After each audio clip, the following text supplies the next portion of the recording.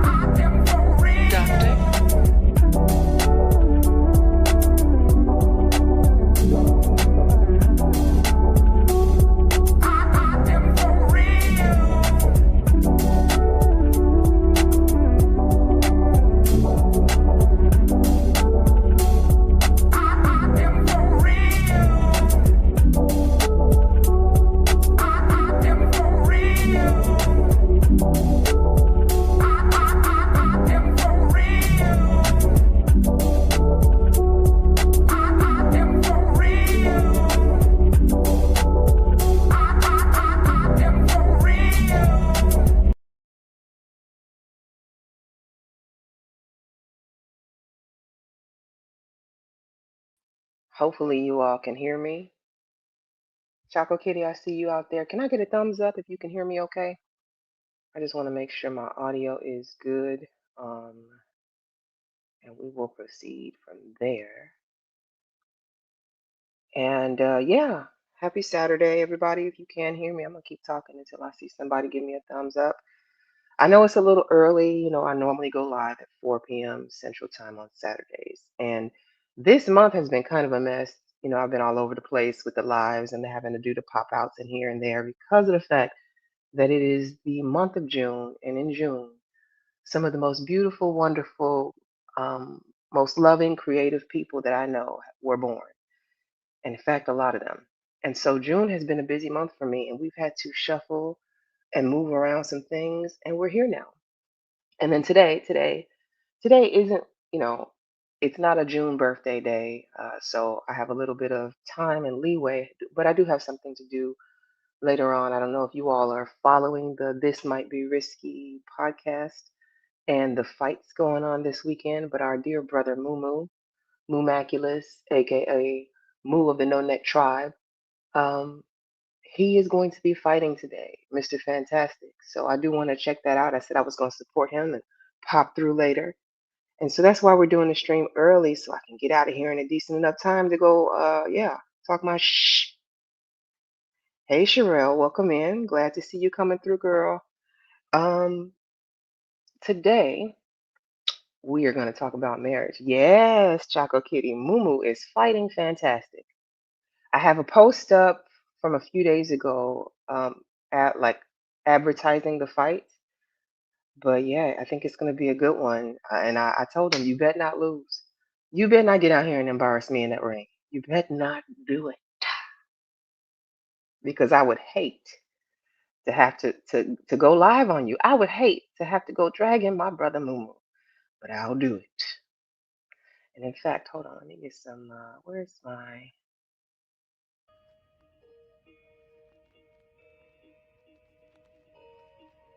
Can y'all hear that? Can you hear the background music? I want to make sure it's not too loud.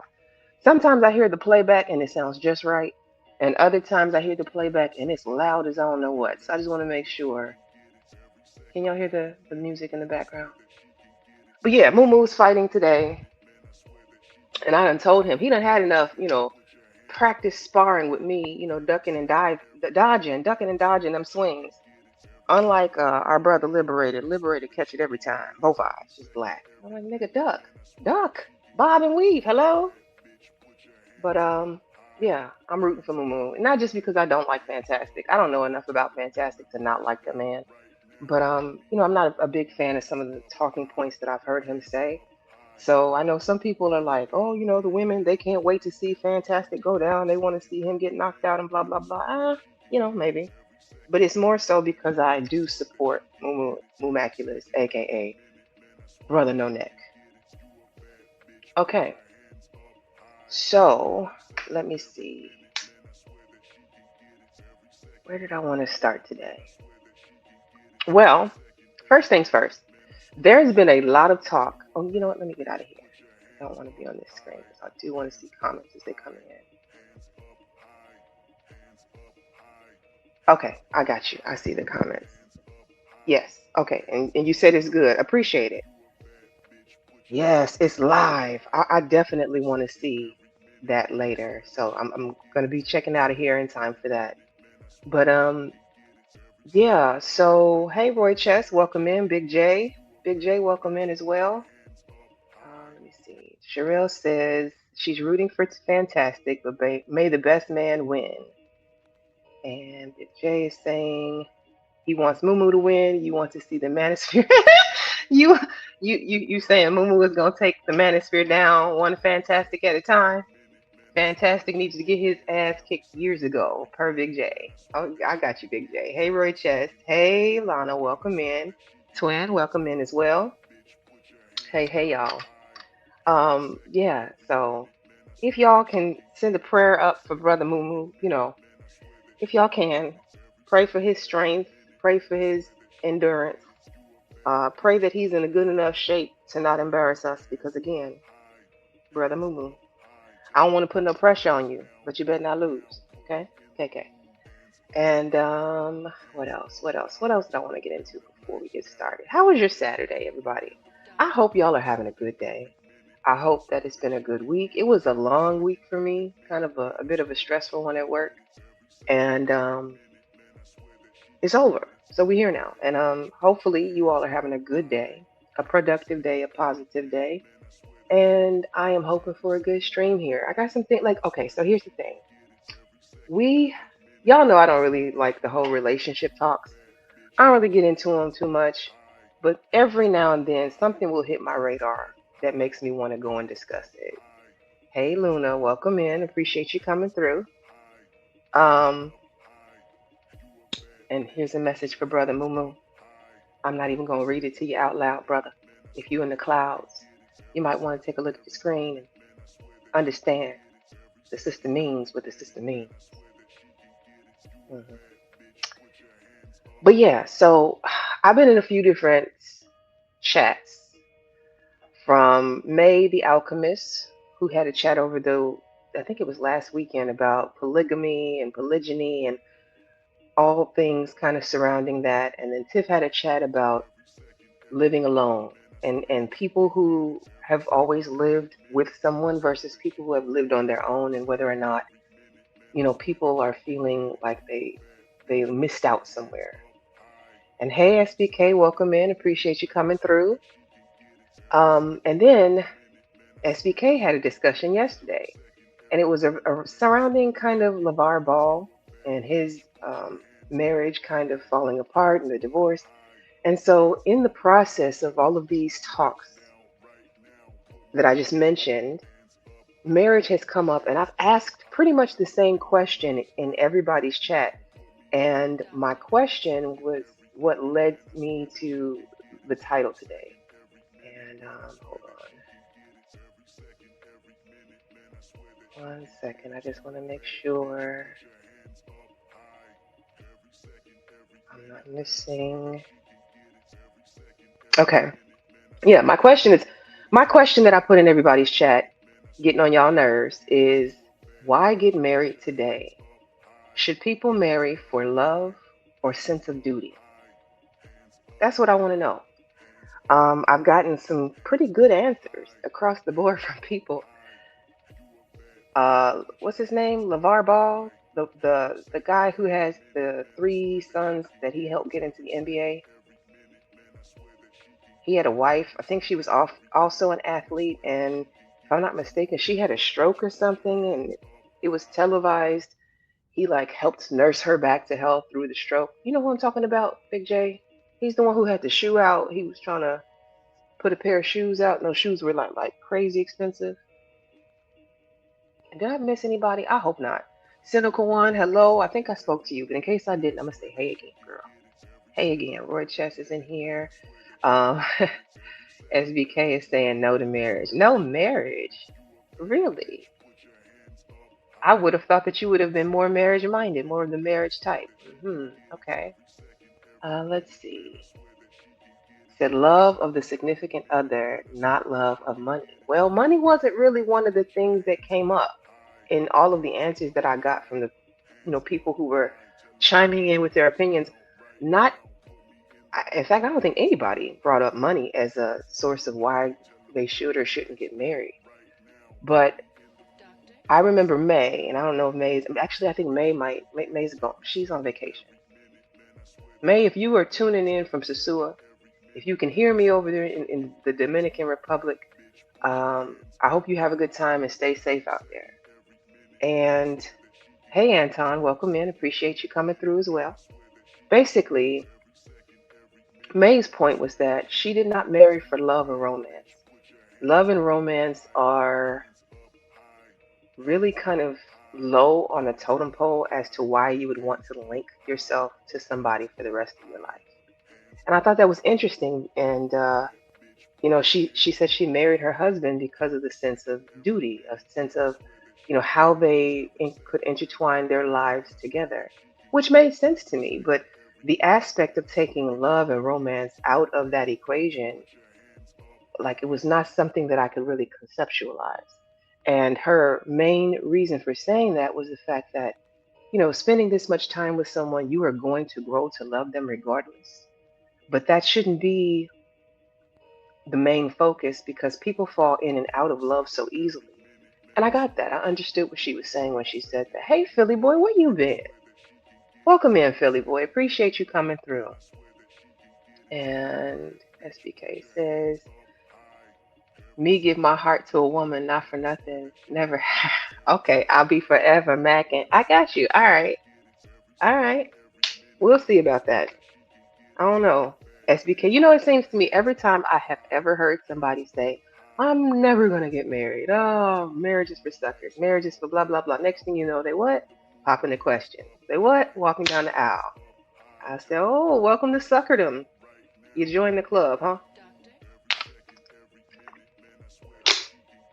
So I don't know, SBK. I think you might have just signed, sealed, delivered yourself to somebody. Just right then. Okay. So, why get married today? Why do you think people get married? Do they get married because of like a sense of duty? Is it societal pressure? Is it because finances and this economy sucks? Are they getting married because they're tired of doing shit for themselves and they want somebody else to now do it? Why?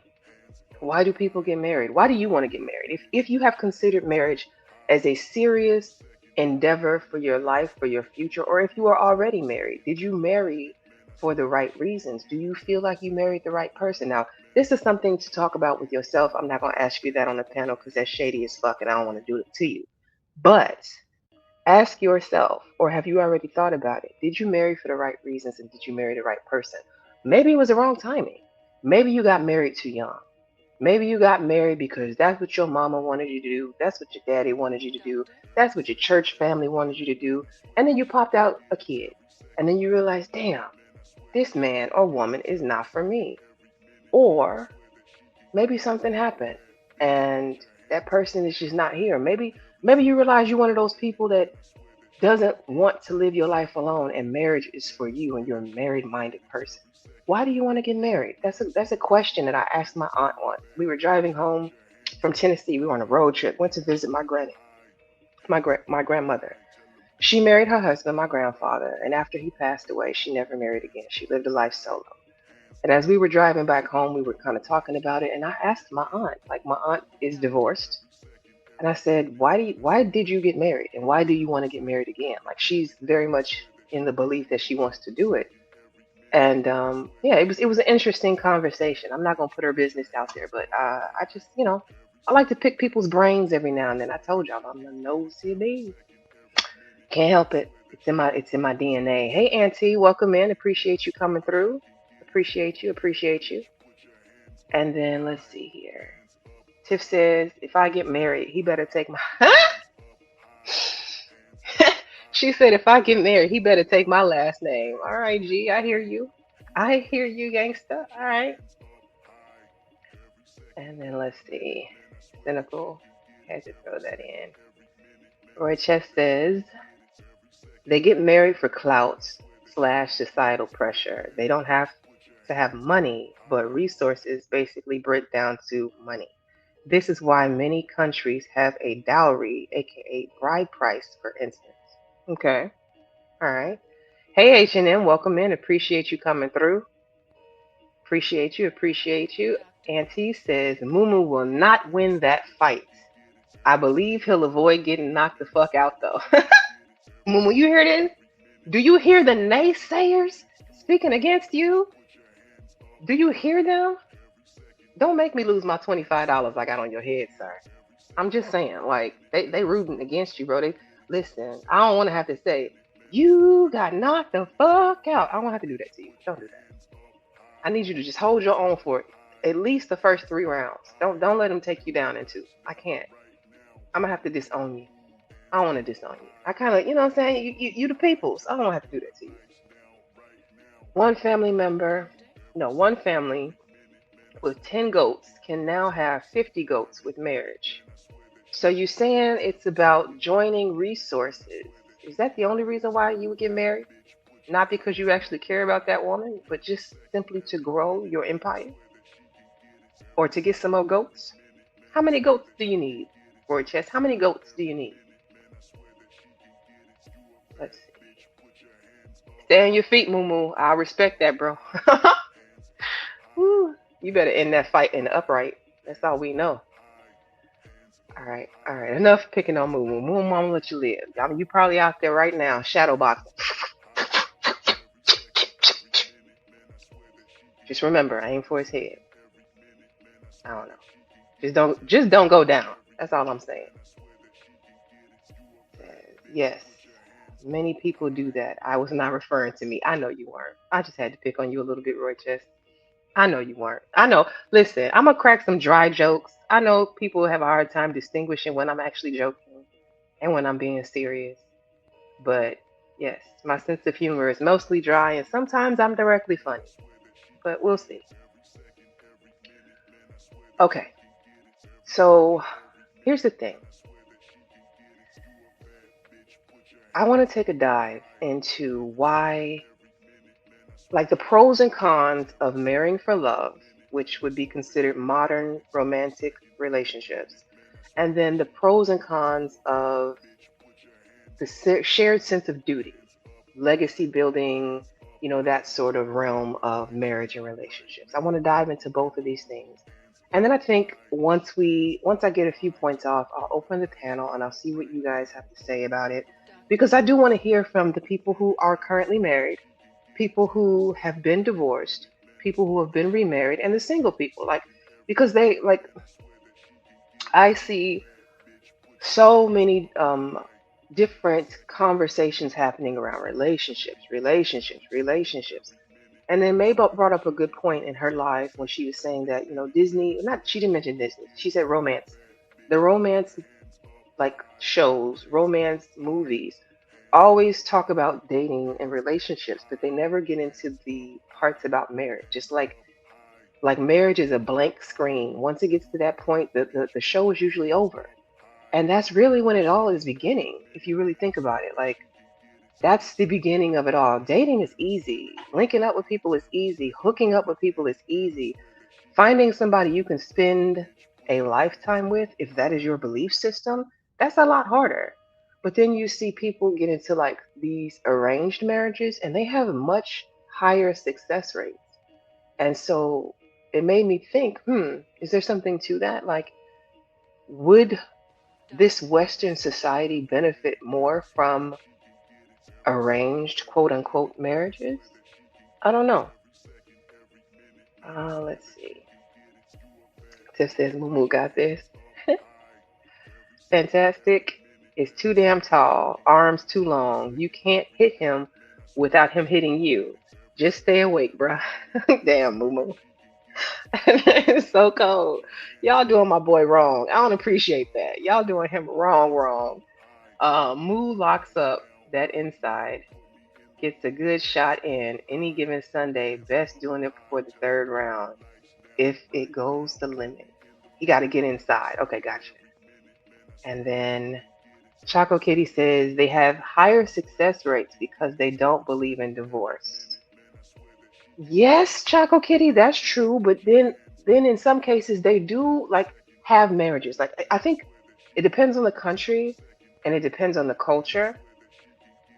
Like I don't want to speak for people of like Muslim descent who do the arranged marriages, but I do know that there are some cultures where even though they have arranged marriages, they do have the ability to get a divorce under certain circumstances. I personally have always said the idea of an arranged marriage scares the crap out of me. Because what if you link me up with somebody who is, abusive in any kind of way towards me, financially, physically, emotionally? Like, I'm gonna have to take that Negro out. I'm gonna have to take him out. I don't wanna have to do that. Like, you know what I mean? If we were in a position where I couldn't get divorced, well, we're gonna do it one way or another, baby. So I'm just saying, don't put me in that position. You know what I mean? Like free will. Let us each have our autonomy. And if this is no longer working for you, well then two fingers, deuces, baby.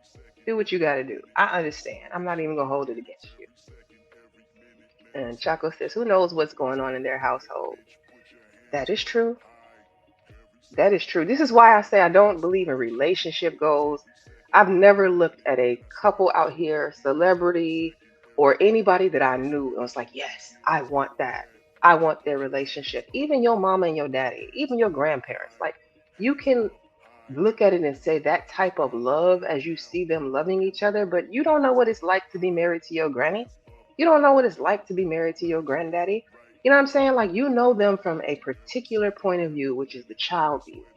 But when they go in that room and they lay their heads down at night in that bed alone together, you don't know the discussions that they're having, the fights that they may not be having in front of you. So that's why I say you shouldn't idealize anybody's relationship. You should not pedestalize anybody's relationship because the real truth of it is no two people are perfect and no relationship can be perfect, but people make that shit work on a daily basis. The good, the bad, the ugly. That's why they say, um, you know, in sickness and in health till death do you part, whether you believe in that or not.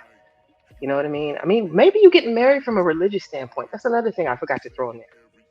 Maybe you are of the biblical belief that a man and a woman belong together and it is their shared duty to keep the population going by way of marriage and by way of children.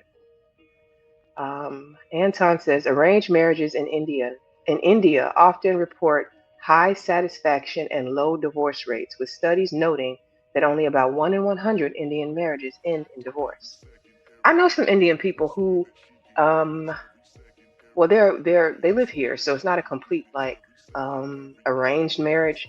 It's more like the people met each other, kind of liked each other, and then their families went and did the background checks and made it happen. So it's, I guess, partial arranged marriage, but they did have some choice in the situation, and they seem to be very happy. They have children and everything. Um, arranged marriage, arranged marriage never say right. Okay.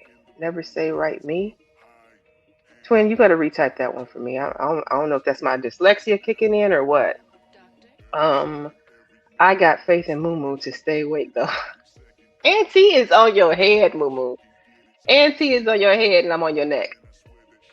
He said, I bet on him not getting knocked the fuck out. That's it though. Dang, Aunt. You cold. You cold blooded. Hey DJ, welcome in. Appreciate you coming through. Said the divorce rate is like 50%. Is that for arranged marriages or is that for the typical Western American marriage? A lot of people who are anti-marriage stay tying the knot later on. Right? And people who are anti-kids do the same thing. Man, I don't want no kids. I'm never having kids, and then spitting them out. I'm like, ooh, that's why I never say never. I don't know what I might do in the future. Today, though, today is a no.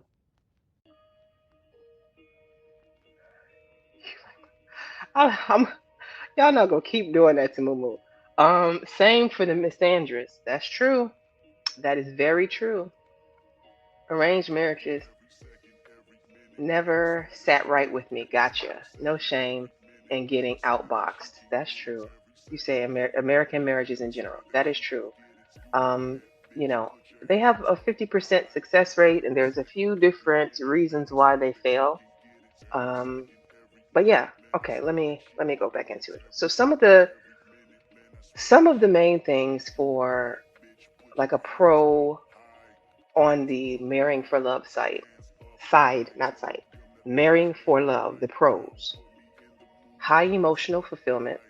So it's built on like mutual attraction, deep companionship, and personal choice rather than like an external coercion. So your family's not forcing you. This is a choice thing. This is where the autonomy kicks in. You can have an egalitarian structure if that's what you believe in. So modern love matches are more likely to value equal partnership and shared emotional labor over, say, more rigid or outdated gender roles. And then individual autonomy. And y'all know I love that word. It's like one of my favorite words because I have to have my autonomy. Allows people to leave the emotional connection if it dies out, and it prioritizes um, like the personal well-being over saving face. So that's why, people will go into a romance-based relationship and feel like that is more appealing versus say a duty-bound relationship. Now, the cons of a romance-based relationship is I've heard people say they have a fragile foundation. People often can't tell the difference between like limerence and love for real. I've heard love is an action word, and in a lot of cases, people get together just because they're hot to trot in the pants, because you got some bedroom boom action, and they don't have very much going on outside of that. Like it's shallow based relationships. And so, if you have a fragile foundation, feelings can be really fleeting. And if the primary anchor of the marriage is just like that spark, then the foundation has cracks from the very beginning. From the moment life gets hard, life gets boring, or life gets routine. And Gabe says, if you got to ask the question, don't do it. Well, maybe, maybe not, though, Gabe. Maybe people are deciding if it's for them or not. I mean, there are people who are in marriages who are probably wondering, like the movie, why did I get married? You may wake up one day. What is Sir Ism say? You may roll over and grab a shoulder and then realize, damn, why did I marry this person? Why? Um, Roy Chess says, well, here is a hypothesis. Many women marry a man they are not really, really attracted to. In this way, they divorced many years later, between 3 to 8 years. If you're saying that women marry men they're not attracted to, then you're making a point against sense of shared duty marriage because in a sense of shared duty, the attraction, the romance, the spark, if you will, would be considered low on the totem pole. So I don't know about that. I don't know about that, Roy Chester, because that would then go against the whole arranged marriage things. Those the people who are in arranged marriages aren't marrying because they think you're hot. They aren't marrying you because they're attracted to you. They're marrying usually out of sense of shared duty, and they happen to have the most successful long-term marriages. Um, okay, so the next con for why you should not marry for love, or the modern romantic relationship sort of setup, is unrealistic expectations. The soulmate myth. One person is your best friend, your financial co pilot, your passionate lover, your therapist, your everything. That's one person out of the billions or millions, or add as many zeros to the zins as you need to one person. Only one? You only get one. What if that person died at birth? What if that person died today? Like, I don't know about the concept of a soulmate, or can you have many? Are there multiples? Do you just run into one and then next week you might run into another one? Like, that's going with that whole romantic love idea, romance, twin flame, all the things that come with that. And INC, welcome in, appreciate you coming through. Ant says a lot of people want to get married, but very few want to be married. They want to get married, but don't want to be married. So it's just like people want to get married so they can have a fancy wedding, but they don't really care about the marriage. And what does it mean to take vows? Like, what did that mean to you? Because I've seen so many people say, you got a married single mother. She's married, but she's still moving around like she's a single mother. Or some of these husbands are the most single men you'll ever meet. So it all depends on, like, what does it mean to take a vow? Do you actually value your marriage? Did it mean anything to you? Or was it just something to do on a random Saturday in freaking September? I don't know. You said women don't like men. Women don't like men? You think so, Big J? I don't know. Big J, I like you. I don't think women don't like men. I think you might be a bit biased. That sounds a bit on the jaded end, Big J. I do think so. 7-year itch has been a thing for a long time. Now, I have heard that. I have heard about the 7-year itch, and I don't know enough about it to really dive into it. I'm hoping somebody who has lasted the test of time past 7 years can come up here and tell me why people start to feel antsy around that time frame. Like, what is it about 7 years that makes you want to skedaddle out of your relationship? I don't know. Um, well, the divorce thing usually a religious taboo that would explain why those other groups do not divorce in high rates. It's simply looked down upon, even though they may not get along. See, but you know what? If you think about it, I'm sure everybody knows at least one married couple that seems to hate each other's guts. Even now, in Western modern American society, I'm sure everybody can name one couple that fights like cats and dogs. But you bet not pick on either one of them because they're going to jump you together. I'm sure you can think of at least one of those toxic couples that is never going to leave each other alone. Can't stand each other, but they ride or die, I don't know. I don't know. You said, okay, wait a minute. Sorry, I meant to read that. I think the only mutual reason for marriage is for family. I think marriage is for two people who want themselves and their children in an intact family. So you're saying two people who decide that they don't want to have a family shouldn't get married? What if you want to travel? What if you have decided that I want to see the world and I want a partner to do that with me? And then there is some woman who's decided she wants to do the same thing. You don't think these people should link up and get married? It's simply because you want to have children? Hmm. I know a lot of couples. I wouldn't say a lot. Let me correct myself. I know enough couples who have gotten married and chose not to have kids or found out they couldn't. So are you saying those people should get divorced? Because they can't have kids in the marriage? Hmm. Love is like a paint job or upholstery on a car. It may be a deciding factor, but it's not what keeps shit running. That's a fair point, Auntie. That is a very good point, actually. A fair point and a good one. Um, I would say most do not marry because of attraction on the women's part. Why do y'all think women can't be attracted to men? Or are you just saying that a woman it doesn't marry a man she's attracted to? Like I have a hard time with that. I do. Like I've said this before. If I cannot, you know what, I don't even think I want to repeat it. Like, no, the idea that women aren't attracted to men unless she's a lesbian, I don't see how that's possible. Now, she may, every woman is not going to be attracted to every man, just like every man's not attracted to every woman. Y'all might take her down through there, any woman, because I've heard men say that, like, women aren't going to get turned down. I don't even know if I believe that, but okay, y'all got it. But the simple fact that y'all, like, I hear so many people say women are not attracted to men is weird. It's weird to me. A married single mother means when she's married, she's in the marriage by herself, though she has a whole spouse. That is true. That's what I've heard the definition to mean. Hey, Black Dells, welcome in. Welcome in. Appreciate you coming through. Marriage and responsibility is for people who want that work, that job, and that duty. Okay. Hey, Tequila, welcome in, sis. Appreciate you coming through.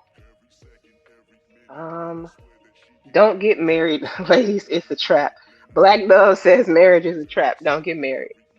That's funny. Okay. And Anton says, here's a question.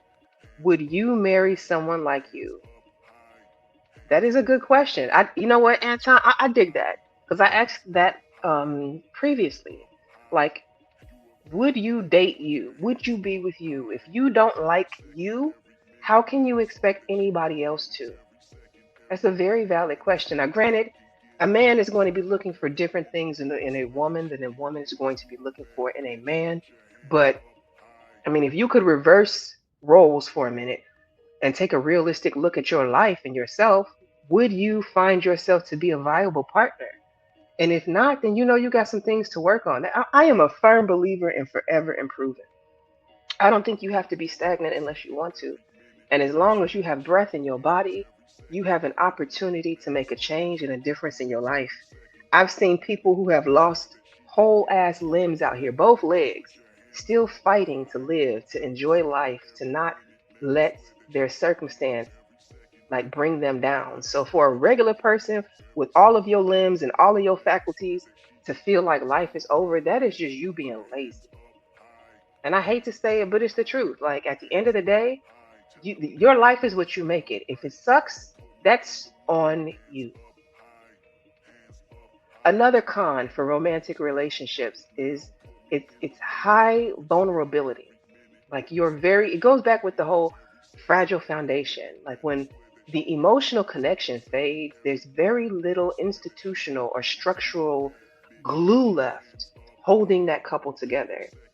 Like once those feelings fade and you're past that honeymoon phase, what has you locked in? That would be my question to anybody who's like romance based. Like that whole love at first sight, I never believed in that. At first sight, sure. Sure. Love at first sight, absolutely not. To me, like love includes you getting sick and you vomited all over the floor and now I got to clean it up and not be disgusted. Love is I might have to take you to your chemo appointments one day and help you in and out of the car. Love is like it's a duty. It's that moment. I mean okay. Y'all ever watch My 600 Pound Life? And like all of them people on those shows have somebody. And these people do the most personal things for their spouses. Like they're wiping asses, they're giving bed baths, they're doing the most. And if that is not a sense of love, I don't know what is. Now, it might be a fetish thing too. I don't know. But I'm just saying, You got to have at least halfway love somebody to be doing some of the things these people do. And I feel like you don't get that with a love at first sight thing. That's lust all day long. And give me just a second. Okay, I have to change out my earbud. It's dying. Okay. Now, going into the whole shared sense of duty marriages. These are the legacy building, these are the traditional, these are the families coming together, lands coming together, joining of the resources, joining of the empire, shit that existed long before us, right? The pros. The pros would be high resilience. They're usually built on like a shared mission, which would be family legacy, community building, financial pulling, and then the commitment outlasts temporary emotional dips or dry spells. So those days when you don't like your partner, but you still love your partner, that shared sense of duty, that investment keeps people locked in. It keeps them there, right? Um, Another pro for the shared sense of duty relationship or shared sense of duty marriages, it's the predictability, it's the stability. The roles, the expectation, the long term goals are explicitly clear from day one. Y'all know what you're in it for, you've made your agreements, you've had your talks, and you treat marriage as like a business or like a high functioning enterprise, right? And then another pro for marrying for a shared sense of duty or legacy would be generational wealth and community alignment. And especially in like the black community, historic survival and progress have been relied upon, like they've often relied upon collaboration and partnership. And it was designed to protect the assets, it was designed to raise children, it was designed to anchor into the community. That's why usually like when people when people get in trouble, the first thing they want to do, like it's like, and I mean legal trouble, they look at the ties to the community.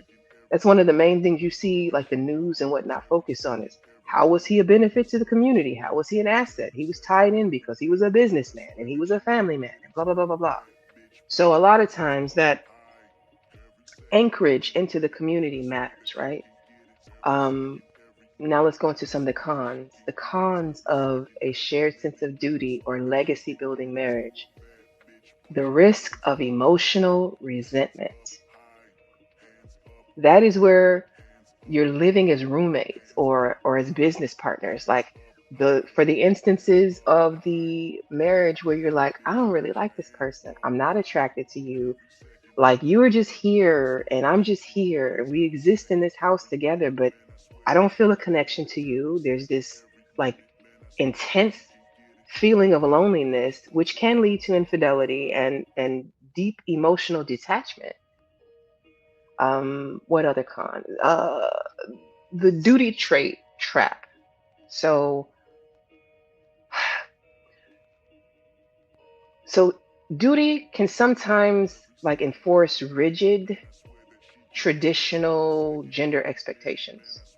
And if you're not somebody who aligns with that sort of relationship goal, like relationship structure, it won't allow you to have individual growth or any sort of like modern flexibility. So if you're somebody who values autonomy, if you're somebody who is more of a modern type person, those rigid gender expectations, gender norms that can come from sense of duty relationships may not be for you. Another thing that would be like a con of marrying for a shared sense of duty would be suffering in silence. So the heavy emphasis on duty can put pressure on individuals to stay in toxic, stagnant, or unfulfilling situations just because they want to preserve the image or preserve the marriage or preserve the structure. And so I heard, oh my God, I heard somebody a while ago say that they think ah, most, it was a statement by a woman. I will preface and say that. It was a statement by a woman, and she basically said something along the lines of she thinks that most men expect for their women to live with some level of, oh, how does she say it? Permanent unhappiness? How basically you have the concept or the idea was that you resolve to have a level of unsatisfactory in your relationship and you're okay with that. Do you guys agree with that? That everybody has come to the conclusion that I'm never going to be fully satisfied. I'm never going to be fully happy. And so I've learned to live with a level of permanent unsatisfactory within my relationship, a tolerable level of permanent unsatisfactory in my relationship. Is that a thing? I heard that and I was like, well, damn. Like, you're not really making a good point for why people should get married. Um, INC says, we stay single to be free and party and to do us. We get married to come into adult life and being done with the party.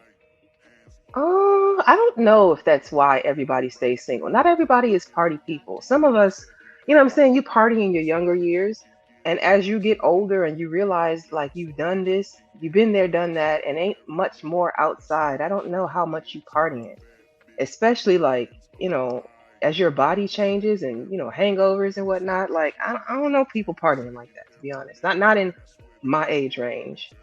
Um, this is why when I see a couple fussing with each other, I stay out of it unless you're a close friend. I stay out of it even if they are a close friend.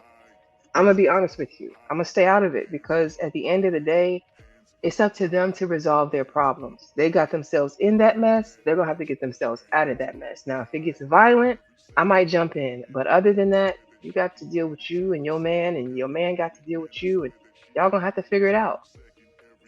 Married for 35 years, broke up every 90 days. Exactly. Exactly. That's the kind of relationship I'm talking about. That toxic, they've been together, they 40 years in and every day they were fighting. Those people. Everybody knows somebody like that. I'd be willing to bet. Facts. We don't know what's going on behind closed doors. Hey Gen Z, welcome in. Appreciate you coming through. Ooh, Cynical One's birthday is tomorrow, y'all. I did not know that. And so that would make you a Cancer Cynical One? Are we in Cancer season now? I think so. Happy early birthday if I don't see you tomorrow. I probably will, but I'm going to say it now anyway. Happy early birthday. Let me see. Misty Blue. Hello, Misty Blue. Welcome in. Appreciate you coming through. You said, my generation don't even want marriage. Gen Z. I feel for y'all. I do. I understand.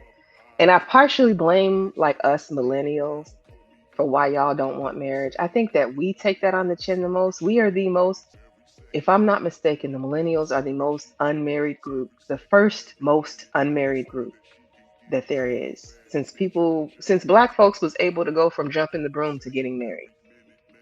I blame us for that. Um, nope. I think people should travel and have fun and do whatever they think feels fun on fun time. Feels is fun on fun time. When you're done having fun or you want to be responsible or for someone else seriously, you get married. What about people who get married in older ages then? INC, you have people who were married and divorced or married and widowed. You got people in their 50s marrying and coming together. People in their 60s getting married and coming together. And you know these people aren't having kids. Those eggs are powdered. That sperm is scrambled. It's all gone. At this point, they're not having kids. These folks just want to live their lives out together. To have somebody there with them. I don't know about that. I don't know. I'm not one to really judge on other people's marriages, but I feel like if that's something you want to do, no matter the circumstance, you should. I think whatever you want to do, at least try it once. You know what I mean? Like, don't let society's standards scare you away or make you do something. Go by the beat of your own drum. That's how I feel about it. You only have one life to live, and YOLO is like, typical. We say that all the time, but it's true. You only have one life to live. And if you're on your deathbed one day, the last thing you want to say is, I wish I had done. I wish I had done. The confessions of the dying, man. Like, don't have any regrets because of the things that you were too scared to do. Get out there and go do it. And even if you failed at it, at least you tried it. That's one thing that I'll give JP credit for. JP, one of my favorite subjects to talk about on YouTube because he is just a great example of a lot of shit, right? One of the things that I recall him saying on DJ Witch Doctor's channel was that regardless of whether or not his marriage failed, he did something a lot of people who watch him won't, can't, and haven't done. He went and did it. You know what I'm saying? Whether it was a shit show, whether it was a good show, whether it lasted or not, he did it. And so that's more than can be said for a lot of people. I mean, what can you say to that? He's right. He was right about that. There are two people, there are too many people having sex for that to be true. I bought a bottle of Douce for you. Okay, it's going up. It's not a Tuesday though. Women typically do not marry a guy because he is just so handsome. There are other factors and look, but men shouldn't marry because a woman is so pretty either. That's why y'all be getting messed up. That's how Anna Nicole Smith came up on the millions. She got that shmoney because she was good looking good to a 90-year-old. She rode that man one time and he went off into the sunset and met Jesus for the money. Okay? I don't think you should do it either. Men should not marry for looks. Like, I don't believe, okay, that's where I said love at first sight is some bullshit. Don't fall for it. Don't do it. Don't do it. It's limerence. It's lust. It's and then here's the thing. Anybody who gets with you just because they are physically attracted to you, that's the only thing, like, ooh, you so beautiful, ooh, you so handsome. That is not a loyal person. Shh. Quiet as it's kept, that is not a loyal person. Because the next person that comes along that looks good to them, they're going to hop on that too. You need something deeper, something less surface level. Come on. It can't just be about looks. No, I don't know a single woman who only got with her man, her boyfriend, husband, fiance, because he looked good. Now, the looks might have pulled him in. The looks might have been why she accepted that drink or allowed him to walk across the room and come talk to her. The looks might have been the reason why she gave him that 4-second eye contact and that smile, but it wasn't the reason why she married him. That would be foolish.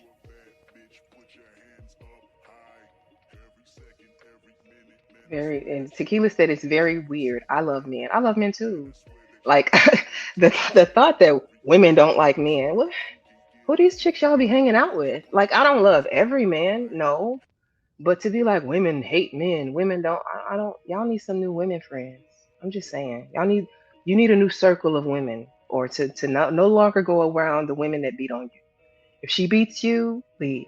If she hits you, leave. If she's abusive to you, leave her alone. If she says she hates you and she cusses you out on a regular basis, you might want to move around. Okay? Maybe they mean attraction is not the main reason they marry. And that's true. Attraction might not be the main reason. In fact, it probably shouldn't be the main reason. It's on the list. I'm going to say, I wouldn't say toss it. You don't want to have to put a bag over her head every time y'all are pounding. I'm just saying, like, if that's how you got to smash your old lady, your eyes are forever going to be outside your head. They always going to be on somebody else. You have to have some level of attraction to the person you with. I do believe that. And hey, Mahogany, appreciate you coming through. Hello, hello. I'm sorry, y'all. I'm trying to get caught up on the comments. Let me see. Mr. Center of the World, welcome in. Appreciate you coming through. Yeah, marriage ain't all that it's cracked up to be. I heard that, Tequila. I've definitely heard marriage is not all that it's cracked up to be, especially when you marry the wrong person. Woo! And that is why people get a divorce. Um, Let me see. I'm 24. I want to get married, but not ready for that yet. I mean, you got some time, Gen Z. You're young. Granted, a lot of other countries and cultures would say that you're getting up there, like they want you to be married before 30, but that's an illusional rule. Like, yeah, if you want to have children young, you probably should marry young. But then if you don't have the finances, if life is not in order, you're just adding extra levels of stress to an already stressful situation, which would be your marriage. So those are things to think about. Like the priority, the focus should be getting yourself in the best peak position, excuse me, that you can be in. whether that be financially, whether that be physically, whether that be mentally, best peak position that you can be in, and then focus on the marriage. That's my personal belief. Again, actually, let me do my disclaimer now. I am not an expert in anything. These are just my opinions. Y'all can take it or leave it with a grain of salt. We are here to have a conversation. That's it. That's all. Okay. Not gonna lie, I'm a better friend than a significant other. Cynical one. That is an interesting observation. How many people can admit that to themselves that you might not be the best significant other? And do you know why? Like, can you think of the reasons why you might make a better friend than a partner? She says, I'm not toxic, but yeah, we were designed to advance. Okay. Hey, Chicago, welcome in. Appreciate you coming through.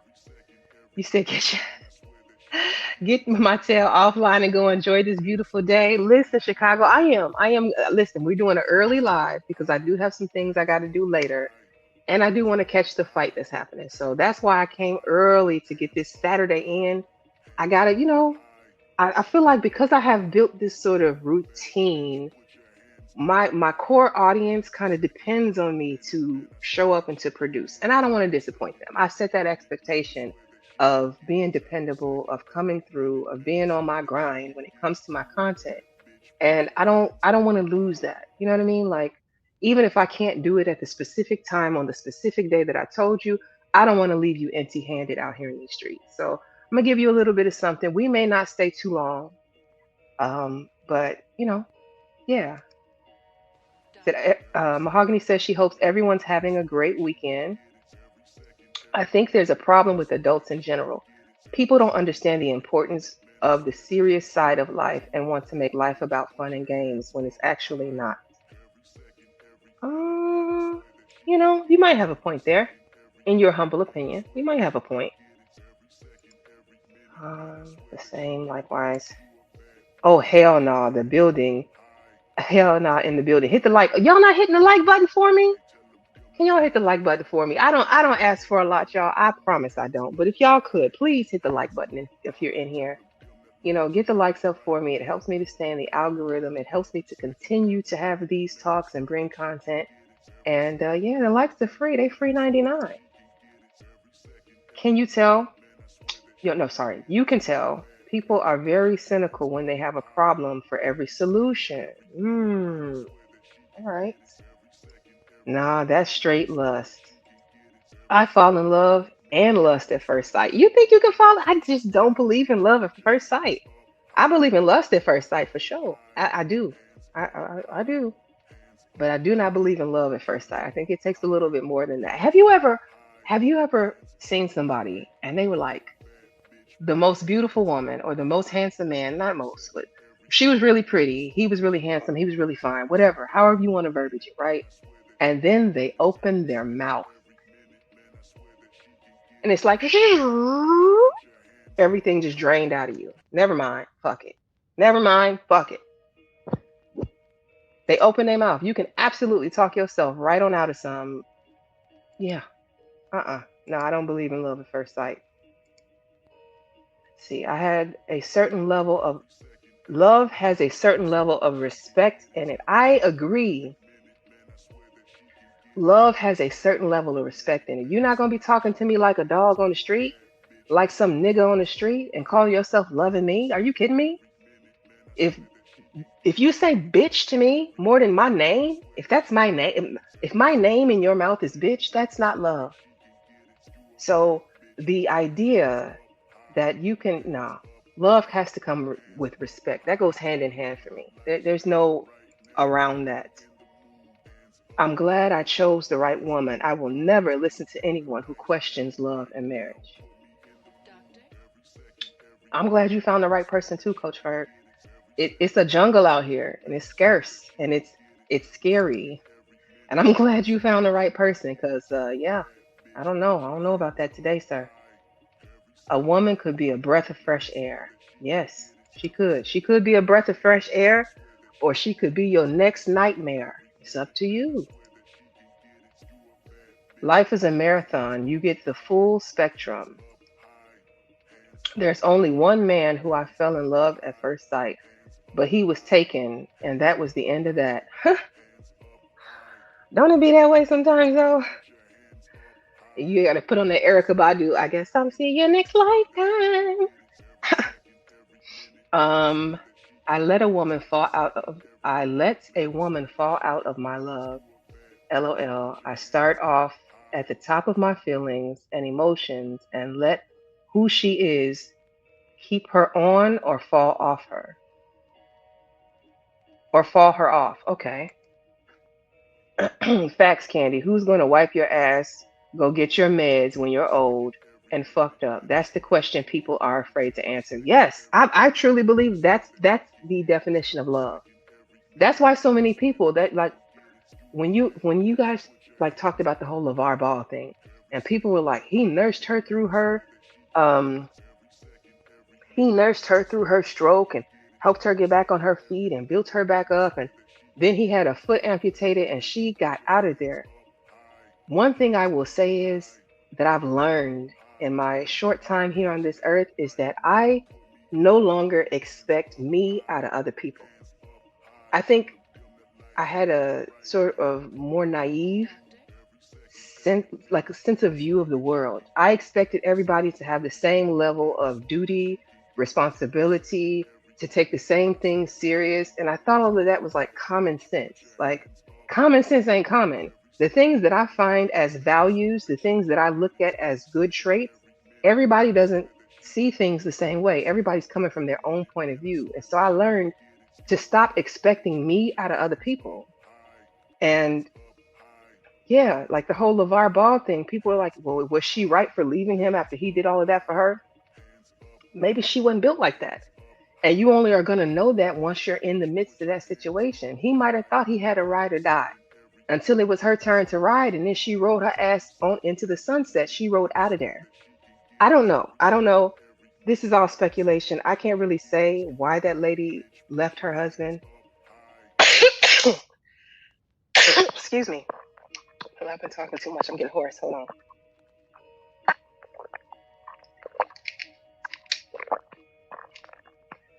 I don't know why that lady left her husband, but I do know. I'll go into a brief story, one that I already kind of shared on May's channel when we were having our talk on polygamy and polygyny. And when I was in high school, I remember my sociology teacher, Miss Hartwell. Miss Hartwell, you were dope. Miss Hartwell said to the class that one of the biggest pieces of advice that she could give when you get married is to marry your partner, but don't immediately jump into kids. Don't do it. Give yourself some time to know what it's like to be married to your spouse, to live in existence with this person, and make sure that y'all actually really truly rock together before you start throwing in other other people, other investments, other duties. Because once you start adding kids into the mix of your relationship, it's no longer about your relationship. And now the focus is all on the kids, right? And so you can spend the next 18 to 20 years as functioning married people whose sole focus is making sure this family works, making sure these kids grow up, making sure that they get out there into the world. But then what happens when you're empty nesters? And you don't really know this person anymore. You spent your whole life being a mother and wife, and he spent his whole life being a father and husband, that y'all don't even know what it's like to just be wife and husband anymore. And then you find out y'all don't really have much in common. Y'all don't have anything to relate to. All of your existence, all of the shared sort of focus was on the kids, and the kids aren't there anymore. So now you have this void in your relationship. And her thing was get to know your spouse before you start adding in the extras. That way, when the extras are no longer there, you know you really like this person, you really love this person, you're really in it for this person. And it made me think about why, maybe that's why some of these people get married and then divorced after 20 or 30 years. Because I'm like, damn, 30 years in, that's like a lifetime. You spent 30 years with this man just to turn around and be like, you know what? Nah, I'm good. I don't know. So that was the advice. The advice was when you get married, don't immediately jump into kids. Give yourself some time to get to know this new role that you are in with you and your husband. And I kept that in the back of my mind always. Um, Mr. Center says a woman should be pleasant that renews your faith in a woman could be so pleasant that renews your faith in humanity. Okay. All right. Coach Ferg says waking up in the bathroom while she's taking the walking, excuse me, walking in the bathroom while she's taking a dump is love. Coach Ferg, brother, I'm gonna let you go ahead and yeah, you got that. You got it. I would marry someone like me. Lana says she would. All right, Lana. That means you are on your job then. That means you know you are the best possible presenting version of you, and that's dope. An act of will, effort. There is no love in the marriage if you run it like a business. I don't know about that because I've heard people say that you can grow to love, like the whole arranged marriages thing. They grow to it's a long-term love. It's not the short burst that we're used to in modern society and modern relationships. It's not that quick, ooh, I'm head over heels with you. It's the long game love. That's what I've heard people say. Again, I have no experience in this. This is simply me regurgitating what I have heard. When women, when a woman has her, when a woman has self-awareness and is the embodiment of dignity and beauty, I definitely might catch feelings immediately. Okay.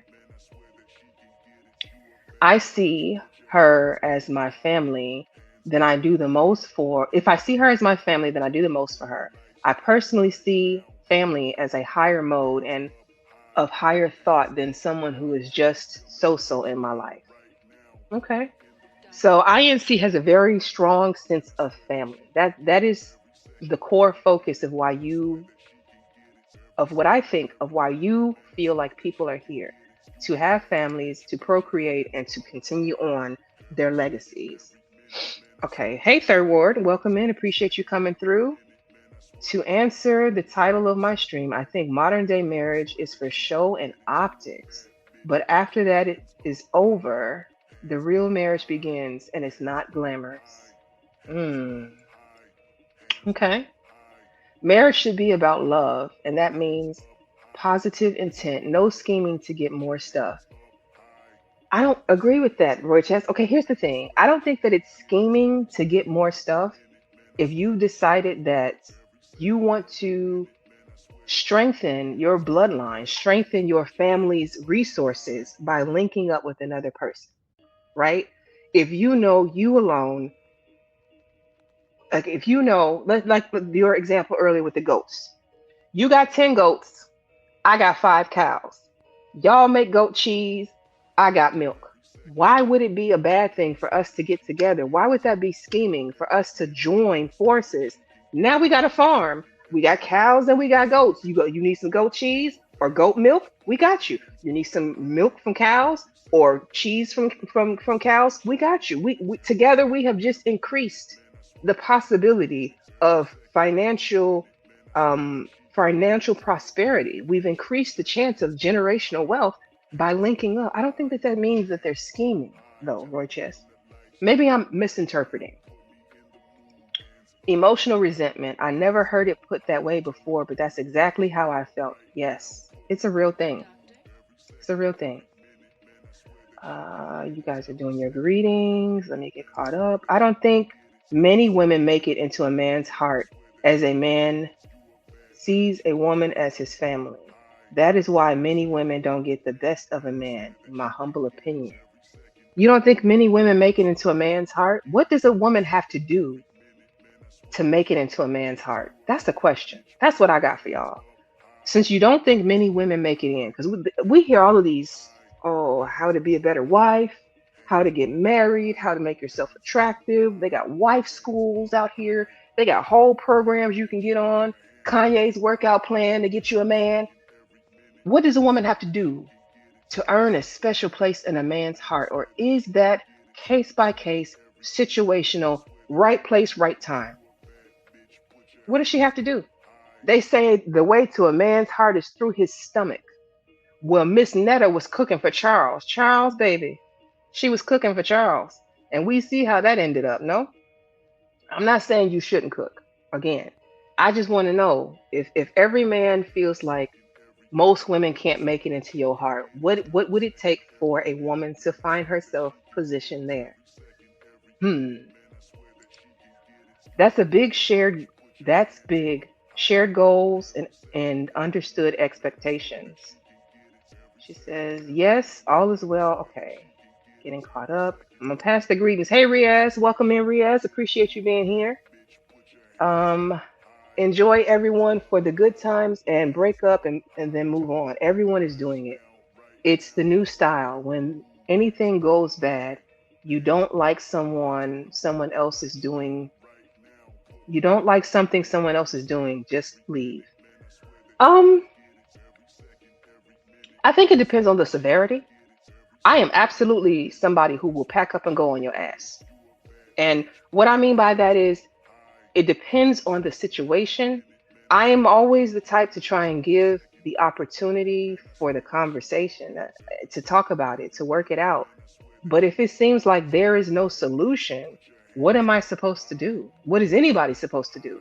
And I'm not even talking about in marriage. I'm talking about in life in general. I'm talking about in dating, I'm talking about in friendships. If we can't come to a common ground and understanding, if there's no compromise, these big C words that I love so much, if we cannot come together to understand and to make an agreement that we both adhere to, what are we doing?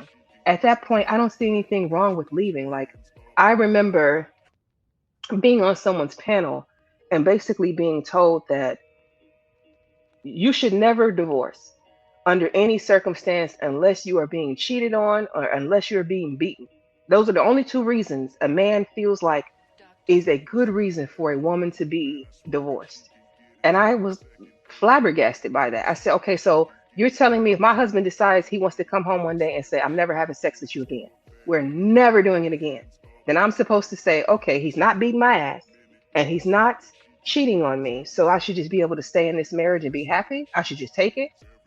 And then it just didn't make sense to me. Like, I get the concept that people go through things. Your husband may be in a state of depression, the wife may be in a state of depression. If y'all love each other and are focused on each other, then yes, to some extent, you're supposed to help each other through that. For sure. I agree with that. In sickness and health, till death do us part. But you got to do your part. It's not for the spouse to carry you like a dead log or dead weight. Like, you can't just check out of the marriage and expect me to continue to stay there, continue to uphold the vows that I made while you're sleeping on yours. And I don't mean literally like going out sleeping with somebody else. I mean, the things that you signed up for, the man that I married should be the man that I'm still married to. And if something is going on with you, I would expect you to be able to vocalize that to me. Because if not, why am I here? Why are you even dealing with me? If you can't let your guards down, if you can't be vulnerable with me, if you can't tell me what's going on and trust that I'm going to guard your heart, why the fuck am I here? So, yeah, no, I don't think you should run out on the bad times, but I also don't think you should keep them prolonged just because this person's not going to leave you or because you expect them to stay through it. That in itself is a form of abuse to me. You should have the love and respect and expectation to not want your partner to suffer because of whatever you're going through. Like, y'all are supposed to be a unit working together. I don't know. I don't know. And Bria says his parents have been married since 1999. I remember 1999, Riaz. That's crazy. Most people don't realize or understand marriage is constant work that never stops. I think after the wedding and honeymoon, a lot of married couples get complacent and stop doing the work that makes it last. That's true. I don't believe, okay, here's the thing. I don't believe you should stop. Whatever I was doing when I met you are the same things that I feel like I should be doing afterwards. So I'm never gonna, like, some of these people get married and completely let themselves go. That's on the men's side, that's on the woman's side. You should not be walking around here as a man with a lean belly. And when I mean lean, I mean the purple lean that y'all been drinking. You know what I'm saying? Like you got this big old 6 month, 7 month pregnant gut. I don't believe you should do that. I believe that the couple, like y'all should work out together. Why is that hard? Why is that a hard thing? Y'all can't go on walks together. Like, that's kind of like an aphrodisiac to work out with your partner. If y'all have never tried it, I would recommend you do so. Like, seriously, working out together. Even if y'all are out of shape, y'all can get in shape together.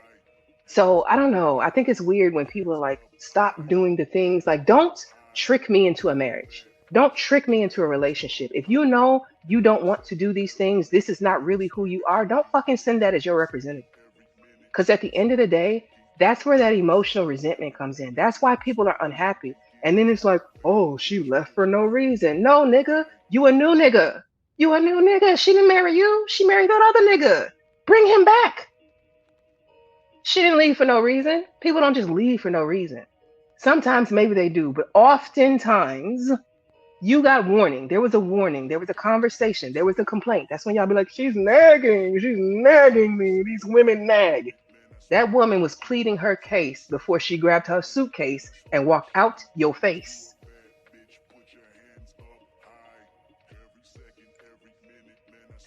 Smith, welcome in. Appreciate you coming through. I appreciate the support. You being here. I be seeing you.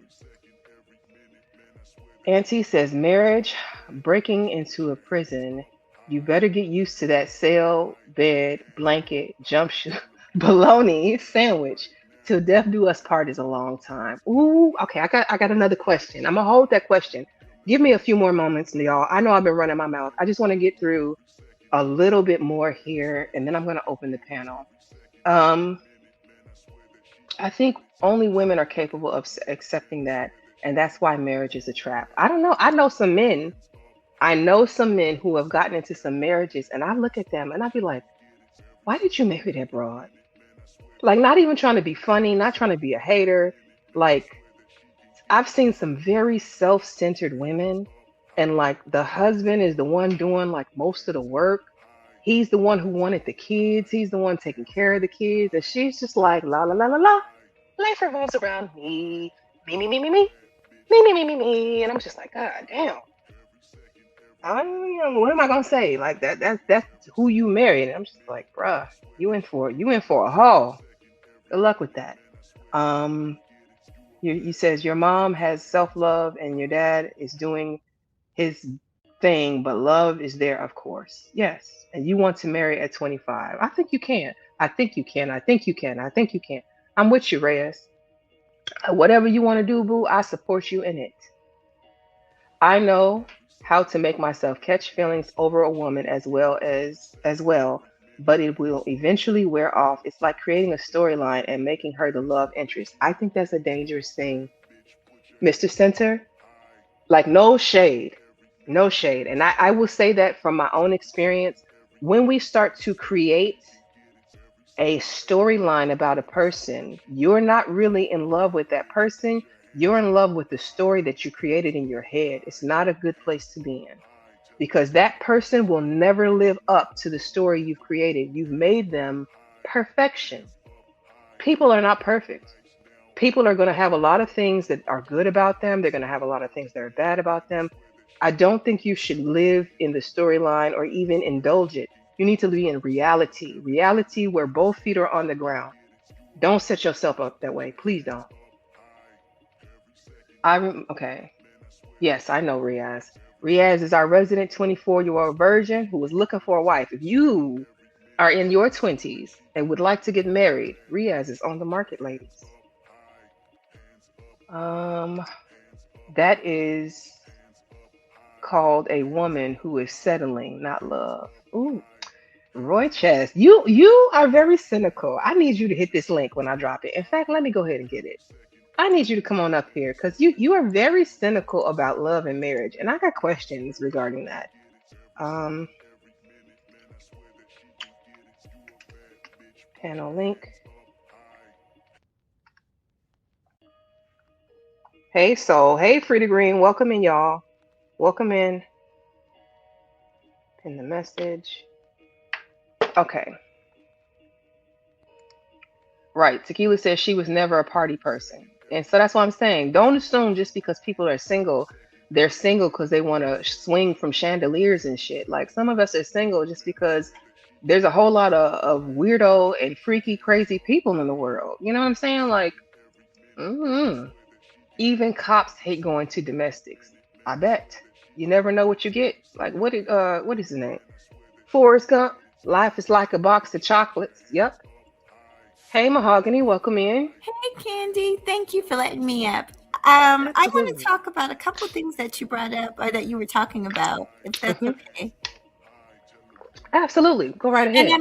well, you were mentioning, well, I want to talk about the looks thing because Third and a few of the fellas in the chat room were saying they don't understand, basically if a woman is, for me, I'll just use myself as an example. I am more of a, how do I put it? I'm not really attracted per se to a person's outside right off the rip. I'm usually attracted to their intelligence and more attracted to a vibe that I get, a feeling. So hmm for me, um, with both of my relationships, we all of my relationships, I'm gonna be honest, I started off as a friend because I felt like that was the better way to get to know the person. And then also, hey H&M, hey everybody that just came in. Also, too, the reason I just like to take things slow. I hmm feel like a lot of times when you jump, just in my past experience, when you do jump in that lane too quickly, it just like it started quickly, it usually ends quickly. So I hmm feel by starting out as friends that things tend to last. It's built on something solid ground. And that way, if it doesn't work out, it doesn't work out. But like I said, with my first husband, I'm not gonna lie, he was way older than me. And I wasn't initially like, I wasn't, getting all moist between the legs. I'm trying to be a PG here, but I was not. It was not about that for me. It was about his intelligence. He was extremely intelligent, and I love that. And he knew that Bible, and I love that. And we had a hmm lot of things in common, and I loved all those things. But um, just thinking back on my dating life, it's always been about more of an intellectual. There's a word for it. People who are more attracted to people's intellect, but that's exactly who I am. And another reason I'm Sapo like that, sapien. yeah, what you call it? What you call it? It's called a sapo sapien. How y'all doing, by the way? Yes, I'm a Hey. sapos. Saposexual. Yes, I'm a sap. And let me just tell you another reason, Candy, is because I think I got over that looks thing in high school, and I learned very quickly. Okay, he's the college football person and all this. And remember, you were talking about it on one of your shows where you start talking to them and there's just like nothing there. There's nothing to them. So I said I didn't hmm want to go down that road. And then I've also dated guys that were like, I'm gonna be honest, ugly as hell, like Flavor Flav ugly. And Ooh. guess I'm gonna be honest. Ooh. And Sorry. Candy girl, and they have the nerve to be a player, and they have the nerve to be out here lying and cheating. And so I You said know, I learned you from know her. why he did it? Because you made him think he could get bad bitches too. That was your fault. You gave him the confidence. He's like, if I could get her, I can get me another I one. You're not supposed to do that. believe it. I could not believe it. Just like these men, all I can say is you gotta No, you're supposed not to. buy. I'm sorry. You're supposed to help your man be a better version. Don't blame that on her. Come on, Candy Cane. No, he was just not a good person. My point is he was not a good person inside or out. And I've dated guys that were attractive and they were attractive inside and out. So, but I definitely don't go for the looks first because there's so much more to a person. And once the looks fade as we get old, if you're going to spend a lifetime with this person, you got to have something else besides looking into their pretty eyes. There's got to be some substance there. So, that's all I was going to say. I'll be quiet. No, no, no. That was good.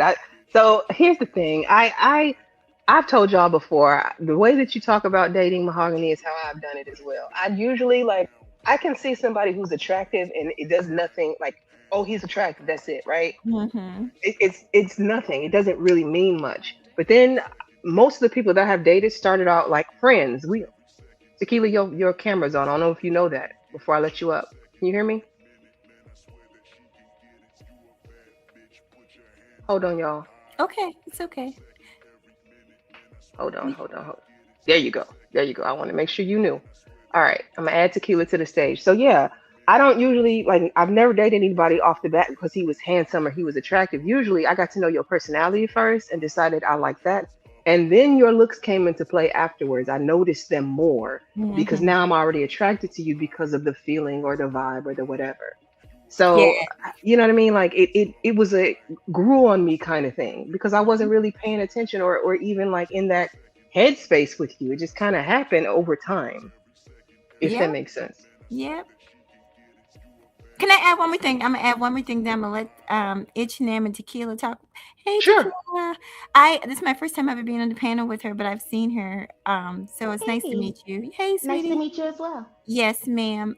Also, Candy, you remember I was talking about some of them in my family being players, Hmm. and a lot of them were quote unquote pretty boys and in the gym and all this and that, and they weren't always the nicest to women. So maybe I had my own insecurity. You know what I mean? I'm working through some things, just watching Hmm. how they treated women. So that Hmm. too. I got you. I understand. Hmm. So that led you. You know how some women be like, "I like my man medium ugly." Like, you ever you ever heard somebody say, "I like a medium ugly"? If they too pretty, too fine, too, you know what I'm saying? Like, we're gonna have problems. So give Yeah. me medium well, medium ugly. A sprinkle of it. Yeah, I can't be competing with you for the bathroom time and the bathroom space. And no, I can't do that.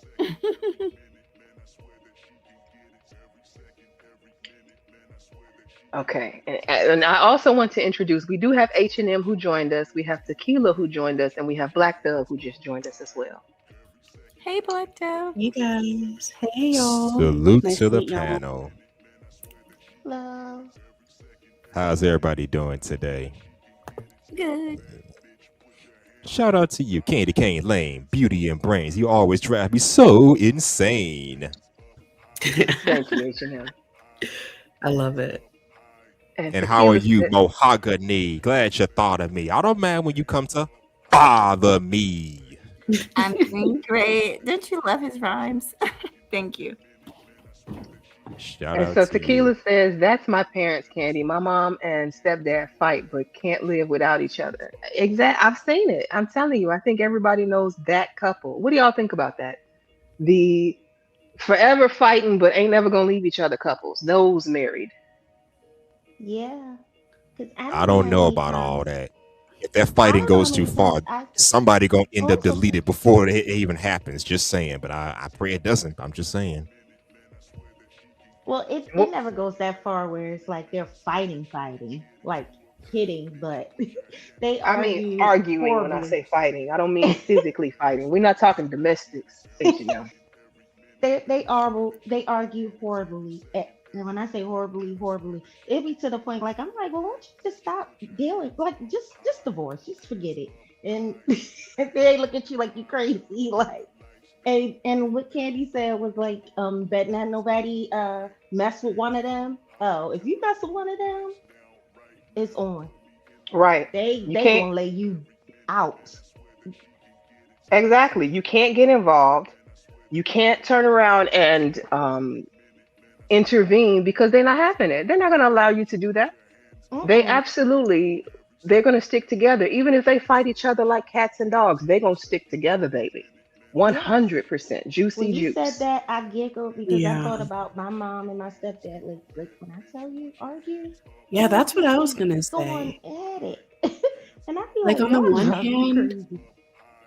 on the one hand it seems odd, but on the other, it does seem like the people that you love the most bickering is normal. Like I bicker with my sister, but at the end of the day, that's my sister.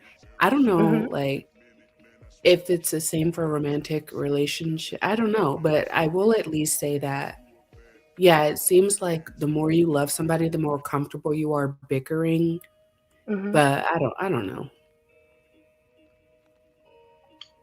And I want to welcome. We just got in 18th letter. Thank you for joining us, 18th letter. Shout 18. out.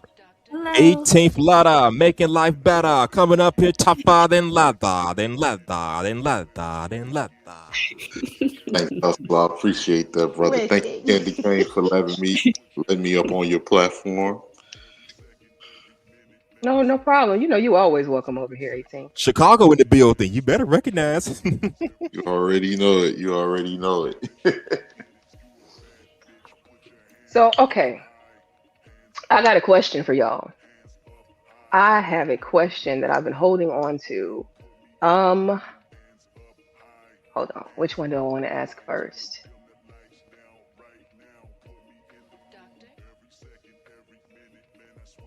Do you think more people would enter into marriages if marriage was like on if it had an expiration date? Like if you had to prove in your marriage before the end of that expiration why you should renew the marriage and go into a second round of it, do you think more people, if they knew that the marriage could expire and would walk away without losing anything, would enter into a marriage? I heard about that before. For me personally, I think women would definitely come out on the losing end.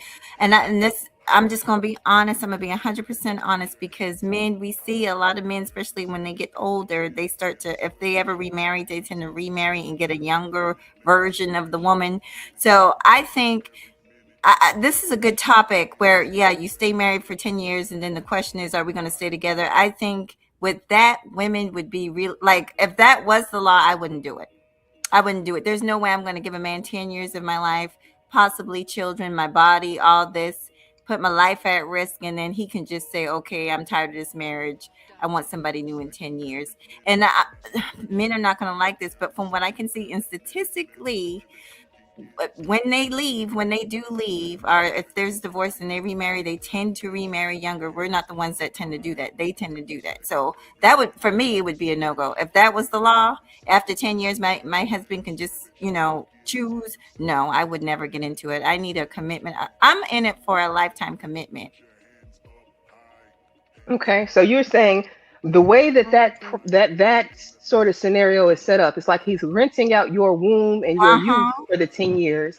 And then when he decides he no longer wants to participate in this anymore, he can just let it expire and move on to the next. Absolutely. Mhm. Absolutely. And can I add to that? That's kind of, in a way, that's kind of how I feel with my daughter's father. Like, I met him when I was 18. We met in college, actually. We were college sweethearts. We built this family, this life together. He had 12 years of my life. He had all of my 20s, all of my good years. And I'm literally, he had my youth. I feel like he stole my youth. If that makes sense. Oh, He really? took that. I It And makes, welcome. agree. oh, go ahead, Candy. I'm sorry. I just want to welcome in anybody that I might have missed. I'm sorry, y'all. Welcome in. I don't know if I said hey to Soul. I think I saw Liberated come through. Liberated. I'm guessing you got that ice pack on. Appreciate you coming through, brother. Calvin Cook, thank you so much for coming through as well. Appreciate y'all being here. Please hit the like button. Share the stream for me, y'all, if y'all don't mind. I want to make sure we get us out there into the algorithm and bring some more people into the conversation. Yeah, this is a decent topic, and I think um, I want to hear what more people have to say, especially you marrieds. Where are you, Coach Ferg, and anybody else who has been married for a long time? I want to hear your points of You view know as what? well. I I was Go just ahead. gonna add, I was just gonna say the same thing. Let's get some of these married folks to come out here and speak their minds on this, because regardless of how I feel about marriage, I'm not gonna bash or shame it. If you're married, I say salute to you. Y'all been together for 10 to 20, 30, 40, 50 years. I don't give a shit. Salute to you. Well, Come, I, let's I talk about it, shall we? I want to speak to what Tequila just said, and the reason I said that it makes sense. The reason it makes sense is because we have all seen example after example, where, um, uh, come on now, all of us probably have girlfriends that have 1, 2, 3 kids for a guy, same dude, been with the dude 10, 15 years, Hmm. and he something happens, they never get married, and then he knows this next broad for less than a year, and he marries her, and then he starts a family with her. I've seen that. I think we've all seen it. It's not an oxymoron. So that's why I say yes, it does make sense. It's unfortunate that um some people do things like that. I hate that. I hate that. I've even had that done to me, to where I'm waiting on a guy to get his stuff together, and he's just wasting my time. But what they, and I don't know your situation, but in my situation, he was definitely wasting my time, and he just wanted to have his cake and eat it too. And so, as women, we always have to be Okay. vigilant, and we have to draw hard lines sometimes, and like, okay. Your time is up. Okay, you need to do this, or you need to move on, so I can move on with my life. Hmm. That's all I wanted to So I guess say. so I Agreed. guess he just so I guess he just wasn't putting in I'm sorry. I guess he wasn't putting in the work to get himself situated. I understand how that works. No, You don't some need people to like be to play waiting. the H&M. Some people, so you're a good man, and so it's hard for you good men to see no good men through your eyes because you don't see.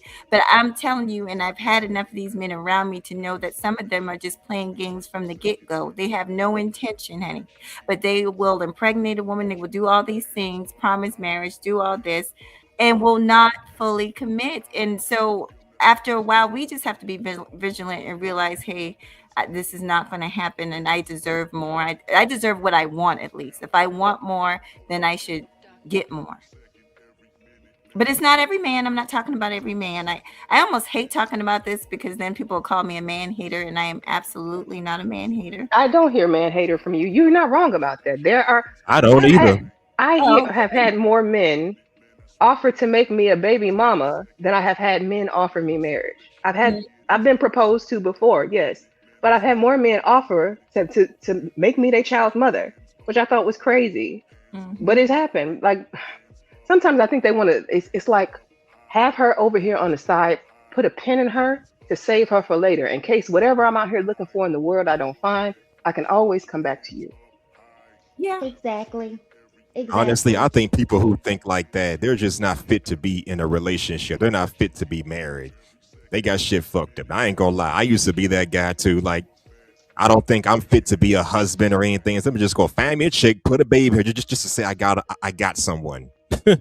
Not the kind of It's mindset to move with, but I understand the psychology behind it. You know. especially if they think that you're either A, going to be a good mom, or B, if they think you're the baby mama they can brag on. You know, when they be like, but your baby mama ugly, but your baby mama fat, but your baby mama's bald head. If you're not that baby mama that's ugly, fat, and bald head, you probably are somebody he could brag on, saying, yeah, you just taking her down? Yeah, that's her. So I don't know. You got to be careful out here when you're dealing with people and you are understanding motives, and just don't let nobody play with you. I do believe that. Don't let them play But with you. let me ask this question: isn't this kind of what ladies have been fighting for the last 50 plus years? Freedom from men's oppression when it comes to marriages and relationships. Now you got men that want the passion, sexual gratification of a relationship without any of the responsibilities, or in this case, childbearing without the responsibility of No, parenting the kids. Isn't that what no, y'all fought for? Freedom no, No. from that bullshit? not at all. Okay, then You're explain. Oh, I'm Explain. kind well, of What am I first of missing? all, confused. first of Well, all, first of all, slow down because this is my panel. Okay. We're not gonna make demands on me to Sorry. explain anything. Slow down. And no, women are not Mm-mm. fighting to become your baby mama. Women wanted freedom to exist and to have autonomy over their lives and their bodies. That doesn't mean I want to be your cum dumpster or receptacle just because you feel like I have the choice to not marry you. Or you're a show hmm pony. Or you're a or show forever pony. Makes sense to Like, me. girlfriend, or forever girlfriend. My thing is, if you know for a fact that the person you are creating this family with, you don't necessarily want to marry them, then don't create the family with them. I Absolutely. what I'll say is I understand, like, him and I were young. Like I said, we met in college. We were really, really young. I was 18 and I was 18, he was 21 at the time. So we were extremely young. Um but looking back in hindsight, had I known that this relationship is not going to lead to ultimately what I want, which is marriage, then I wouldn't have given my whole 20s. I mean, I wouldn't have done it. I wouldn't have get I mean my yeah, my whole 20s. I wouldn't have done it. I wouldn't have. I wouldn't have given him two mhm, kids. Like I just wouldn't. exactly. I wouldn't have made all the sacrifices that I made for that relationship had I known that we weren't ever gonna walk down the aisle. You know what I'm saying? And I Because no one wants to look up. You're in a relationship from 18 to 30, and then you look up and you're single. It's weird. It's crazy because I didn't even know what was out there when it was time to, start dating again. It was the whole dating scene had changed. It was just, mm-mm. I don't recommend that for any young woman that's listening. If that young man doesn't want marriage, move on. Unless you don't want marriage. I agree. I agree. And I have really bad internet connection, guys. There's a storm outside, so like, I'm sorry if I disconnect. But I absolutely agree. The only difference between me and the other women on the panel is that like I'm not like looking for marriage, but because of everything that we're saying. Because like,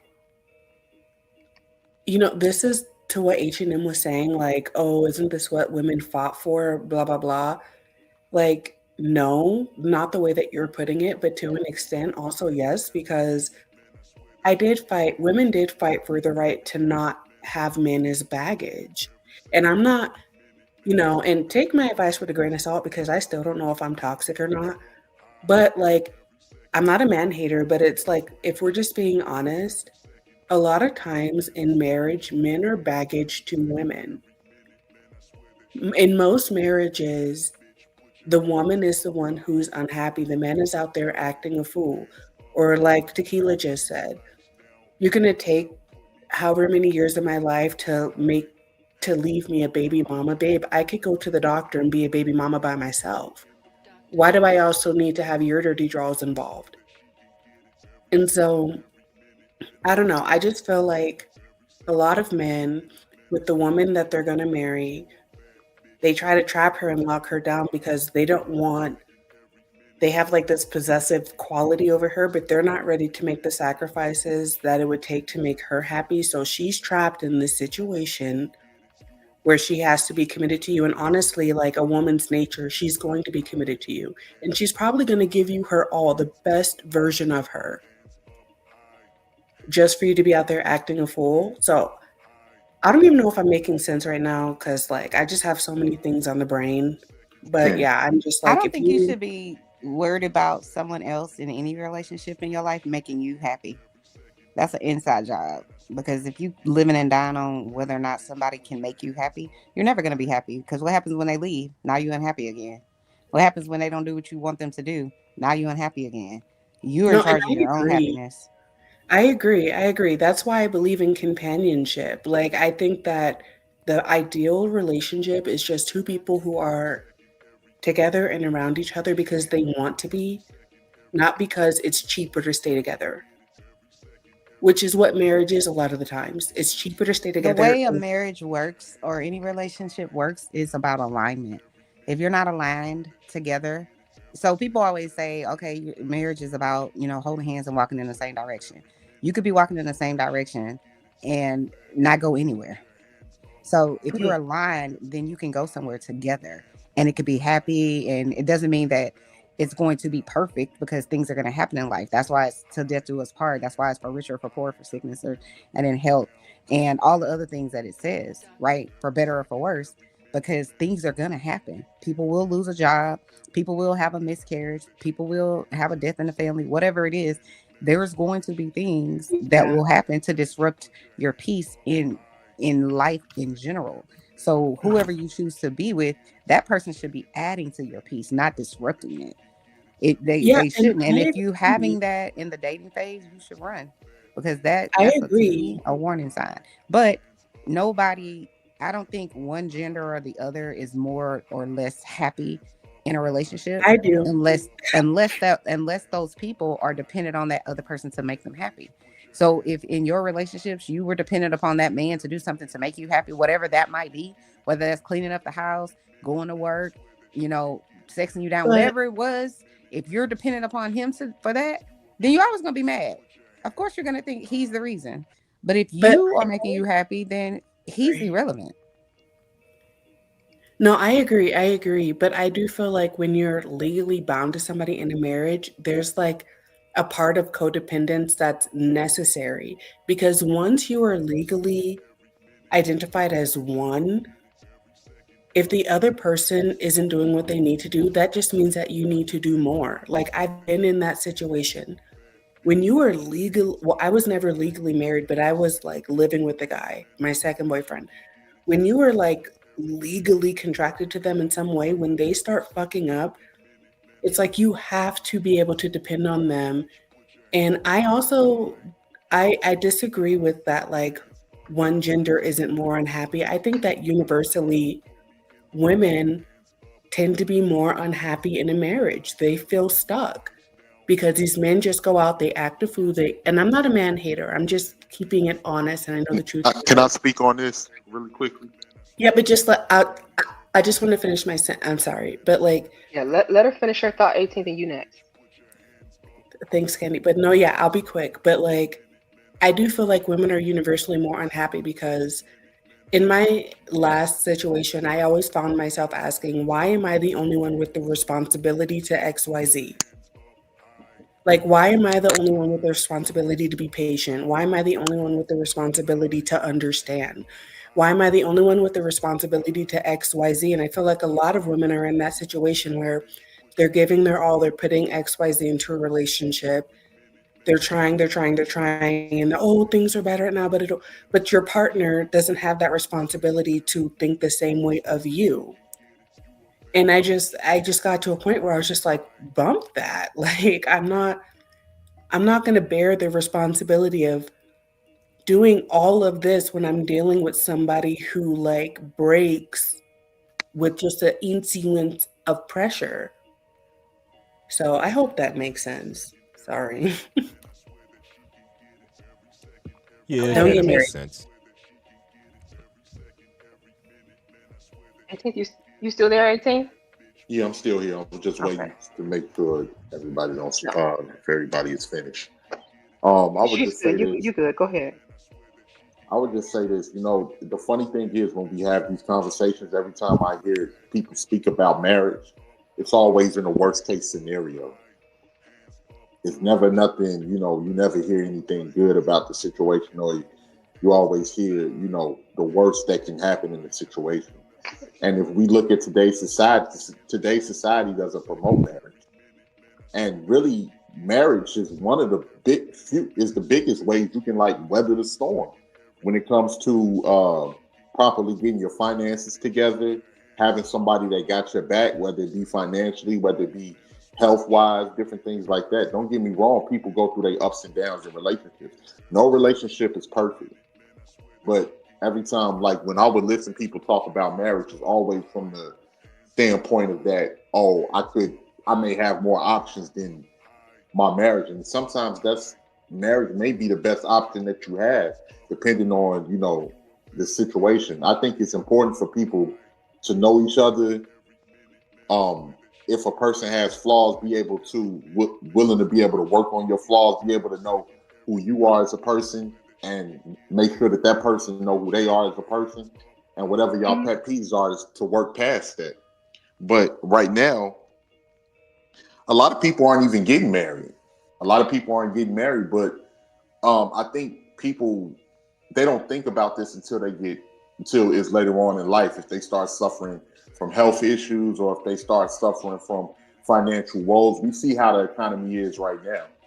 And a lot of the people that are thriving, even outside of our culture, you have more people that are married that are, holding things together than you do that's not. So I think, and it's important for the children as well. Like children coming from a two-parent household is very important. That's why you see a lot of kids that don't know how to do certain things or they seem handicapped when a child that comes from a single-parent household is going to be more handicapped than a child that comes from a two-parent household. Whether it be emotionally, whether it be certain things that they don't know how to do, certain things that they don't understand, how they view people. So I think it's important for us to look into that. And there's still people out here that are happily married, that's been in marriage, and they've had their ups and downs. It's like, yeah, she get on my nerves, but we work through that, or I get on her nerves and I work through that. As far as not just women being unhappy, it's been men that came into marriage that have worked themselves to death trying to make sure that their wife and their family had everything that they need and some of the things that they wanted. I knew a guy on my job that would work. He would work 6 days a week, driving 500 miles a day, and a lot of the times the money that he was building for his children, his wife and his children got to enjoy that. He didn't get a chance to enjoy any of that. His wife was making trips and everything else, going to the Caribbean, all of that. His kids, they was getting the lion's share of the morning till one day he had a heart attack from working himself to death.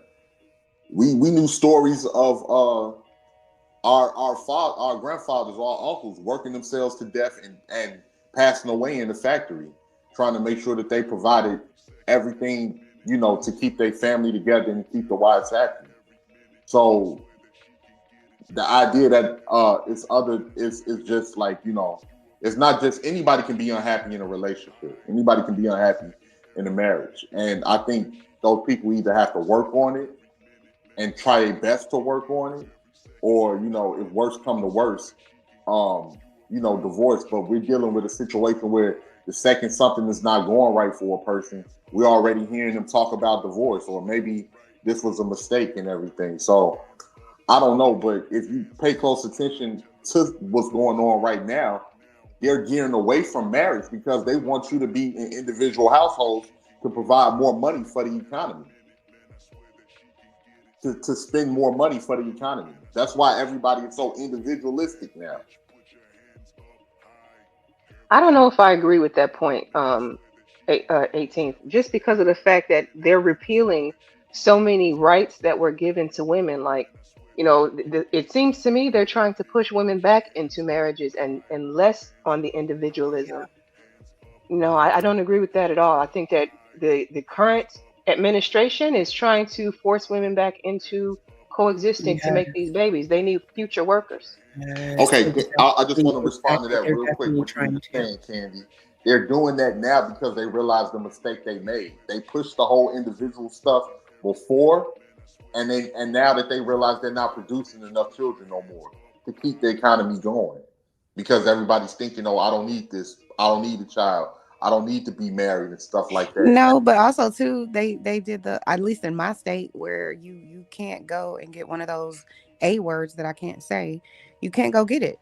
So you sitting up here, it's like they talk out of both sides of their mouth. They telling women, well, you should be having babies and whatever else, but then you shouldn't be dependent on the system. So stop having babies that you can't afford. So it's just like, which one is it? Do you want women to go get the A's if they have to? Or do you want them, if they need to be able to get public assistance? Like, it's ludicrous to me. But anyway, that's my take. No, I agree. With both Pretty Brown Eyes and Candy Cane. I feel like the current administration is trying to revoke women's choice because the data shows that when women have a choice, a lot of women it's easier to not deal with these men.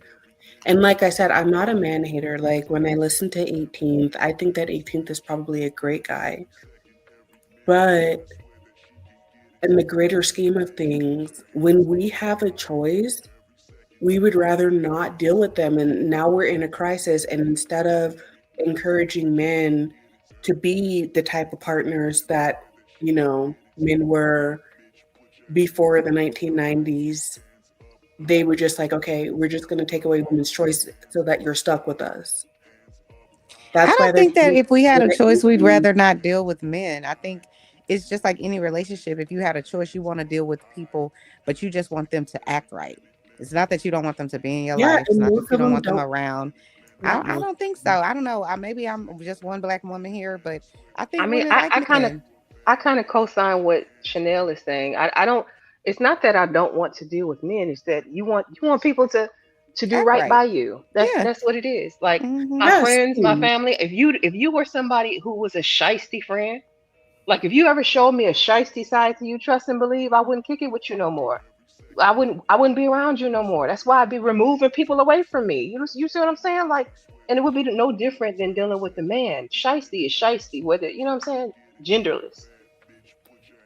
No, genderless. And same. I saw Sir And Makes Ism. I sense to tried to me. hold on 1 second, y'all. I sorry. tried to say hi to Sir Ism. I saw you come in here a little later. I didn't get a chance to. You not in the chat anymore, but hey, welcome in. Appreciate you coming through. And anybody else that I missed, I've been trying to type your name, Lord ADS. I just said hello to you. Appreciate y'all coming through. If you wouldn't mind hitting the like button for me, much appreciated. If you wouldn't mind sharing out the stream, much appreciated as well. I'm sorry, y'all. Go back into it.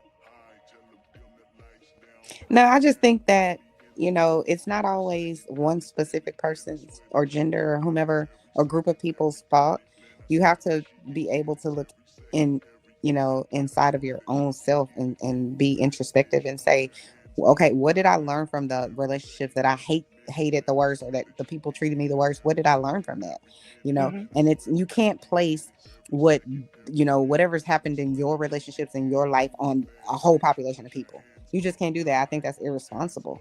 You know what I'm saying? That's not to take away from all the women who have been done dirty, or all the men who've been cheated on or been done dirty, whatever the thing is. You just can't do that. It's irresponsible to do that. You should just say, it's been my experience that I've had some messed up relationships and people treated me poorly and X, Y, and Z, and I, didn't listen, or I tried to do my best and they didn't care or whatever, and learn from that and move forward. Don't put it on all men or all women, because all men are not bad, all women are not bad.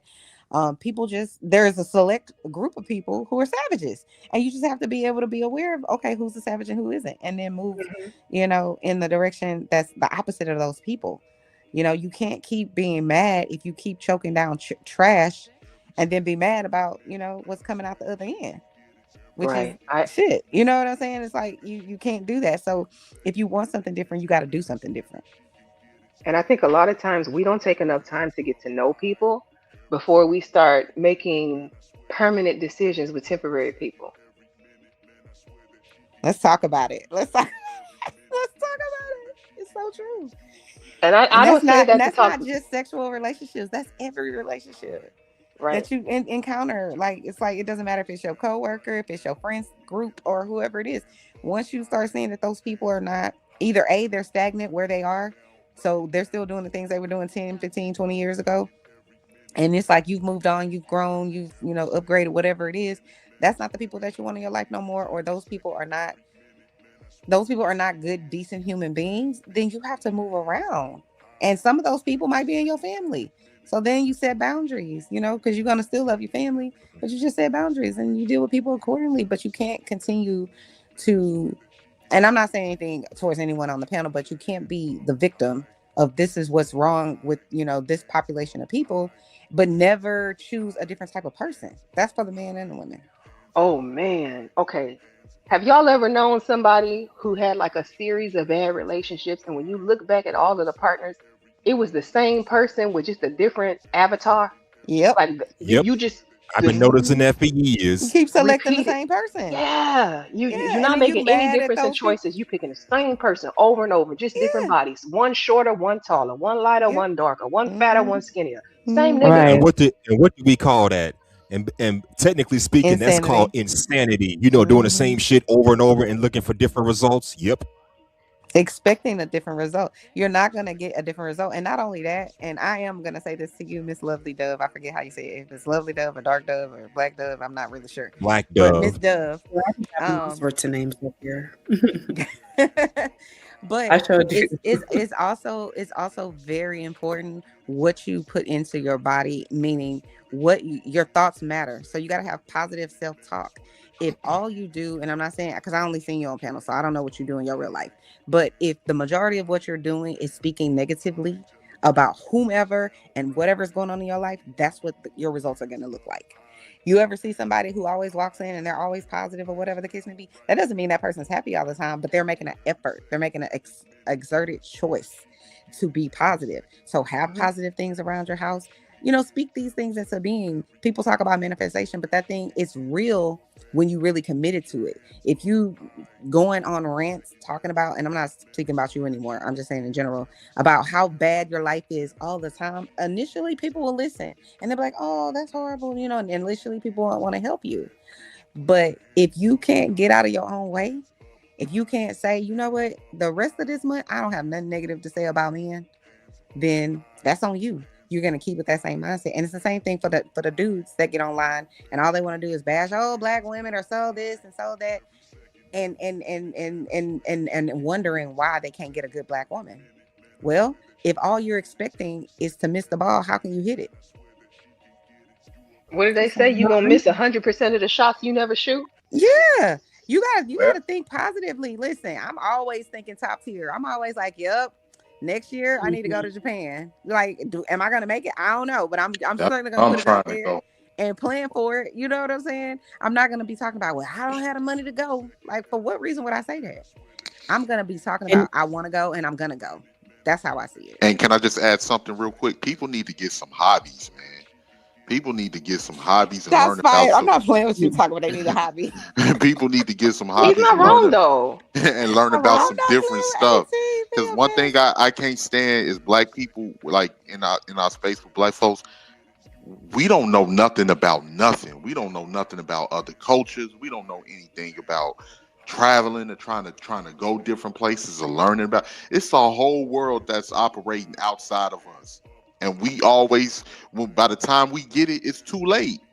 Like we always dropped up, but you can learn a lot just by learning about different cultures and different stuff, learning some different hobbies, immersing yourself into something that's knowledgeable that you can pick up information on, and people just don't do it. Like it's a whole 3D world out here, and people still in 1D. We gotta do better than that, man. Because a lot of people be knowing about us, but we don't be knowing much about a lot of people, and that's something that we need to start working on a little bit better. Yeah, we really No, do. yeah, and I just want to say Yeah. really quickly, I am listening. Like, feel free to talk to me or in general because I am listening.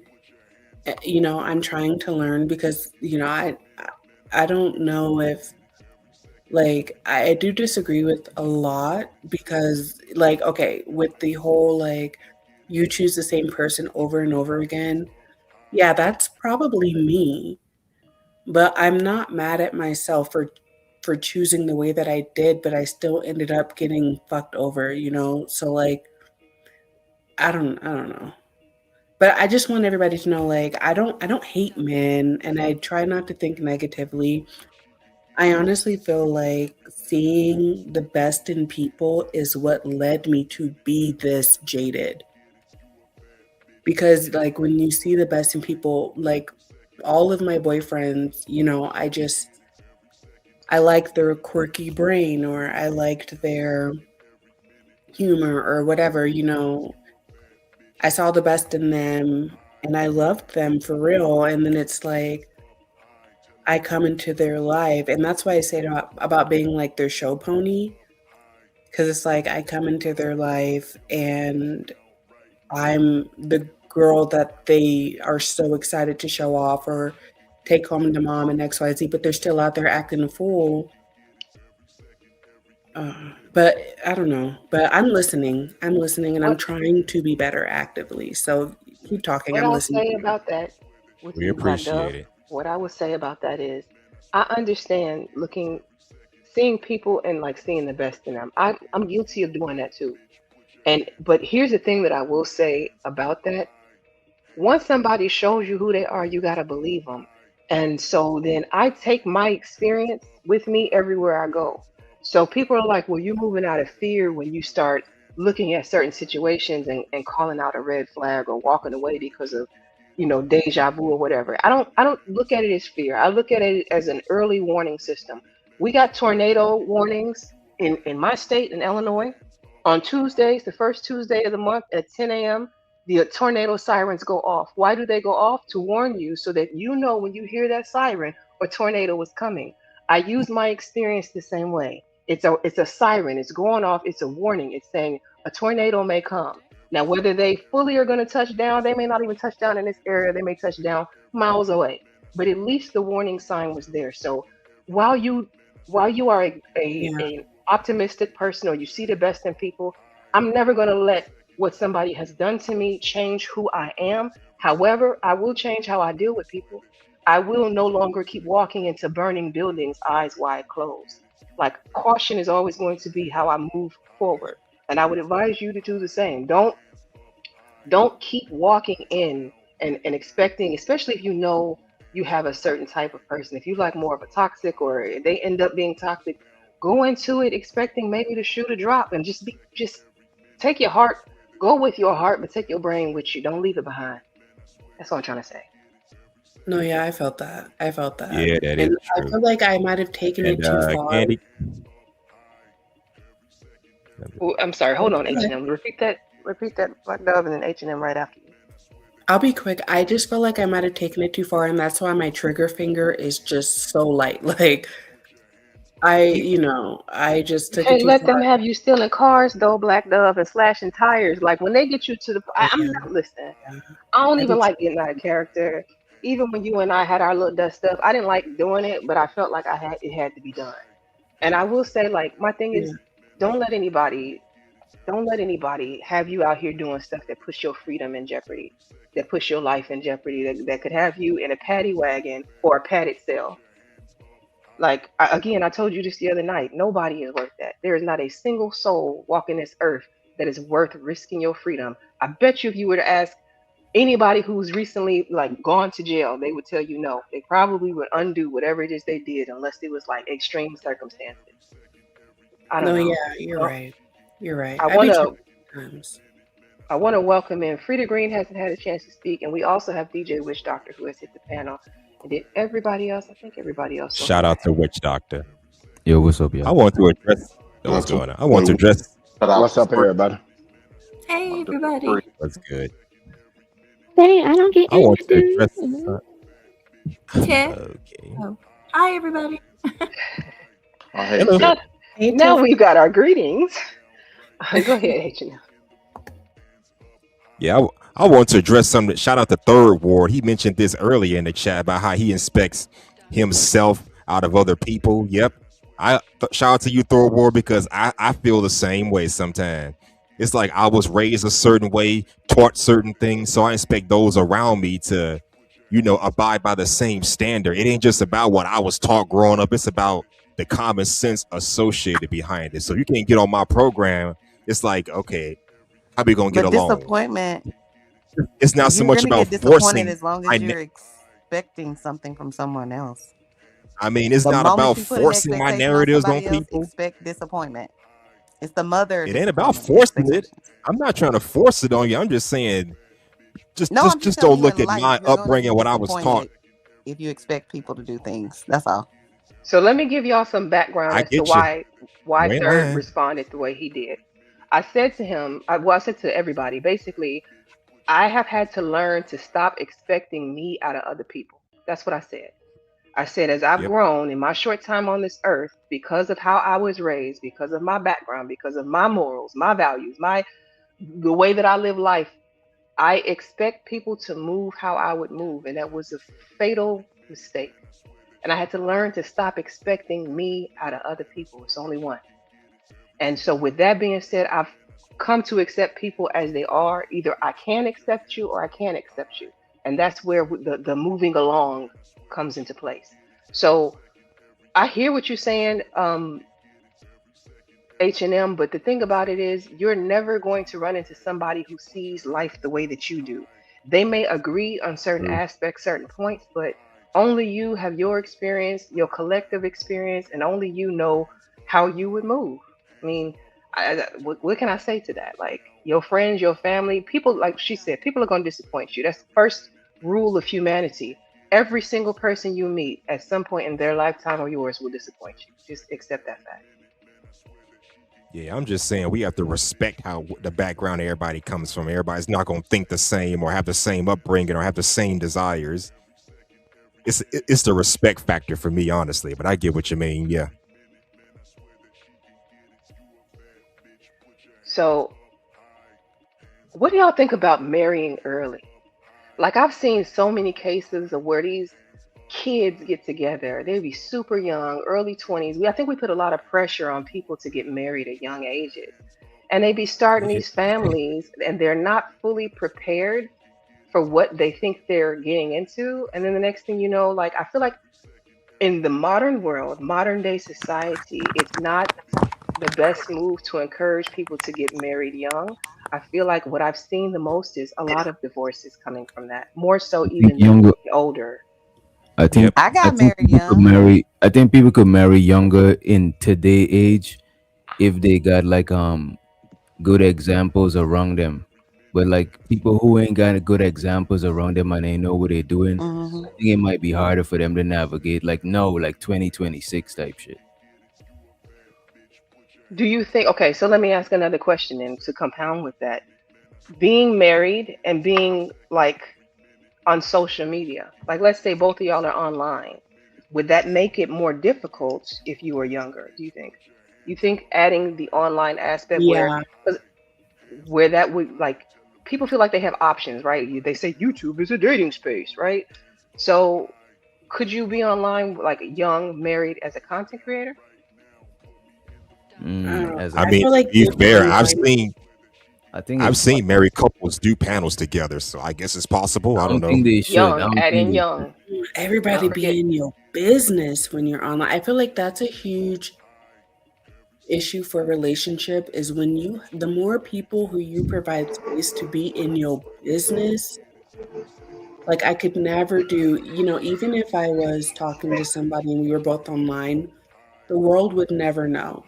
Because even just having your family in your business is annoying. So imagine the whole world being in your business. Like I could never do it. So I know Frida Green is married. I know Chanel is married. Is anybody else on the panel married? Or anybody else married young? Let me ask you that. I don't want to. Anybody? I Did Frida Green? Did you marry young? Chanel? Did you? You said you did marry young. Yeah, I was gonna say, but I think I'm a little bit of a unicorn.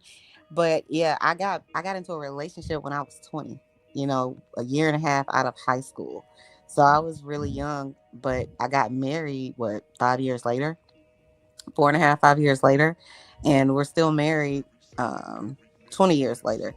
But so I can't necessarily say that marrying young, so to speak, will make a determining factor of whether or not it's gonna last. I think it's more about who you marry, what your goals are, and like I said earlier, if you're in alignment with each other, like y'all are aligned on the same things, you want the same similar things out of life, then and you have a similar mindset, then you'll have I think a greater chance of making it long term.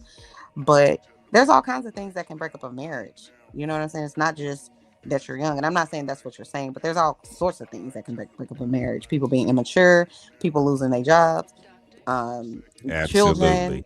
the outside influences, people cheating, on and on and on. The list goes on and on into infinity. You just have to make a decision with the person that you made, that you decided to create life with or walk through life with. If you're willing to stay, you know what I'm saying, and try to work it out. And I said last night on the panel with being creative, like there was at least one time I can remember in my marriage where I was like, I'm done. I don't want to do this, because you get to that point at some point in your marriage with somebody, right? And then I remember like 7 years later thinking to myself, thank God I didn't leave. Thank God, whatever it was, I don't even remember what the hell it was that I was so mad about. But I'm like, thank God I didn't leave because here we are, and I love that man. And if he ever try to leave me, I'm going with him. Like that's just how I feel about it. But again, I'm one person. We're two people. There's millions of people around this earth that it works for, and there's millions of people that it doesn't work for. So I think it's gonna depend on the people in the marriage in that relationship. Do you think that Yeah. most young Yeah, and people are I equipped? think we should encourage people, the young people, to marry younger, so you can You grow think? up together, so Did that you you don't marry young have too, Frida those, Green? dating experiences that was so bad, and you take that shit into a marriage. So I To think me, it's more about a we mature should. thing. And I And let's was be married. honest I here. mean, not married young, but we got together. You got Well, I together can young. still say Okay. young because I was in the 20s, so, but that's my I mean, to me, it's not so much about age; it's about the maturity the maturity of the couple. I mean, I guess you can possibly be married ready for marriage at 21, depending on how you were raised, but the average 18 to 25-year-old is not ready. It's not ready for marriage. We still learning. We still growing. Haven't developed yet. So it's hit or miss. You don't want to wait too young. You don't want to get married too young because you're still learning, but don't wait too late till you're old, like 35, 40 years old, still looking for somebody. You think 35 So is old? Oh my God. Okay, I want to ask. I didn't. That's not what I meant. Don't I put want words to in my ask mouth. Well, everybody else on the panel. Okay, do you think you would have been ready to marry, say 20, 21 years old? And I want to go around person to person, knowing who you were at that age. Mahogany, I want to start with you. Would Well, you have married, or do you think you would have been ready to marry that young? I did. I got married at 20 and had my son at 21, and we stayed married for a very long time. Probably, I think I was with him for 13 years. All my relationships have been long term. I don't regret it. It didn't last. It didn't work out. I had a lot of growing to do, but it was. I talk about this a lot on my own channel. I think I do not regret a bit of it because I feel like I got a good one. It just didn't work out. I had a lot of growing up to do, and it's just an experience. It's a part of life. Sometimes things work out and sometimes they don't. But to go back to the question, and I'll be real quick so the next person can go. I think it's H&M. As far as online relationships, it really depends on the couple, on the people involved. And a lot of, so yeah, the age, I think it depends on the people involved. My marriage wasn't that bad. It really wasn't. Me and my cousin got married at the same time, and she married somebody, you know, they that was older, and she was older, and it was not a good marriage. And my marriage was okay. It just didn't last through the military and all the things I had going on. Okay, that's it. Do you feel like your marriage, being married that young, do you feel like it helped you grow up faster? Like it helped you grow up? Yes, absolutely. But I can honestly say, and I've said this before, I can't really say too much bad about it. I just wasn't ready. Um, yeah, I learned a lot from him. We're still good friends to this day. As weird as that sound, we have a great relationship. I have nothing bad to say about the man, his father, and he was a decent husband. So yeah, I learned a lot from him. It was a good life experience. I wouldn't take it back. I don't really have anything bad to say about it. Okay. I think I learned a lot too. I'm still learning shit. Like, Candy, I'm learning how to try to can I be on a chime budget, in? which I don't like. You know what I'm saying? But no, I think you do learn. I think you, in my opinion, I think it's better to marry somebody you can learn something from. You know what I mean? Because it's like if you're not learning, how can you grow? You know, like I know my husband taught me a lot about managing money, and I'm still over here struggling. Okay, Now, still over my here like, damn. husband, I didn't Uh-huh. have. Do you know I got my driver's he taught me how to drive. Me I bought my too. first I swear to home. God, I got my Yeah, I driver's bought license my with my first husband. I home swear. with him because he was in the real estate. He was a little older than me, more experienced. He was military too, but he was a veteran. He taught me a lot. So I have nothing bad Yeah. to really say. Mm-hmm. All right, H&M, what you think? Would you have been ready to get married knowing your 21-year-old self, 21-year-old self? He's still not ready to get married, child. Time to be excuse me. romantic. I'm sorry. How Let do me you mute myself. know? I'm sorry. Let me mute myself. You just love busting my chop. But anyway, at 21, hell no. I was broke, living at home with my mama and working at a grocery store. I wasn't ready for no marriage. I'm still in college trying to learn some shit. So Okay. no, I didn't have the financial stability to hold down a marriage. Did I have the mind for it? Well, maybe, but having the mind for it can only get you so far. I wasn't financially stable back then. So nope. My 21-year-old self was not prepared for that. How about you, Auntie? Auntie? Okay, so I was married. You can't hear me? Yeah, No, I we can can hear hear Y'all you. can you. hear me? We got We you. can hear Two you. things. We got My first marriage, I was 18, and that only lasted 6 months, and my second marriage Hold on, Auntie, I think you're going in and out. I heard you say your first marriage was. was Can you hear me? I think. 18. I was Damn. Hold on, 22, H&M. and that lasted 5 Hold years. on. Auntie, can you hear me? Auntie. Divorced and I don't like think you can bachelor hear me, y'all. lifestyle. Can y'all hear me? Yeah, Yeah, I can hear you. I can hear you. Auntie, you're going in and out. So I'm getting parts of the story. Like I heard you say you were 18 Hold and on. married in 6 months. It lasted, but like you're going in and out. All right, give me a second. 1 second. All right, can y'all hear me now? Can you hear me now? Yes. Yes. We got you. So now, my first marriage I was 18. My second one I was 22. You know, the second one lasted 5 years. So I'll be honest, I was more ready to be married at 22 than I would have been at like 32 or something like that. Because at that point, I was just happier with a bachelor lifestyle. So it's really about just like what you're ready for, and then what the other person is ready for too. So that's one thing. It really just depends on who you are, who you're with, whether or not you're ready to kind of go through the journey of life with somebody. As far as financial stability and all of that other stuff, this is America. Most people will never be financially where they want to be. Like they're never going to be there. So it's all about whether or not you want to, be with somebody on that journey for all of that stuff. Financial stability, full emotional maturity, like it's a whole journey. And the question is, do you want to have like a co-pilot with you? I do want to say one thing before you pass it though. I saw that fight. Mumu got robbed. He got robbed.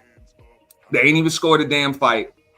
I'm not gonna say that he won or not, but if I would have picked Fantastic and somebody would have picked Mumu, I wouldn't even take the damn money. So wait a minute. Well, you Yeah, saw I'm that gonna hold fight you. tonight. Momo got his ass beat. He got a couple of licks in, but I don't think the two of them it was a fair matchup. You know what I'm saying? And I don't even know why he didn't wear the headgear. Like I didn't get that part. I don't think he got his ass beat. Like they didn't even score the fight. They ain't scored a fight. It was a popularity contest. It was crowd participation, so he couldn't win anyway. Well, you actually watched the fight? Yeah, I watched the fight. I watched the fight. Just I watch thought the the fight was tonight. No, the Nah, fight it just happened. just happened. Yeah, it just Damn, happened. that's why I went live early so I can meet. I thought it said 7 p.m. Are you kidding me? Wait, what? Right. That's why I said, man, hey, I hope they paid for Mumu's airfare and all that other stuff, because for him to go out there and fight that big nigga for a damn crowd reaction to decide that's crazy. I think Fantastic whooped Momo, right? But I won't say Momo can't fight. I just don't think it was a fair matchup between the two of them, you know what I mean? Because he was squabbling, you know what I mean? Him and Fighter and CJ fight. I think them two showed like real like fighting skills and shit. But he did get whooped, you know what I mean? Okay, but I am so mad I missed it, but you know what? That was probably the Lord, because I said I was gonna talk shit if he lost. I mean, he lost, but he really couldn't win. Like the crowd was Exactly. He Like I want to put my money on him because I would have be like, nah, this is. But he did stay awake. He ain't getting knocked out. That's what I'm saying. So it's good. That was good. I would have liked to see somebody score the fight, but whatever. But I missed the fight too. Who all fought? The popular one. You gotta eyeball. You see this fighter, you gotta eyeball the fight. It's kind of fucked up, you know what I mean? Who all fought? Yeah. Hella people, CJ and Fighter, Momo and Fantastic. It had Who won out had of CJ and Fighter? two chicks fighting. I forgot their name. Fighter's fight was interesting. Fighter CJ was interesting. Fighter won that fight, bro. You know what I'm saying? Fighter did win that fight, man. Well, you know what though? That one is still. It wasn't like nobody got their ass like. Cause when I say somebody got their ass beat, I'm just talking shit. But nobody really got like destroyed like that. You know what I'm saying? No, those were spars. I agree with that. Like nobody got destroyed. I ain't seen nobody get knocked out or nothing like that. But I thought Fighter's fight was more fun to watch. The only thing I ain't like about Mumu, I was like, you ain't really had no chance to win. Like you ain't had no chance to win. So the only person that got their ass beat is Be Nice. The young cat Be Nice. I am so mad I missed 2K, that. 2K too. 2K beat up somebody too. 2K won his Fat fight. Boy or something. Wasn't it Fat Man or something was his name? Yeah, I want to rewatch it. We could rewatch it and shit. I still got my membership, but I ain't gonna review it and shit. You know what I'm saying? Behind the paywall. it's on a higher tier. Yeah, it's on a higher tier, and I don't want to like, you know what I'm saying, because I did that shit. I bootlegged the nigga shit one time, and it wasn't. I don't really feel proud of it. You know what I'm saying? So yeah. But yeah, I got it though. But no, as far as like age for marriage, it really depends on who you are, who you with, what your goals are, and whether or not somebody is willing to go on that journey with you, and you willing to go on that journey too. So it all depends. How about you, DJ? At 21 years old, do you feel like you would have been equipped to join or to get into a marriage? Mentally, financially, any of the above? Could you If have married? Would it have been a good decision for you? um if I was back home, probably, because I would have had like older people involved. Whoever I know, they would have had older people involved, so we would have had more guidance and more like examples. But moving to America at that age, I don't really know that much people, and I don't really, like now I'm more equipped. Now I'm like more grounded over here. So it would have been kind of like, it would have been kind of strange for me just moving up here to marry somebody and shit like that. Especially living in New York and down here in Georgia, a lot of people ain't even from here, so they don't even got deep rooted families out here. So it wouldn't have had that much layer of stuff to stop us from like breaking up and shit like that. Because I think a lot of times younger people marriage work when it got like older family members or other people that actually want to see y'all marriage work too. Like that shit do help. So I don't think it would have been ideal for me to do that shit. You talking about having community investment into your marriage, seeing it be successful versus coming here fresh, freshly in the States, nobody gives a shit. Yeah, yeah. And when it's a community, it don't gotta be like a huge community, just like family, just like knowing who you with, their parents or they somebody, whoever is their family that care about them and shit. You know what I'm saying? At least an extra layer than just y'all two. You know what I mean? Mm-hmm. Gotcha. How about you, Tiff? Absolutely not. Absolutely not. Cause you're young. I was, working, and even with I think the income I was on at the time, definitely not quote unquote marriage minded, or even looking to, even though like I wanted to be like settled down and kids and all that before I was 30, blah blah blah. At 21, definitely not. Tequila? You said you Yeah. did have a long-term relationship At you that started. age, I wanted marriage. At that Okay. age, do I think I was equipped? No, because I was plain married. If you understand what I'm saying, like by that time I was a mother, um, and he and I were living together.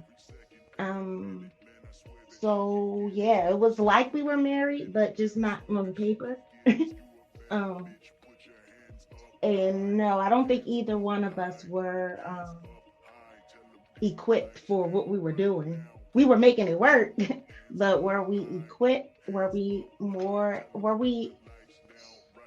what's the word am I trying to say? Were we mature enough? Yeah, were we mature enough to raise our daughter at the time and and nourish our relationship? I don't know. Only thing I can say is that we tried. We tried, but I don't think neither one of us were we weren't ready for what we were doing. Mm, okay. Frida Green, how about you? Wait, I think you already spoke, right? I think you got moved because you came in and out. And by time, oh, and let me just say this, and by the time I was what 24, I was having my second child with him. So then we had another daughter, and yeah, we were really in the thick of it. So Mm, now we have two kids together. Like I said, we're taking care of our family. We were making it work. Um, I and like Mahogany was saying, I don't regret it because of course I love my daughters and I did learn a lot from him in that mm-hmm. relationship. And like I said in the chat, like he's no slack. Like he's a very well-to-do man. He has businesses right now as we speak. Very well educated. We co-parent extremely well with our girls. Mm-hmm. Like I was telling you on the back end, my girls are going to Georgia tomorrow to spend time with him Mm-hmm. and his girlfriend for the rest of the summer. And I'm a little sad because I'm gonna miss my babies. But I guess I need a little break from them. Well, they're not babies no more. But um, Yeah. We co-parent well. We have a great relationship. I still love him. Not in love. So I don't know nobody say. But yeah, I still love him because we spent the past what 20 odd years together raising our kids. Hmm. Understandable. I got you. Pretty Green, I think you tried to speak earlier, but your mic is low. Can you say something else so I can make sure I can hear you? I can barely hear you. It's just like a slight whisper. Anybody else? Y'all hear what I hear? You sound like Janet Jackson over there, just whispering in I your mic. don't hear anything. Okay, he's gonna come back. How about you, Creative? Do you feel like you would have been equipped to be married at 20 or 21? Would you have preferred to have married young? Maybe if I was married to the right person, but as far as money wise, I think I was okay money wise because I was in the service and I felt okay money wise. But as far as if I was with a guy, I think I would have did everything for him, and that was my fault right there because I didn't know myself. But I would have tried so hard to make it work that I would have never seen past all his flaws. Mm. Because yeah, because that's I didn't know myself. I didn't really have like I didn't have a strong voice. I was scared to voice my opinion or voice how I feel.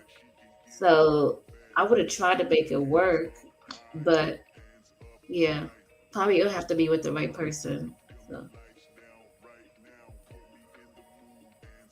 So where was I? I had a question written down here. Can you hear me now, Candy? Yes, I can hear you now. Perfect. Now, yeah, I was on the getting married more on the younger age. So you and person can grow together, Okay. raise y'all kids and maybe be able to enjoy some grandkids. Y'all ought to see my face when I'm looking at my son when I said that. Does your son currently have grandkids or no? No, I I have mean, do no they grand. currently have kids or no? No, I have no grandkids. Oh, so that was the give me some grandkids look. Got you. Okay. Right, right, right. But yeah, because for me, well, of course I have a bias because I've been in a relationship since I was 19. So Hmm.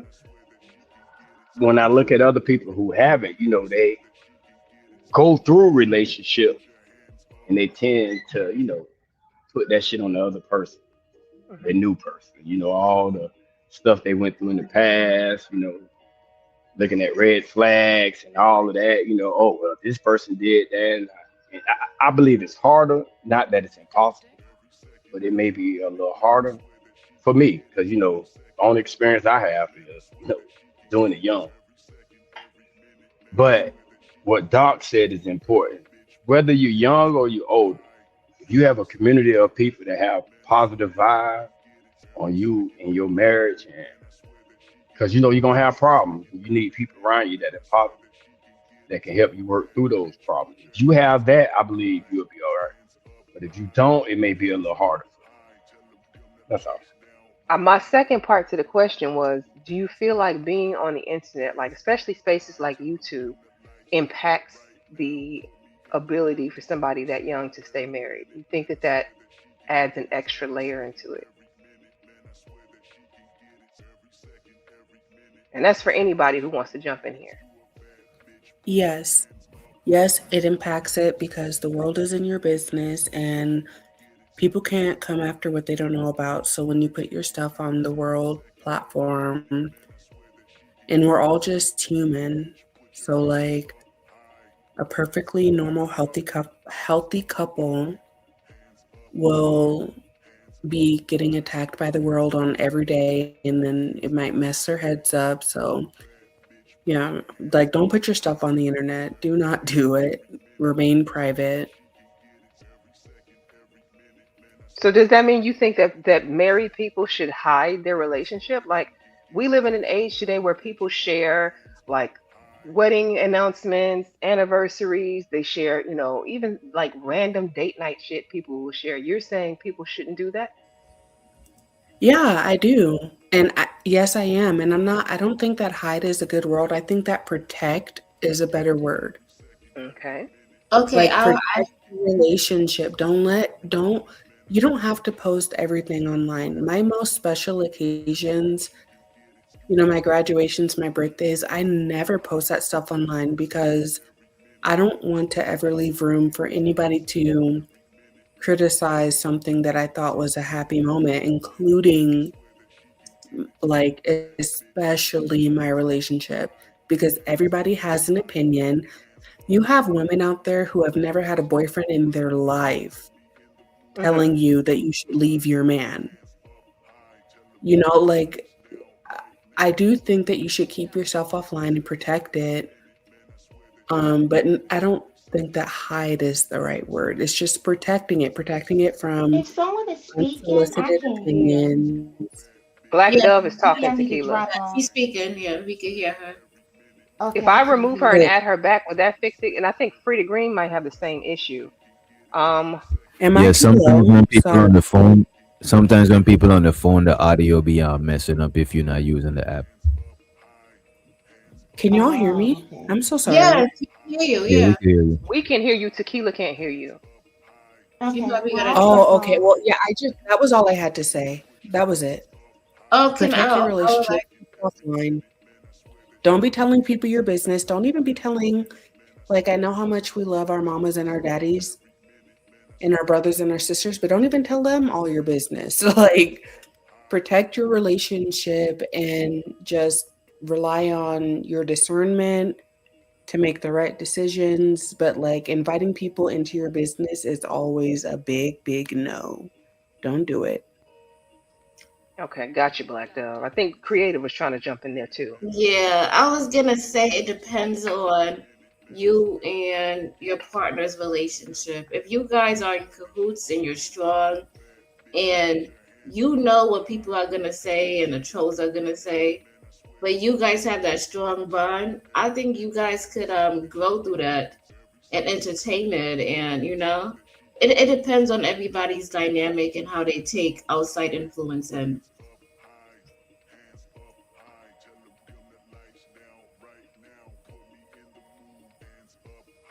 I thought Tequila was trying to come back in here. Okay, my bad, oh y'all. no, the reason why I say that because I do see like couples, they thrive when people make bad comments or they say stuff. It drives them to make their relationship like more powerful or more stronger or keep going, and to like show the haters that look, we still thriving even though you said all this shit. Look at us, right here. Look what we doing. So No, don't mute back up now. You laugh, DJ. Come on and explain. go ahead. DJ be laughing at me sometimes. Nah, creative song, like she's kind of high right now. You know what I'm saying? Respect, with all due respect. Creative. Oh my god! I don't have any cookies or weed, so I probably need Sound some. like DJ projecting. Ooh. Don't start, twin. I'm about to start. Nuh-uh. Listen, he's trying We're to going to steal be the twin. triplets. You can't do I always want to bust some chops. Triplets. We triplets now? Is that what just happened? not triplet. Hold on, y'all don't see that Stolen online. at birth. I was stolen at birth with triplets. You guys don't see that online. That people be like, "Oh, look what this person said in the comments. Look what this person said," and they make content off of that, or they laugh at it. Like y'all don't see I that. don't think people should I don't think people I think people should protect their relationships because I've seen crazy shit online. You know what I'm saying? I ain't even gonna hold you. I do think people should protect as much as they can. You know what I mean? Yeah, I agree. Definitely I should protect the like the relationship opposite. on and off. Oh, I'm sorry. Go ahead. No, go ahead. Go ahead. I was about to be funny. Come like, be like Jonas Gamora's ass. You sitting up here online trying to protect your image and he just messed up your life all through. So Who? huh? Who did you say? I said Jonas Gamora. Who the hell is that? Well, see, if you gotta ask, then you have to get caught up, twin. Come on now, we gotta get you on polygamy so we can talk about it. Oh, Are you the Right. show Polygamy. Okay, I haven't watched I'm- it yet. Oh, I know what you're talking about. The show. You know, cause I know they say the internet could be a factor in sometimes how these relationship can sometimes go to shit, but Hmm. also just like what we saw in that show, you're doing everything in your power to protect this quote unquote image, and you be treated like dirt behind the but behind the camera. So um I think it really Yeah. depends on Yeah. the No, that's because individual. she was trying to portray an image, and she knew her and her husband was not in it like that. I'm not talking Yeah. about that. I'm talking about when you and your husband are on the same. You guys are in cahoots together. You already know the play. You already know what people gonna say, but you guys are in love, Right. and you guys are in it to win it. So the trolls, the ladies, all these, everything is gonna come and be attracted to break apart you guys. Y'all, Mm. you're gonna have to fill me in some. I feel like I'm missing a huge chunk. Yeah, like y'all are having a conversation. I'm on All the right, it's outside a of. TV show on the Netflix. I did a review on it, The Polygamist. Oh, you did it already? Oh, dang. Yeah, it's Oh, The Yeah, she Polygamist. did that last night. I did last night. So episodes. y'all Hold be on. doing I did everything when I episodes be one knocked to out. three though. I did episodes 1 to 3. That's what we talking about, Candy Cane. If you have time, it's a show on Yep. Netflix called The Polygamist. It's on the top 10 of shows. I We might watch it Right. tonight. we And she talked made us about it cam up. definitely. May, Mahogany, and myself were talking about it, and Tiff. No, I was talking about it with Tiff, and I suggested that May watch it because we were thinking about maybe doing a review on it. I just haven't gotten a chance to actually view any of it yet. But I hear that it's worth the watch. Is it good? It is good. Mm, Great. I love it. I love the way they portray Black excellence. They show them in nice houses. I love yeah. the show. It's great. I like it. Yeah, Hmm. it's pretty good. Mhm. It's gonna have you coming back for more because it's something every episode. You just like, can we get a break? Like, can something good go right? But I think Creator made a great point though about couples who do decide to put their relationships online, whether it is for content or for whatever. They definitely have uh to have thick skin because there will be people like trolls, like she said, and just saying a whole bunch of negative stuff just because they can. So definitely, if you decide to do that, there should be a high level of protection there. I also think that putting yourself online is not. I used to have an Instagram account. I used to be living that influencer lifestyle, and I deleted that whole shit because I can't even imagine what it's like for relationships. Because when I was online on Instagram just by myself, I couldn't do things that I actually enjoyed. Like, I would, every single time I went to post something, so my dogs were a big hit on my Instagram account. They would always go viral. And they would do something that I thought was just so cute. I'd be so obsessed with them. But instead of actually enjoying it, I'd be like, well, will this go viral? How many likes will this get? And it just got to a point where I was just like, I wasn't living to actually enjoy them. I was living for the content. And I Yep. feel like relationships, it's the same thing. If your man, let's say that your man knows that you like a certain type of flower, right? And he goes and he comes home from a day of work, he was working late, and he brings you that flower because he still had you in mind. The internet's going to be like, that's all he did for you, girl. Oh, you need to, why didn't he come home late? I thought you was a wife. And it's like you find yourself not actually being able to live for what you like. You're living for what will generate likes and clicks. And I fell victim to that before. That's why I'm so picky with my Instagram right now. But yeah, I'm just in addition to everything that was said with people being in your business, people coming for you, It's also like you find yourself not living your life, you find yourself living the life that the world tells you that you should live, even if that life is actually makes you happy.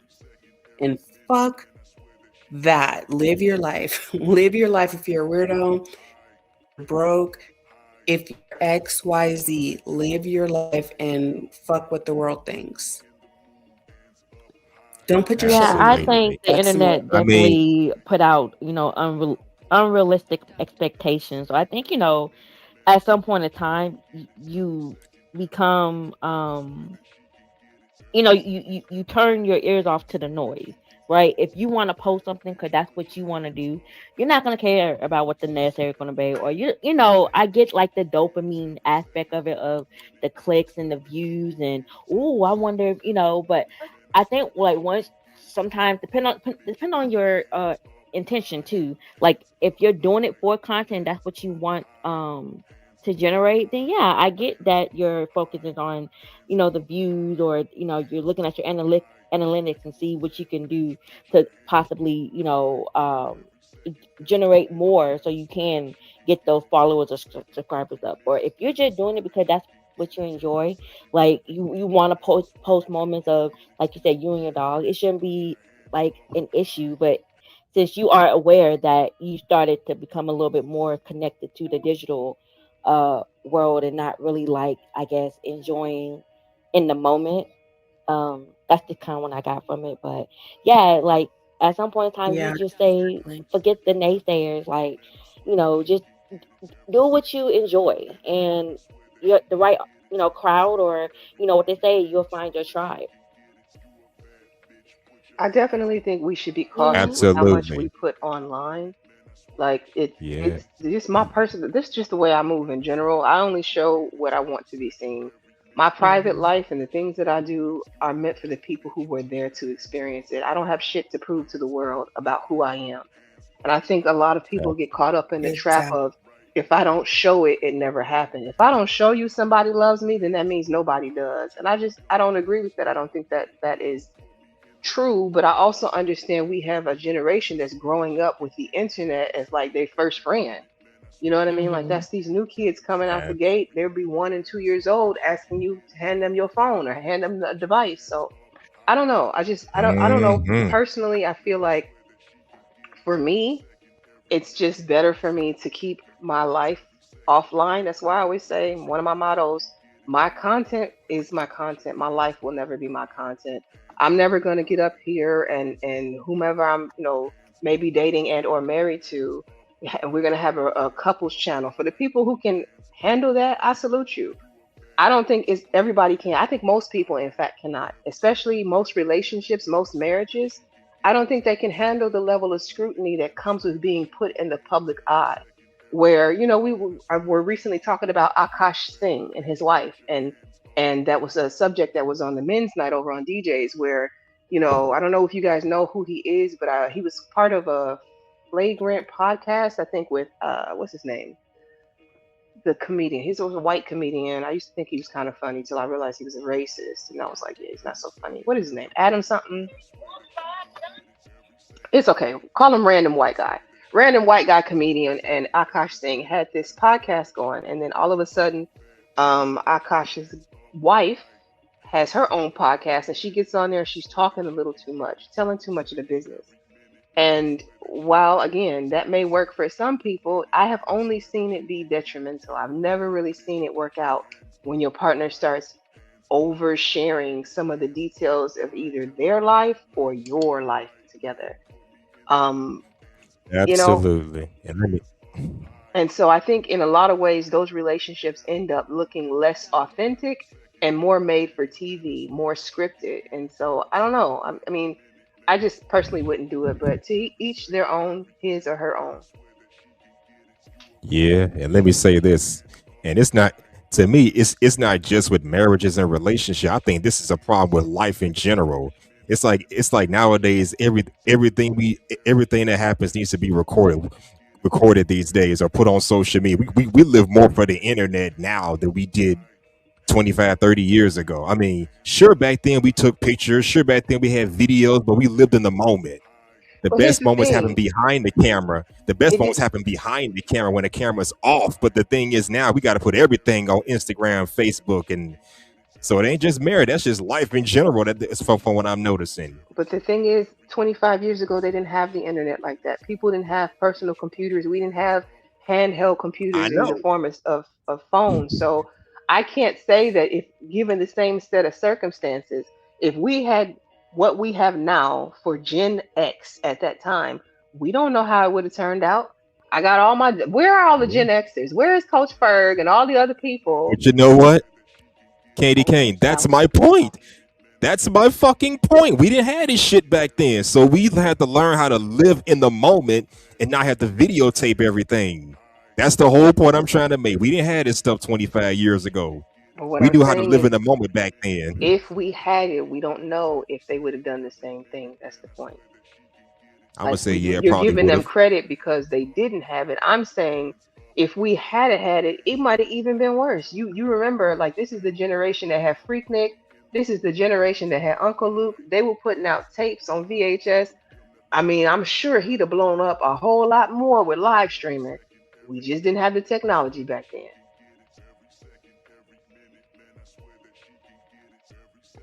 I mean, to be fair, the same old shit was probably happening back then, but nobody was putting it on social media for the world to see. So I get that. Exactly. Never stop swinging from chandeliers. That's good for you. I All hear right. it's good exercise. You ain't got a chandelier. Try a telephone pole or something, or a pole in your basement. Man, I must have been really behind in the comments. I'm seeing the Staples section. Hey, Drip, I didn't even see Drip come through. Hey, Drip, if you missed it, Shout out to Drip. if you missed me, I missed you coming through. I want to say, hey, appreciate you coming through. I was like apparently an hour behind in comments and didn't realize it, and I hadn't even really shown anything yet. All men get confidence through sex, and women getting wait. All men get confidence through sex and women, and getting more women. LOL. Have to learn, have to let a man be a man and enjoy him instead of trying to control his world and how he develops. I mean, I keep telling you, I don't want to control anybody. I absolutely want you to do you, and I'm going to move accordingly, even if that means moving away from you. Even if that means moving away from you. So, what did y'all think? Creative and Tiff, I have y'all on the panel.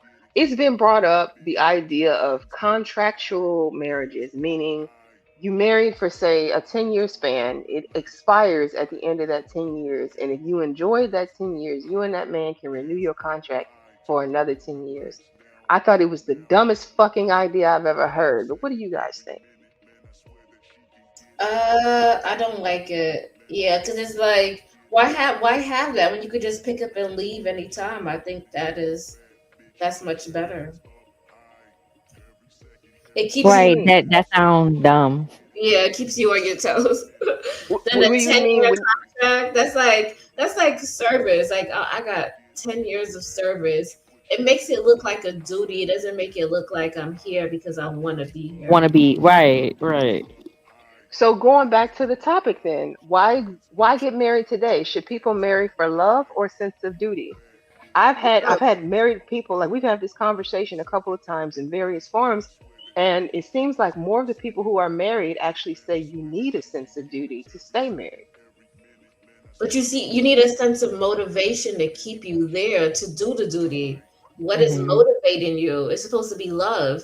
If you love something, that's gonna help you go above and beyond.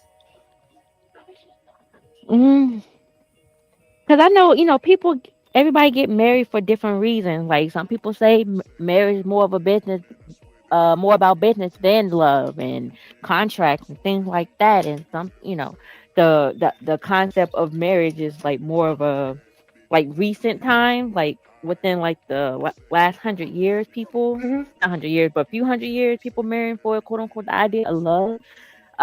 Today, I mean, I think it just depends on each individual and what they want to do. Because like signing a 10-year contract just based off the example you use, like if I'm done after 3 years, I should be able to go. Like, why am I like, you know what I'm saying? Why am I like, am I getting something out of it? Like, there's like a $1 million, a prize at the end. Like, why am I doing that? Like, Let's say you walk away with a dowry. You know how they in the olden days they would pay a dowry for the wife. The family would pay that.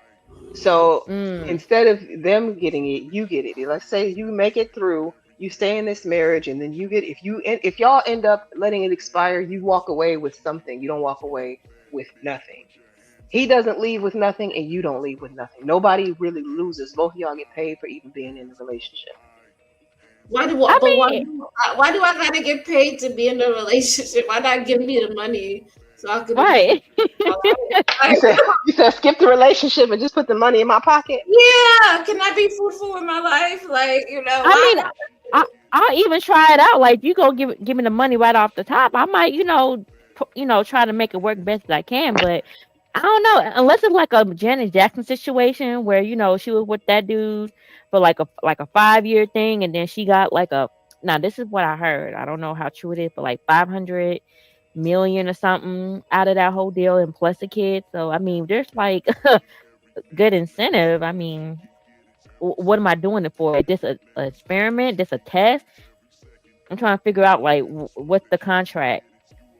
Well, because I mean, especially with the birth rates and whatnot being low, marriages being low, if they say in order for the economy, for the people, for the middle class to come back, people need to start getting married. People need to start investing together. And if the governments want the people to actually do that, maybe the incentive, because I've seen in some certain other countries like Japan and whatnot, they're Hmm. offering financial gain to the couples for getting married. There's giving them like tax breaks, they're giving them like bonuses and things like that. Like for instance, in America, why would you get married today if most marriages still end in divorce, right? If divorce Hmm. rates are high. Did you know that there are over 1,000 federal benefits, tax protections, healthcare access, and general wealth transferring advantages to being married? Hmm. Yes, there is. Yeah. So it's Yeah. essentially more advantageous for most people who are single to enter into a marriage, yet people can't seem to stay married. Mm. I think it's people are getting married for the wrong reasons and to the wrong people. So what's the right I reason? mean, What's the right reason? Is I'm it married. love? Is it sense of duty? What is it? I mean to be Case by case? Does it depend on the individual persons? Yeah, it depends on the person. Yeah. hmm Absolutely. Absolutely. It's Peace and probably not a blessings to good idea to everyone. get married out of convenience. Oh, what's up, Black Man Spear? Yes, sir. Yes, sir. Peace. Peace to you. Welcome in. Appreciate you coming through. Much love. Yep. Yep. Yep. Yeah, I'm just the type of person I would marry for love. I would marry. I don't have any kids, so I would marry to for a family. I would marry because I saw something special in someone, and I wanted to attach to that, and I wanted her attached to me. Um, Okay.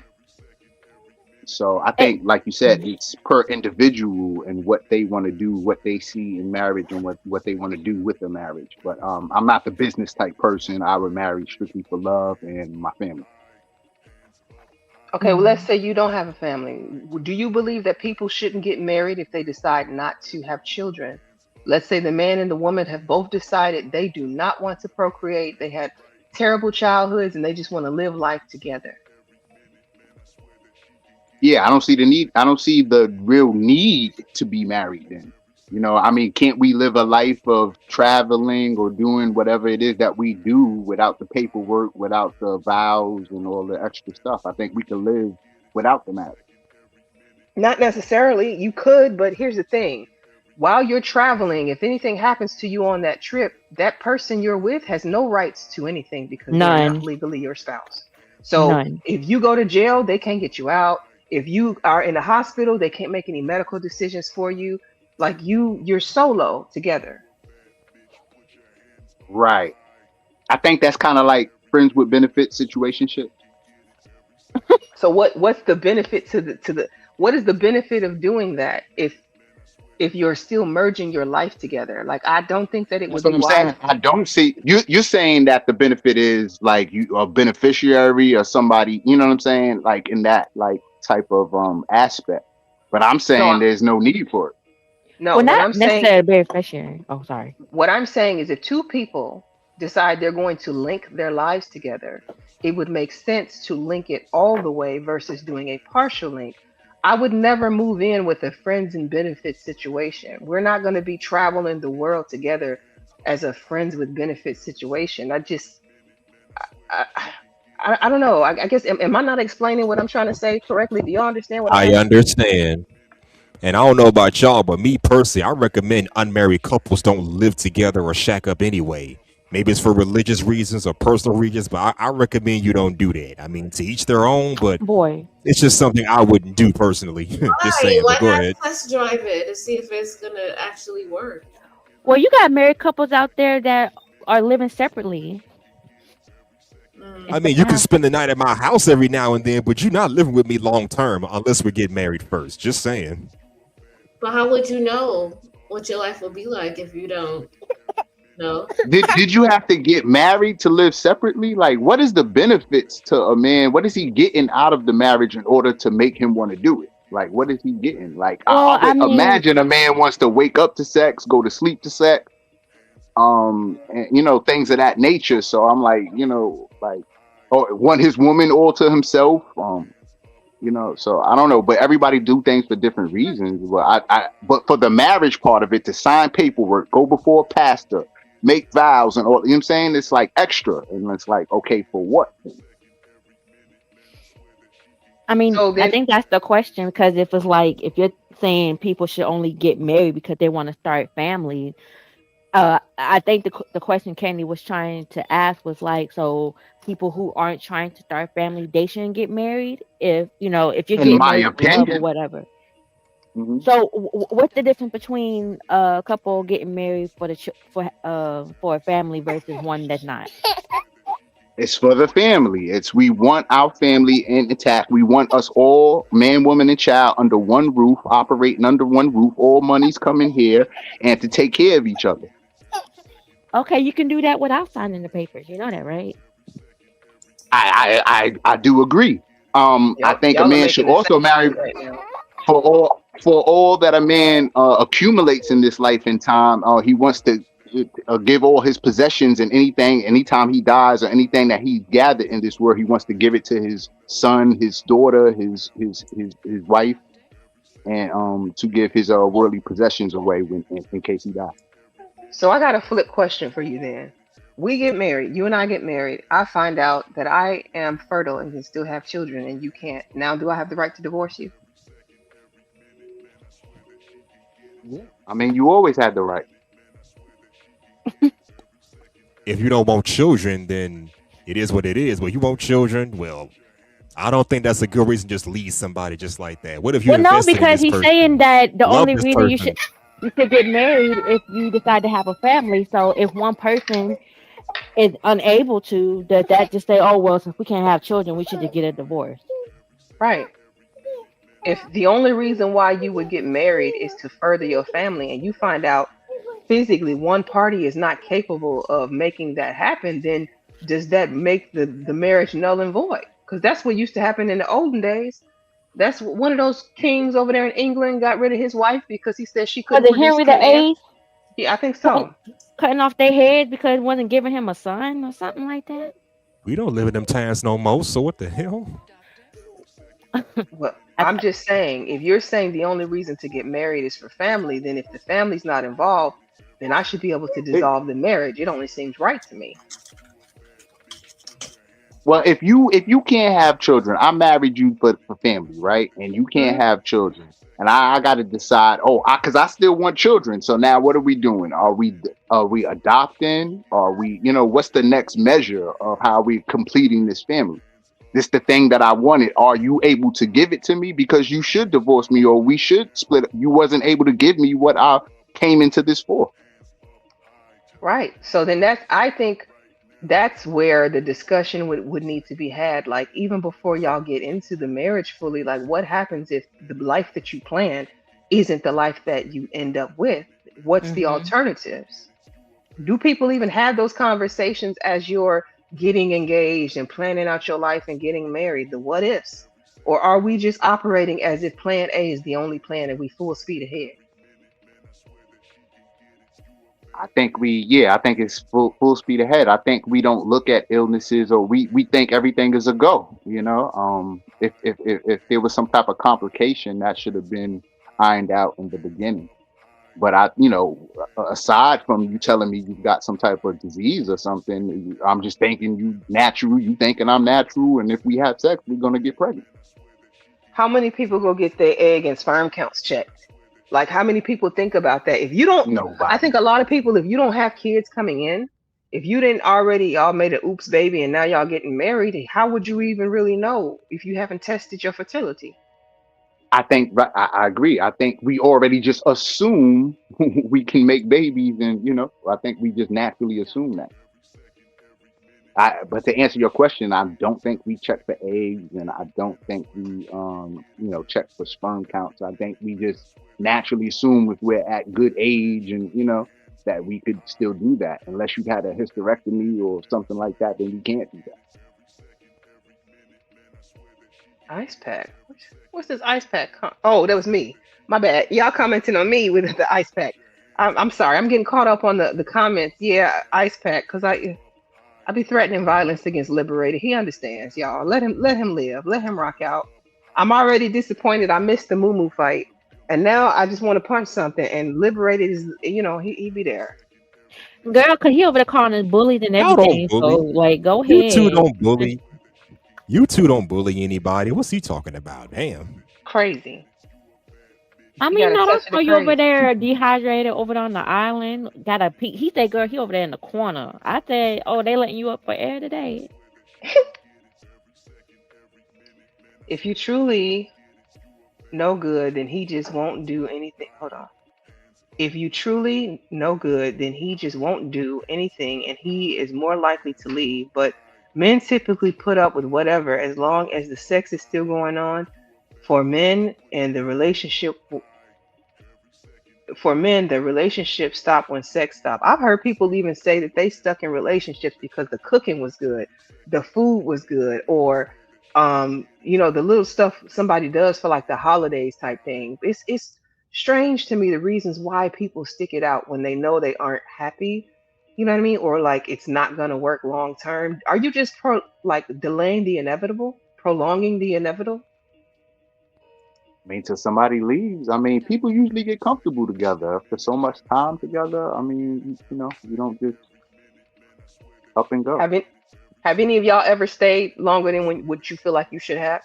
Can you think of a situation or scenario where you like, I could have got out a year or two, 6 months before, and been cool? Oh, absolutely. I think we all had like maybe one or two experience of that. Especially when you see things, but once again you kind of just stick it out because you think maybe things are going to change, or you just you put in more effort, or stay consistent. No, sometimes you just need to let that situation go and take your L and move on.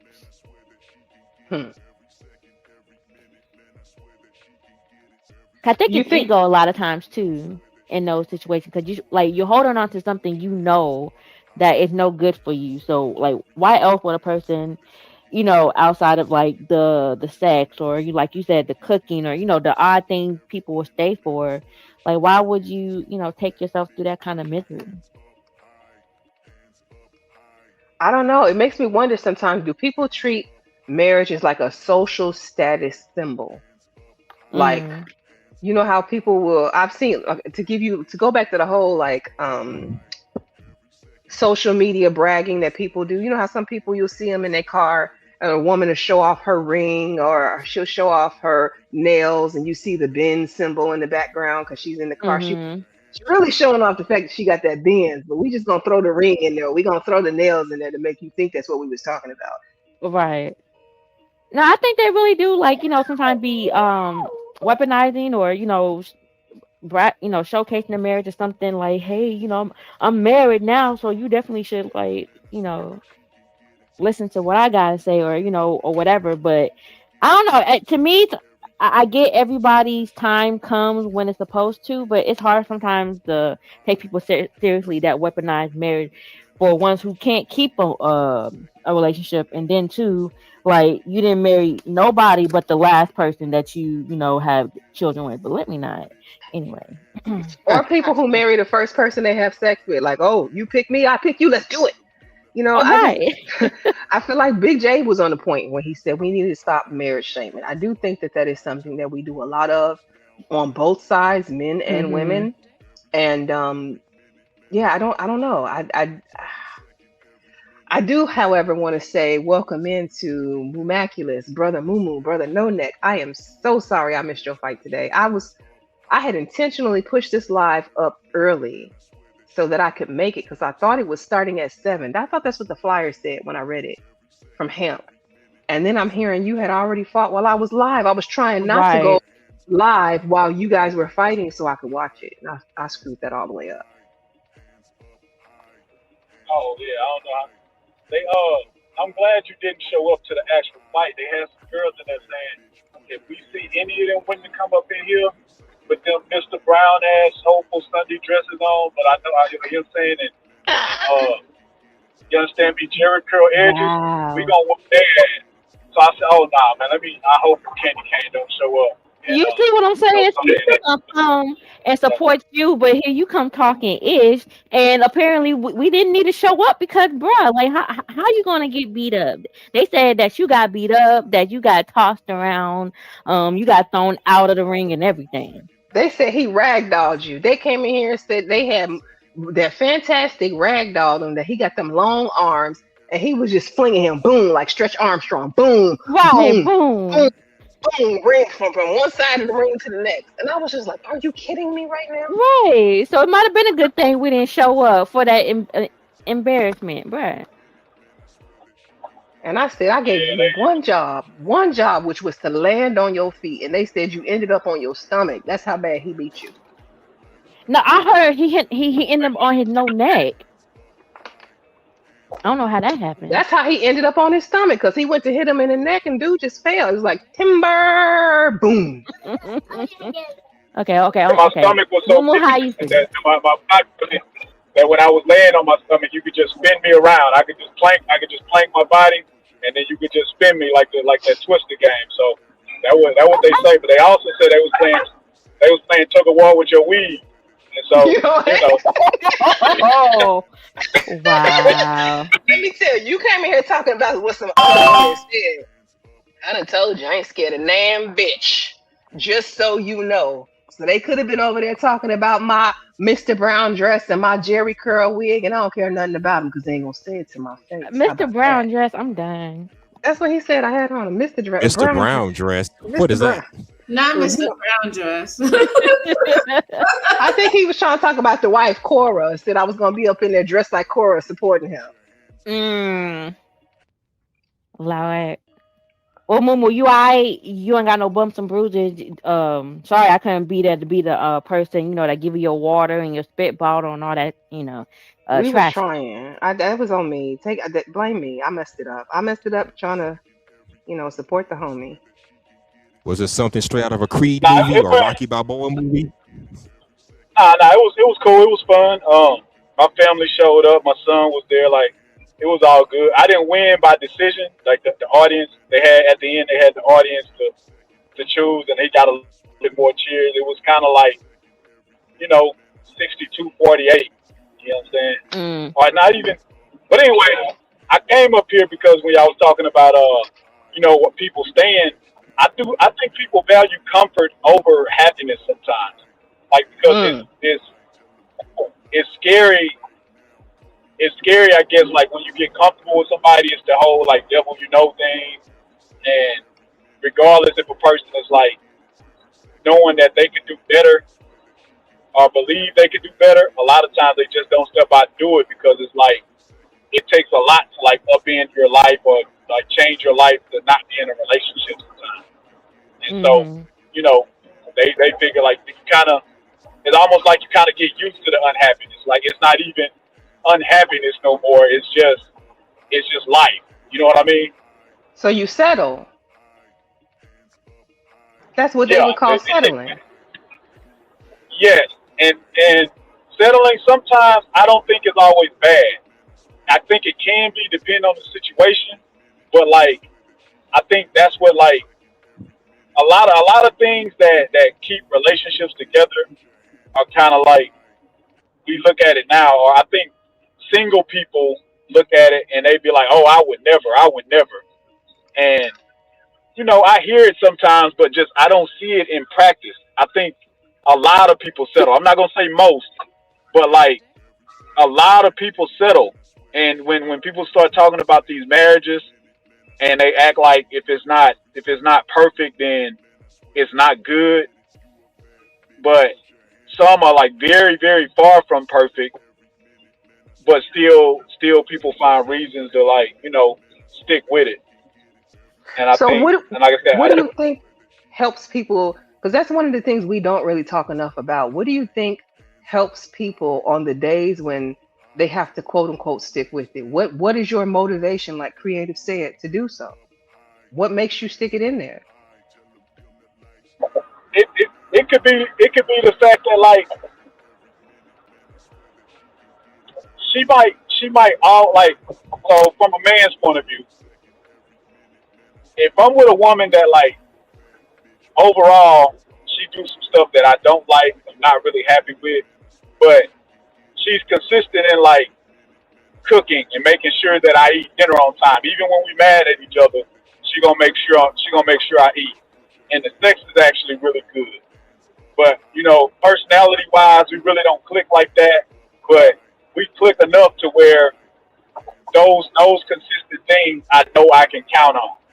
You know Hmm. what I'm saying? Like I know there's some things in here that I can count on that just make my life easier. And it's like, okay, I'm willing to like settle. I'm willing to settle because what the routine that I have now is I'm just so into it. You know what I mean? That I don't want to just completely change my life because she do this other shit that get on my nerves or that I really don't like. Hmm. So you saying it's the other things outside. So you agree then? Okay, going back to the topic. Should people marry for love or sense of duty? It sounds like you're saying more sense of duty than love. No, I think see when people talk about not marrying for love, I think it's all cap because it's not going that's not gonna work unless you with a fucking great damn near perfect person. Because that love that you have for that person is what's gonna make you able to endure and like stick with that person. But like imagine being with somebody you don't love and it's like, oh well, we we we have a business partnership like they always be trying to say. I ain't never seen nobody actually doing that shit in work. That's just some shit you hear on the internet and people talk about. But like, name me like in real life where are these No, marriages where it's just business, we're is no we're love, talking, and it's just great. but I think you are overlooking the arranged marriages, Mumu. You got to remember, there's a whole really outside of the Western culture, Eastern, like the European culture, and then American Western culture. Most, like a lot of other countries, a lot of other um, areas, they do the whole arranged marriage where they put people together. These people don't even know each other sometimes or have very little prior interaction before they actually end up getting married. And they have the higher success rates of marriage, staying married. Now, that might have to do with the fact that somebody brought up they can't get divorced or divorce is highly frowned upon. But I mean, either way, there is a lot of people who are in arranged marriages who grow, as they have described it, to love their partners. They learn to love them and have deeper, like slow burn love versus that quick, fast love.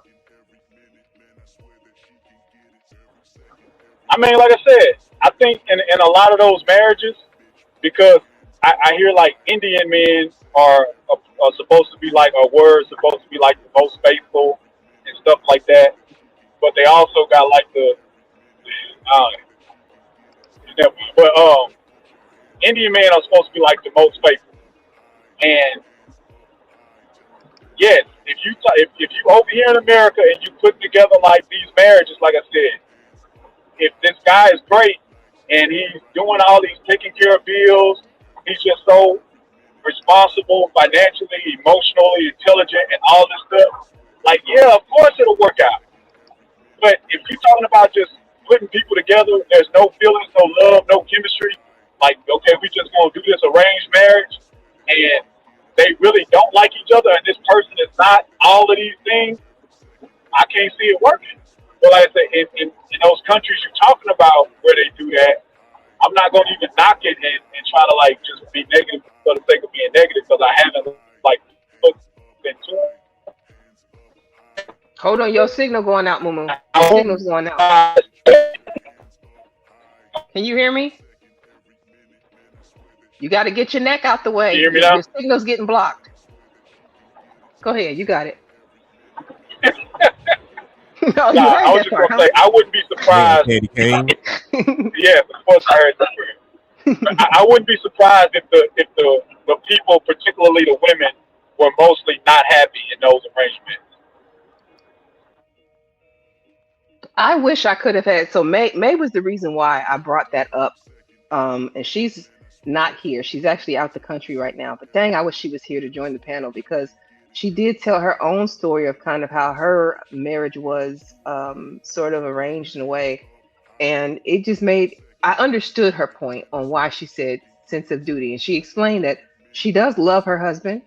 It's not that she doesn't love him, but love wasn't the first and primary factor as to why she linked with him. It was mainly because of a sense of duty for family and realizing that this person was the best match for her, whether she was quote unquote in love with him or not. I don't know, like it was hard for me to wrap my brain around because I can't imagine living in a house and it's such an intimate, you know how intimate it is to be in a house with somebody, living with them, and like what you go through dealing with them, and to not only not love this person, but I barely even like you because I barely know you. That's a lot to have to deal with. But I think these people were already conditioned to think in that way versus us with our Western thought process on love and marriage.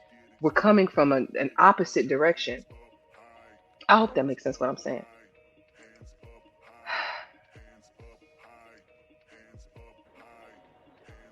No, we Yeah, get it makes sense. It makes perfect sense. I understand what you're saying. Go ahead. I'm sorry. I felt like I was starting to over explain. I got to slow myself down sometimes. No, you're You know fine. what I mean? So would any of y'all, like any of y'all that's single on here, or even just would y'all try a arranged relationship? No, I would not. I don't think I could have done it. I'm gonna be honest with you. No, I would want to choose my partner, and I would want to be chosen. You Absolutely would would want to be not. chosen. Well, Yeah. I was told when it comes to arranged marriages, yes, the partners still have to choose each other. The parents just make the arrangements for them to meet. Like they arrange for you to meet this person's daughter or this person's son, and y'all decide for yourselves is this going to work or not. It's not just, oh, this is going to be your husband or your wife, whether you like it or not. So In to me, I mean, that's a in some misnomer, cultures in my it's like opinion. that. In Man, some cultures it is. Some the children grow up together knowing that they're going to be wedded to each other. Yeah, it depends. In some cultures, like I told you, I have an Indian friend who got married, and she did have choice in the situation, but it was still sort of an arranged marriage. But there are other cultures where, like I've heard of, one girl said she was living in America. Her dad flew her. I forget what country she was from. Her dad flew her from America back to their home country, talking about he wanted to introduce her to family over there. And when she got there, he had to set up an arranged marriage for her. He was marrying her off. She had no clue. I think that would be that's not detrimental. cool. America But you doesn't know really when have a strong family enablement. What'd you say, who Mama? was that said that one of the women, I don't know who it was, said that they want to be chosen. Creative. Yes, it was me. I want to be chosen. You know, creative. I think that the culture has it wrong with it being normal or the standard that a man like approaches and chooses a woman. I think it should be reversed. I think like the women should be the one approaching. It should be standard that women approach men. If it was like that, I think women would have much better like relationships probably because most men, we see somebody we like, we see somebody we physically attracted to. We ain't got to know nothing about them other than we physically attracted to them, and we like, yeah, what's up? You know what I'm saying? So I think if it was standard that women actually approach men, y'all would probably take more time to study this person and get to know them before y'all even put a relationship on the table. And I think like if y'all are leaving it up to just men that are attracted to y'all and willing to approach y'all, I think y'all kind of like putting yourself like in a bad spot to find a good partner. Like y'all leaving it up to just the men that are basically attracted to you enough to come up to you. So you say we should take the Alicia Keys approach? You don't know my name. Nah, boo. Like, yo, boo try to shift the trajectory. Do You see what I'm saying? I agree with him. You agree I with agree with him. him? Oh my! I thought you guys are leaders and all Well, of that. see, I'm probably bad. I'm probably bad because as far as like the ladies go, I'm gonna go against the grain, y'all. I've never had a problem shooting my shot if I felt like I didn't want to miss it. Like, Mm. I've There done you that. go. There you go. That's what Hold we on, talking about. I did That's it. what I'm talking about. That's what you That's gotta what we do. talking Always about. well for me, Candy Cane. So I don't know. I'm not gonna say it's always led to the best outcomes, you know what I mean? But I I'm don't know. I disagree. But go ahead, y'all. Y'all go. I'm But not gonna yeah, say that it's yeah. always led to the best outcomes, but I will say like I don't know. I don't know. I never saw issuing out a compliment or like I mean, I don't know. Let me just stop because I feel like y'all go ahead. Y'all got it.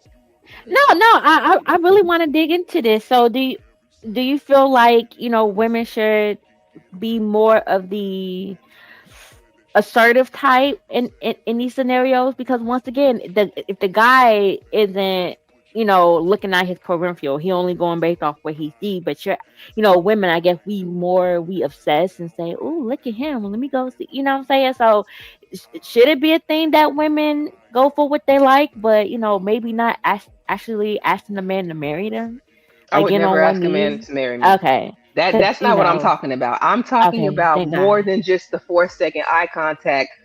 Or like what women say. The way that I showed you I was interested was I hit like on your post when you're talking about like Instagram or whatever. That's their way of flirting. I'm more direct about it, and when I Mm, want to be right. Um, I'm not saying you have to as a woman, of course, but I'm just saying like I'm just not afraid to do it's either gonna work out in my favor or it's not. Like I just feel like closed mouths don't get fed, and with the way that my personality is set up, I feel like I get typecasted a lot of times as like the librarian or the school teacher, and so you may not even know that I was interested if I didn't tell you. mm. So you don't hold on. This is what I do say. I would give hints.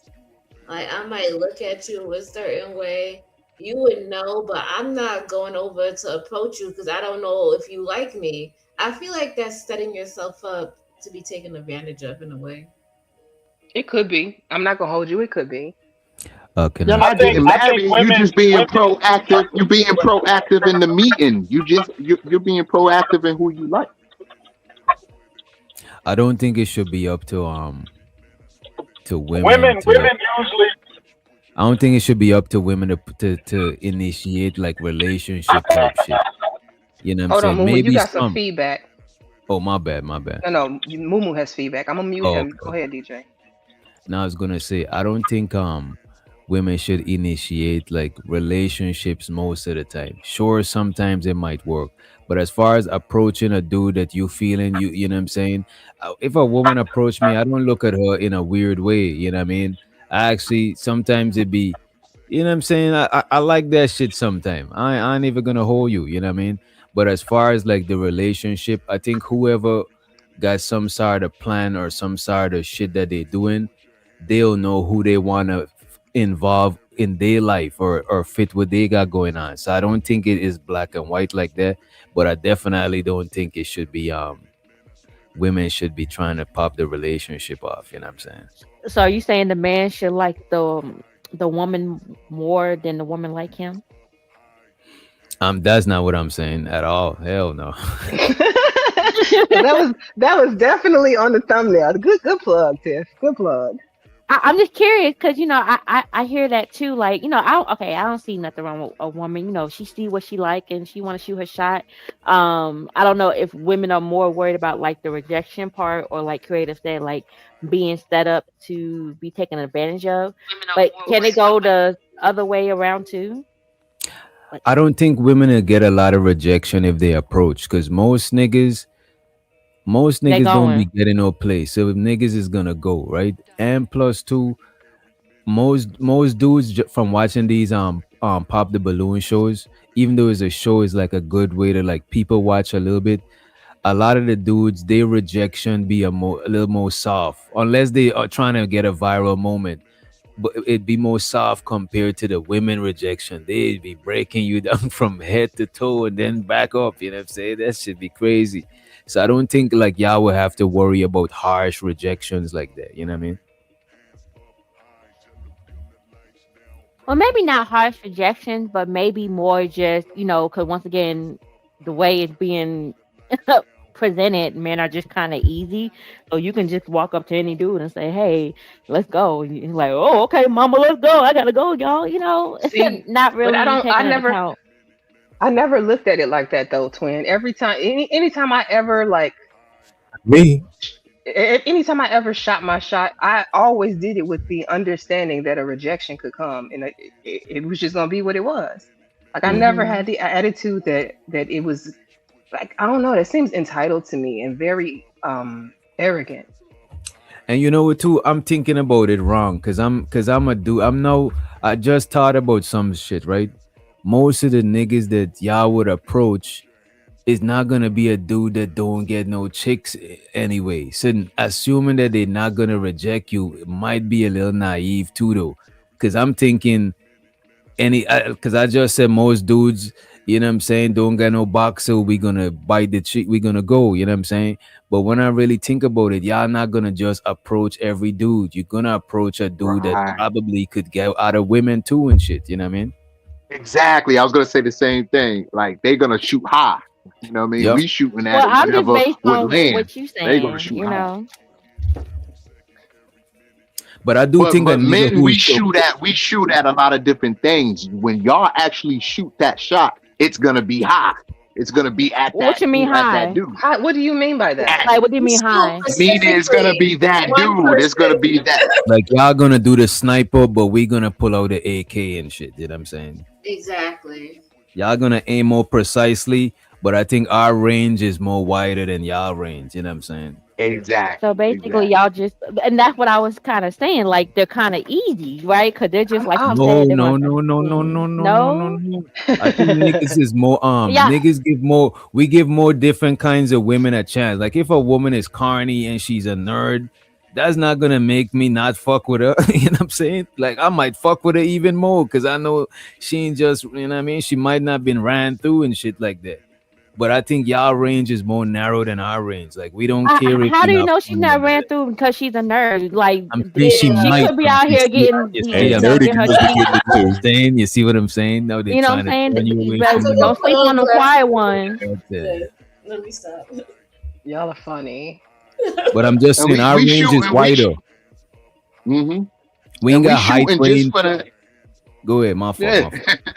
nah, it's all good. Nah, I mean, we just want to actually get the contact information too, so that we can talk, you know what I'm saying, later on and, you know, kick the Willy Bobos and get more, and you know what I'm saying? Like get you on our own time. Like, so I don't, for women shooting the shot, just get the contact information. I don't think a man is not going to trade unless he really got a woman and really don't want to mix up, or, you know what I'm Right, saying? right.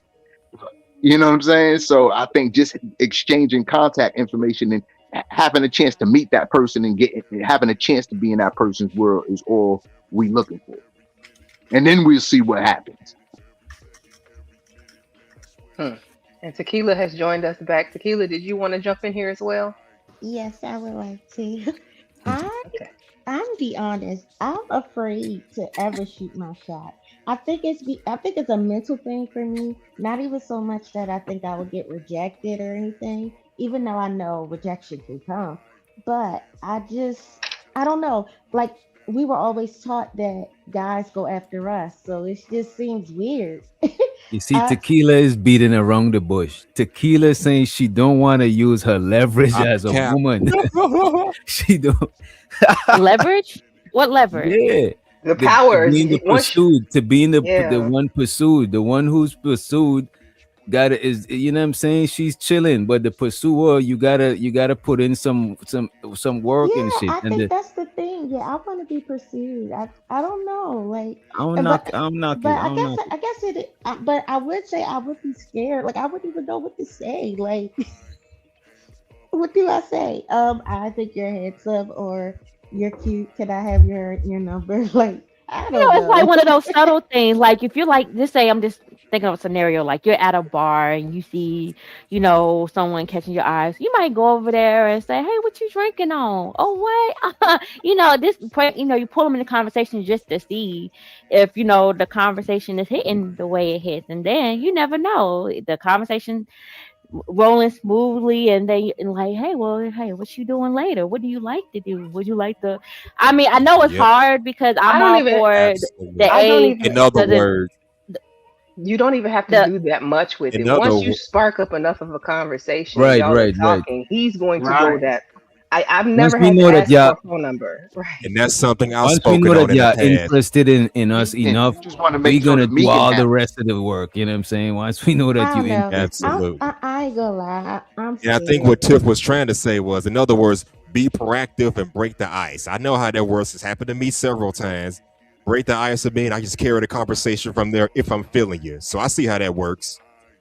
I mean, because you won't know unless like what Candy said, a closed mouth don't get fed. So if he's interested in conversation, and then like it goes from there. But if it's one of those things like, oh, I'm not interested, okay, then you just keep it moving. No But if I was to hard feelings advise here. y'all as my sisterins, right? If you do that shit though, and you don't want to be seen as a hoe, What? Oh don't my look. God. No, I'm saying, cause He's cause lying. He ain't lying. cause sometimes a nigga might just think that you just running down on mad niggas like that. You know what I'm saying?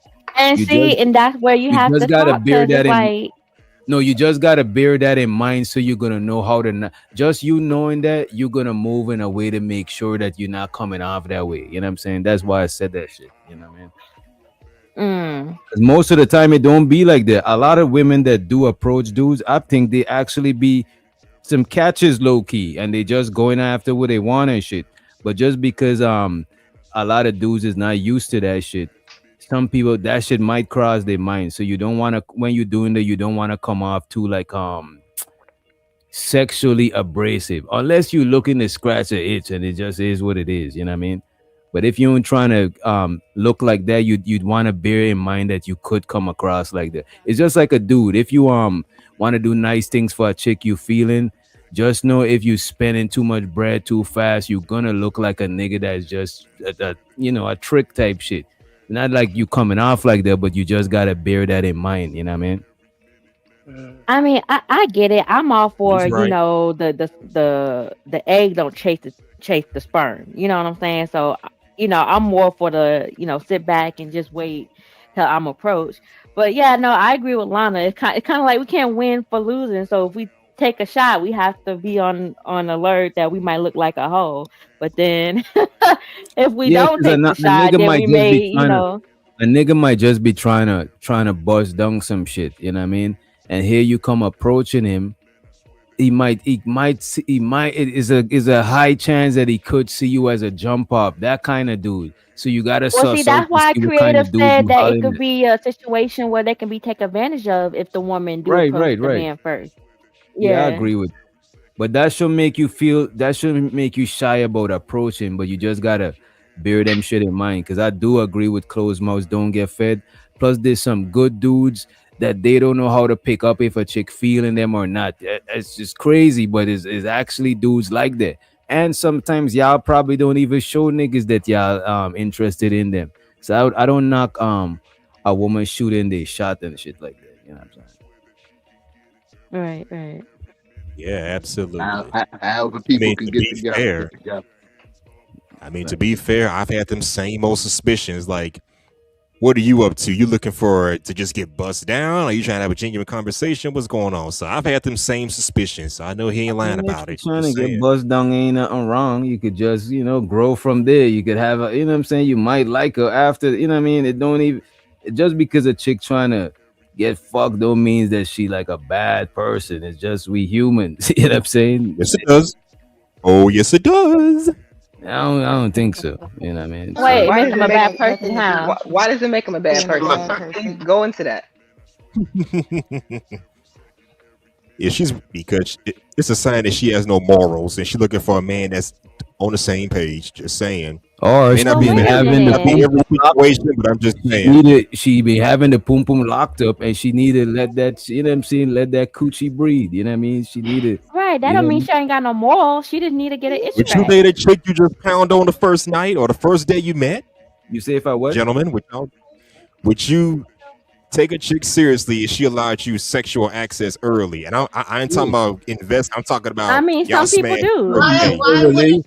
I've been in whole relationships that started off with, you know what I mean? Yeah, Right, why it supposed to be a one Hot night damn. stand, and now we hanging out. Like, what's going I on? was like Yeah. good See, nights people in. want the sex and then they want to judge you after they have the sex. Like, And it's that's so why women don't do it. It's because, like, yeah. listen to what you're saying. no judgment No zone for me. judgment. There's no judgment. No judgment. Non-judgment. Never went to law school, none of that shit, you know what I So mean? y'all think we should just take judgment out of the equation because people say the same thing about men. Oh, all y'all want is sex and that's it. We get judged too, you know.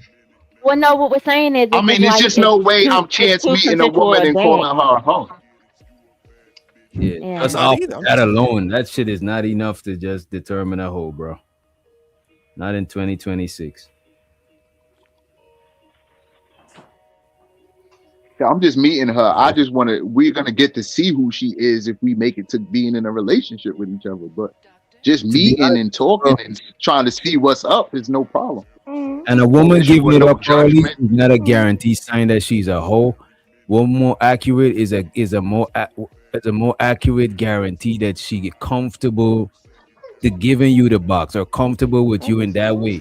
If she comfortable with everybody like that, then she probably a hoe. But you just never know, bro. It don't always be like that. You know what I mean? But if I think she a hoe, I don't have to claim her though. Because I Of think a course, lot of relationship is about claiming, oh, you my man, you my woman. You know what I mean? I mean, it's we gotta have be like everything relationships don't always without gotta saying have all a of that or getting to all of that. to me, everything don't always gotta have a label unless it's something that is like some planned committed shit, some structured shit. Now you gotta put a label on it. Is it a girlfriend, boyfriend, y'all fiance? Because it's now is a conscious shit y'all doing. But if y'all feeling each other out and just kicking it, having fun, I don't see nothing wrong with that shit, man. Right. I agree.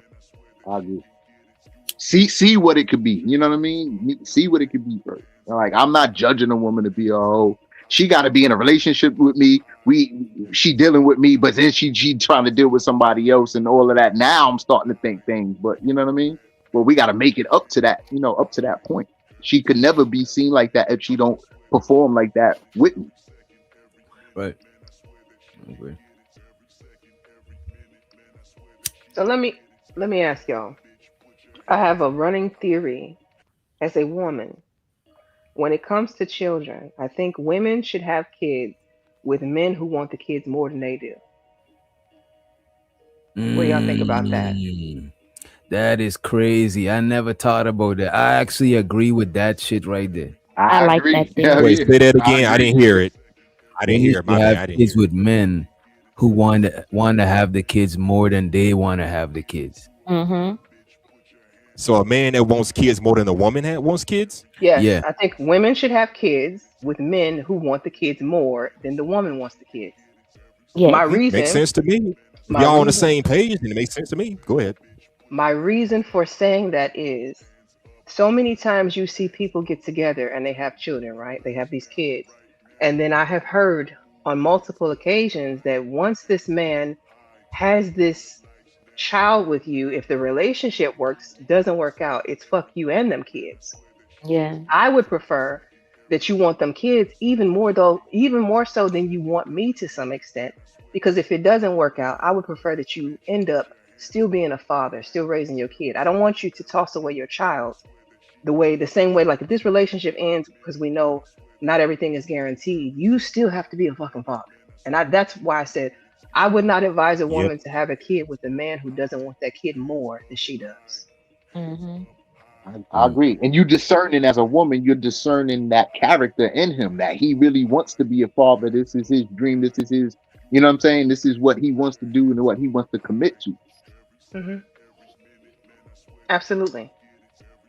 Because I feel like for most women, being nurturing comes natural for most, not for all. I have definitely seen the cases that like that broad ain't got a nurturing bone in her body.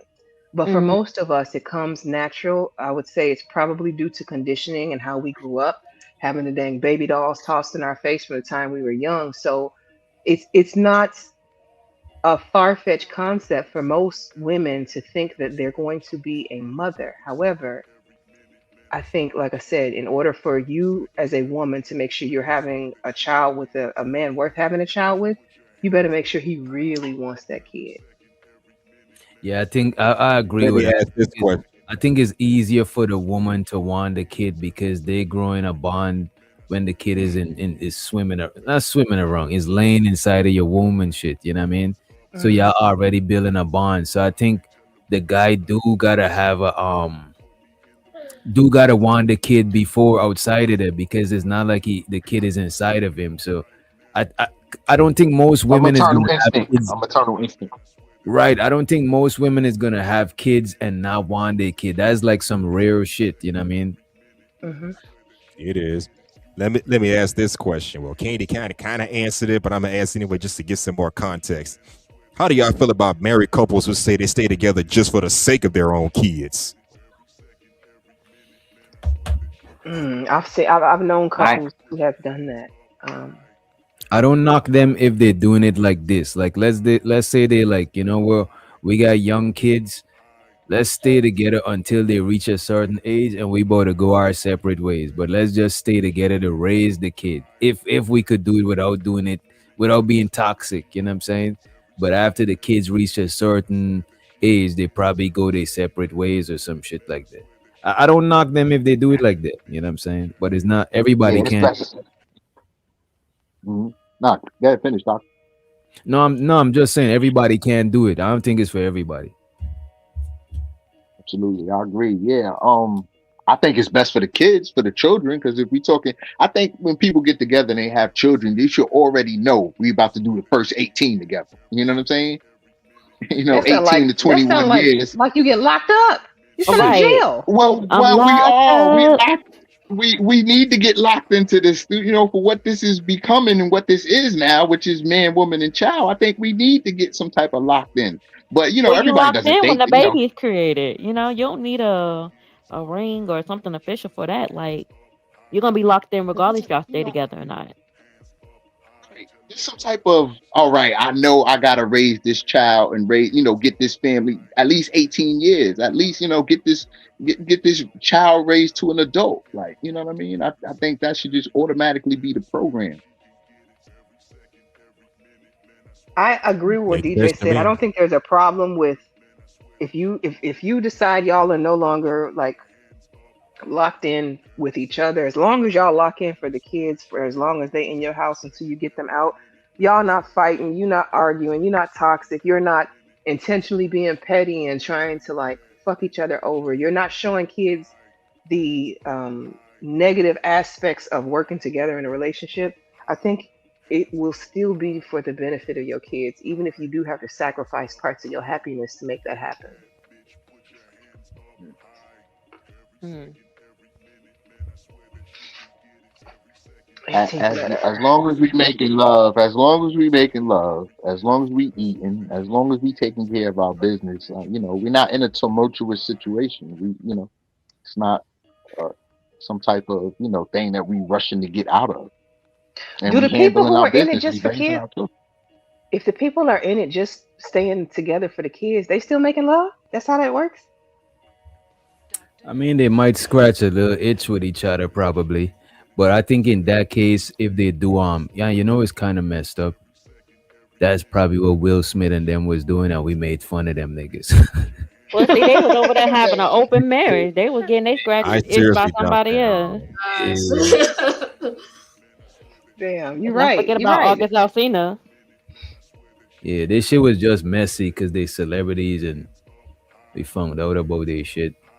Hmm.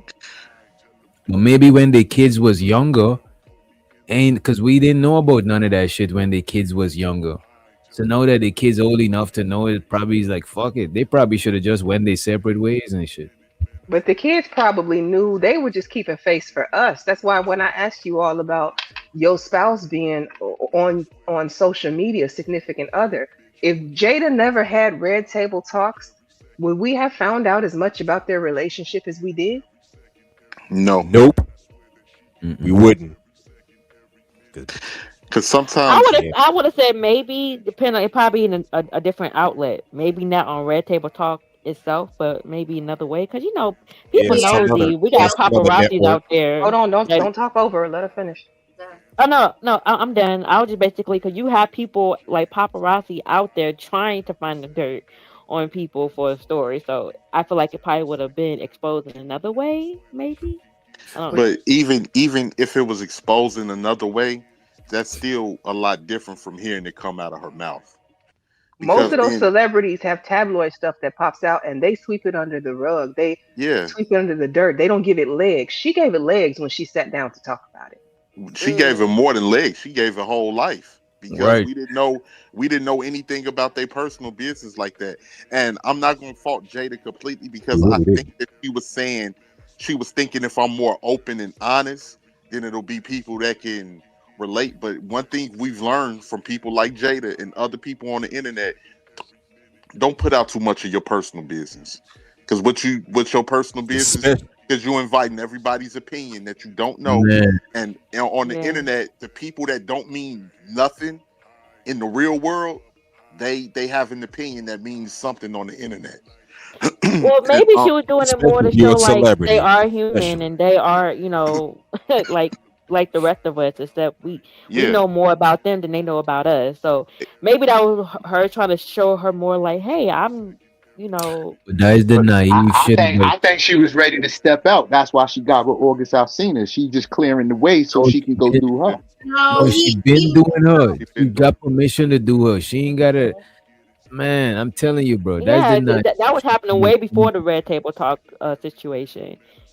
A lot of people be saying, no, you gotta show your life and all of this type of shit. And it's like, man, what is sacred to you? You know what I mean? You Exactly. sharing this shit with all Yeah. these people for bread. And you know I what's feel like you should crazy? show the parts of life that you want. Like if you don't want like to show your most intimate private life, you shouldn't. And the public should make you forced to feel like that. Because I think that's also a problem too. Sometimes with this public court of opinion, everybody feel like they should be involved in your life, especially if you're a public figure. Because I've seen people get mad because a celebrity might have kept their pregnant a secret all the way up to they gave birth, and they're like, oh, now you want to show a picture, now you want to have us involved. Well, Yes. there's no telling what they were going through. She might have been high risk, or they made was thinking about the well-being for the child. So that's why, because once again, people can be really ugly with their opinions. So maybe they But want see, to, just bypass all that. but see, here's the thing, right?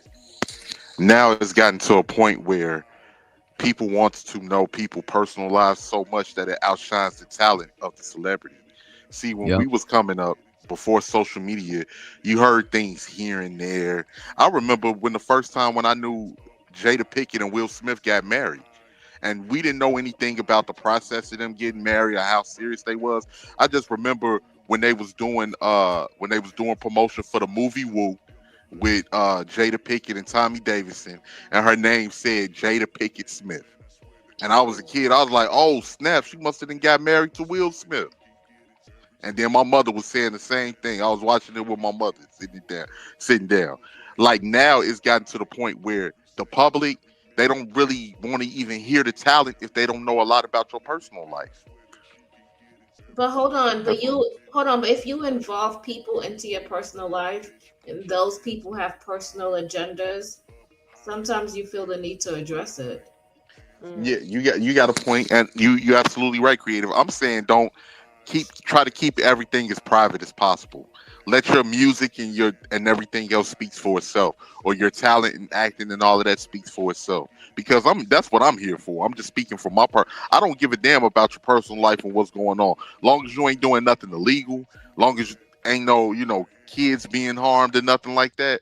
I don't care what you're doing. I would say let the music speak for itself, or let the talent. Is you a celebrity? I just want to see what talent you have to offer. If I'm entertained or if I'm interested, and I'll leave it at that. Well, can I ask y'all a question? Cause that makes me think about like the culture we live in, like with cancel culture. So, do you feel like a lot of people's personal life are overshadowing their talent? Because we got people like, for example, R. Kelly in a way, kind of getting cut off. Like, there's people saying, "Oh, I'm not gonna listen to his music," even though I love his music, but it's just because of what things happen. Far as him personally, people are exiting him out. So, do you feel like with the social media, the media, and all that, uh, we're overlooking the talent nowadays and just focus on people, I think so. possibly fucked up personality, on the back end? Yeah, I think it do overshadow the talent because no social media give us access to people personal life behind the scene, and not even just at a glance. Like somebody could literally go on your page and just scroll and just have a what y'all call it, something social relationship. I forgot what y'all call it, you know what Oh, I mean? parasocial. Parasocial. A parasocial relationship on the internet. Like they think they know you, but the thing about it, right, it's kind of fucked up to throw away all R. Kelly art, right? Because he's not the only one that was involved in creating that shit. What about the engineers and all of these other people that is, you know what I'm saying? Parents, all of that. I think we gotta separate a lot of people from the art because let's say somebody invented the cure for, I don't know, the Rona, whatever, you know what I'm saying? Whatever is killing people, the cure for cancer. But then you found out that it was like a Jeffrey Dahmer nigga that was chopping people up and have them in their fridge. You're gonna not use the cure, so you gotta separate. That's the Absolutely, first. because if you over there chopping people up, how I know their body parts and they cells and shit ain't in the cure? Shit, But Hell I'm still no. gonna no, I'm take it. I ain't saying gonna hold after. you. I'm still No, gonna I'm take saying it if it's after the the cure. cure is drop already. The cure is already dropped. It's at CVS, Walgreens, been dropped years ago. It's all over already. But then we found out that this man was on some Jeffrey Dahmer shit. You're gonna not use the cure that was already working and is already out here. And Yeah, I'm another throwing that shit thing with away. that too is that I was listening to R. Kelly before I knew any of this stuff, and I'm not gonna stop because his music is very even. Let's say you don't listen to R. Kelly, you know how much music he wrote for other artists. So you still listen to him in Mm. some form and sense because he's wrote so many songs for different artists that you don't know of. When you hear Right, I Michael get Jackson, that. you are not I alone. was just about to name that You're song. That's listening one of to my R. favorite Kelly. songs. You're listening Right. to R. Kelly. So I think a lot of people, the cancel culture takes things to an extreme, and it gets to a point where it's some type of sick uh it's some type of something going on with people where they like to see themselves build up artists and then tear them down. Well, I Where think it's we more like to about like DJ said about like, okay, just outside of R. Kelly, what about the engineers, the producers, all the the people that parents, the that parents that was pimping their kids out to them. well, I'm talking about the creating the music. I'm Oh, not even okay. talking about that part. I'm talking about the creativity behind him just singing, like all the people involved. All the people Okay, well, involved who now suffer because of the boycott on him. I see what you're saying. yeah, but even with that, like anybody that was sitting there writing that song with him, talking about your body is my playground. Why the fuck is you comparing an old grown woman's body to a playground? Hell yeah, cancel all of them. But Yeah, here's I'm not. Oh, go ahead, Candy. when it comes to like the music and like the whole R. Kelly thing, like that's I don't know how to feel about that. Like, can you Go separate ahead, the art Shot from the Town. artist? No, in that case, I can't because if it's like the music is targeting a certain audience, because even like some of his concerts, he's targeting you know 18-year-olds and younger. So it's like if Mhm. it's in your music, that's different compared to like if you're writing, songs for grown people But and wait, or but other wait. people, but then on the back end he would do. I'm not saying that would make a difference, but you putting it in your music. But how do we know he was just all of this music was about little kids? And I even hate to say that, Age but ain't nothing but a number. I Did think he we're help making Elliot write assumptions. that CD? Age ain't nothing but a You know, number. it's crazy. You know, We it's making that crazy. assumption, and then go A ahead. Call it lot an of the assumption. Yahtzee, y'all know the Yahtzee, you know what I'm Yeah, saying? we know what you're saying. We know what you're saying. We got it. Them folks got inventions. I just looked it up. The jet aircraft, rocket technology. People still use all of that shit today. They just ain't with the Yahtzee shit. You know what I'm saying?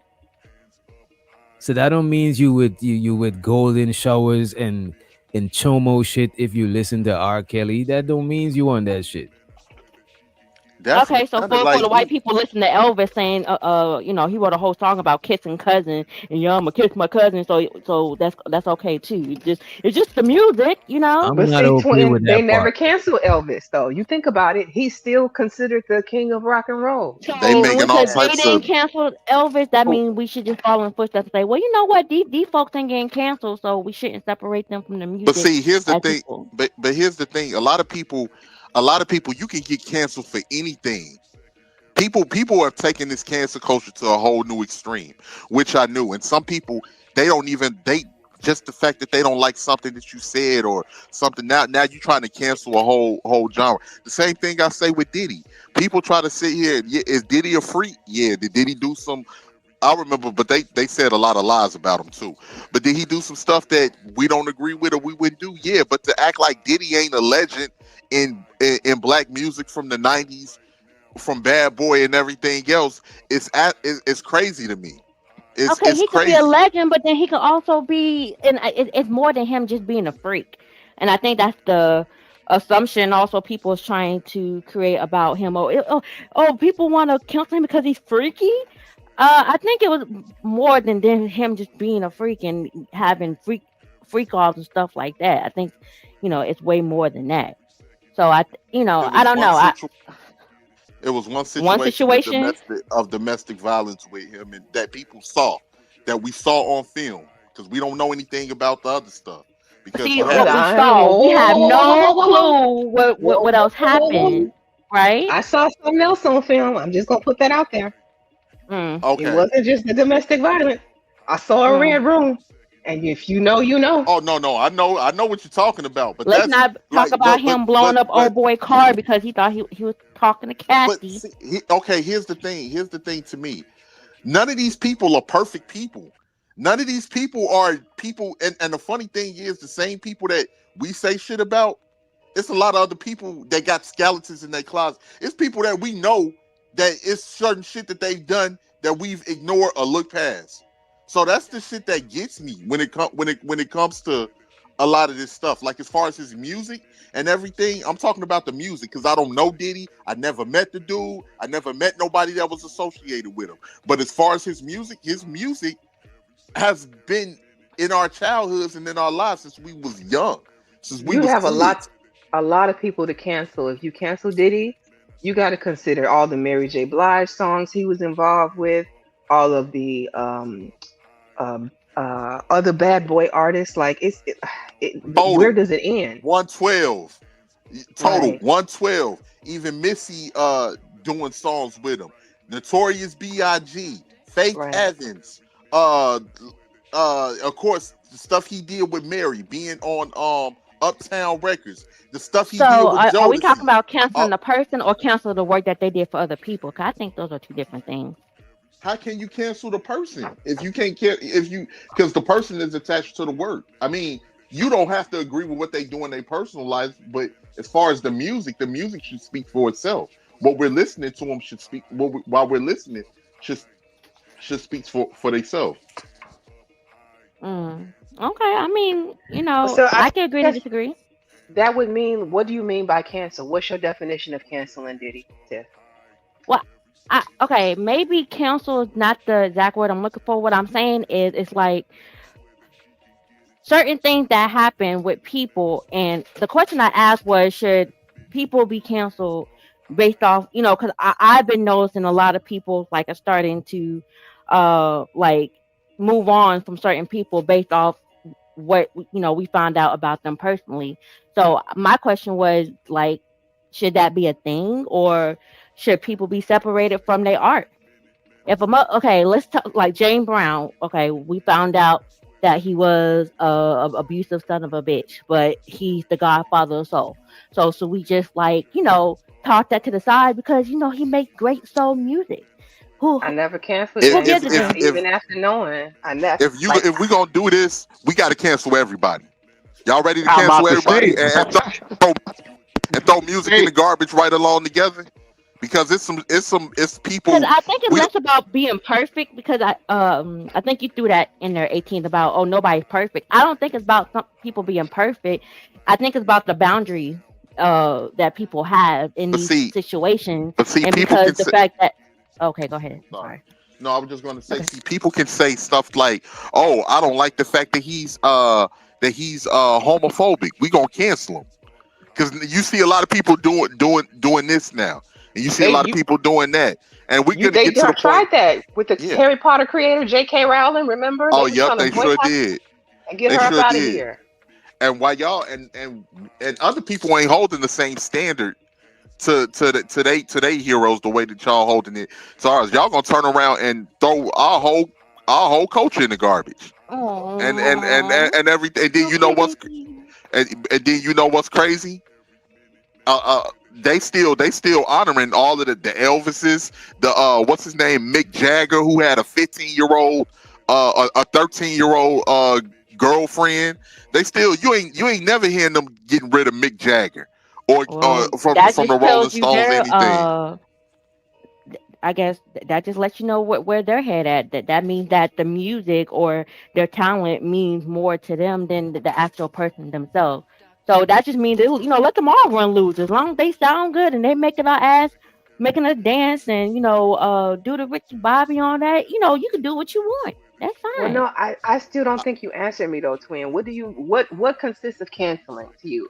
What is the proper way that we should address canceling somebody or stopping the support of that person? Because the money of so, like for instance, I don't know how much sales R. Kelly is getting today. Like whoever bought his CD he's already made the money off of it. Are we supposed to do like Right. they did with the New Balances when they got mad at Nike, or was it Nike they got mad? I forget. They got mad at Nike for the whole Black Lives Matter thing, and then they started showing off their New Balances and burning their Nike equipment. Nike already made the money, so what do you like? What is? I guess how do you cancel what's already been done? If it's Far already been done, you can't cancel that part. But I think once you like find out late, like whatever later down the line, do you still support them, right? It, that what people going to do, well, if even you though asking that. me if R. Kelly got out today and went and did a concert, if I'd show up, my answer is no. Well, I'm saying you may say no, but other people still going to show up and support. Yeah, because people have free will. They're not. We can't control what other people do, and No, they may, you know. we can't. I get that. No, we can't control what other people do, but like I just feel like I guess just me personally, I just.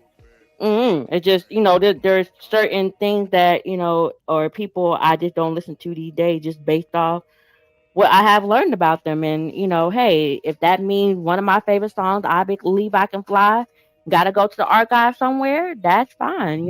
It is what it is. I just don't. Oh, go ahead. I'm glad you brought that song up, or it's interesting you brought that song up because that was like every eighth grade graduation song for a hot little minute. That's what all the kids were singing. Meanwhile, this man was messing around with kids that could have been in eighth grade. Don't you think that's a tad bit twisted? Hello, that was our fifth grade graduation song. So what I'm saying, looking back on it now, if I knew that at my right grown old age, like, oh yeah, we ain't singing. But once again, as kids, you're naive to these things, right? But the adults know these things. But guess what? Go ahead and sing that song. I believe I can fly because it's a good, strong message behind it. I'm I'm less looking at the person that made it and say, can I find a good cover? Can I find a good cover for this song? Just You doing the because. kids bop version? Is that what Oh you just said? Lord, I don't know if I can do the kid bop now. I'm done. Did you just say? I want a nice cover because sometimes covers of songs can just be just as good as the original song. So yeah, I'm cool with that. But I guess I don't know how you can cancel somebody in totality because I don't think that can happen because like y'all have said, there's people that's still going to support these people, like the Mick Jaggers, the Elvis, and the people are dead, but people still swear by them. But I just think nowadays people eyes and ears are more more open, and they're like, oh, hold up, I don't know about See, this. here's the thing. That music is attached to a lot of our childhood memories, things that we done when we first started learning about music. Some of these people's videos was the first videos we saw.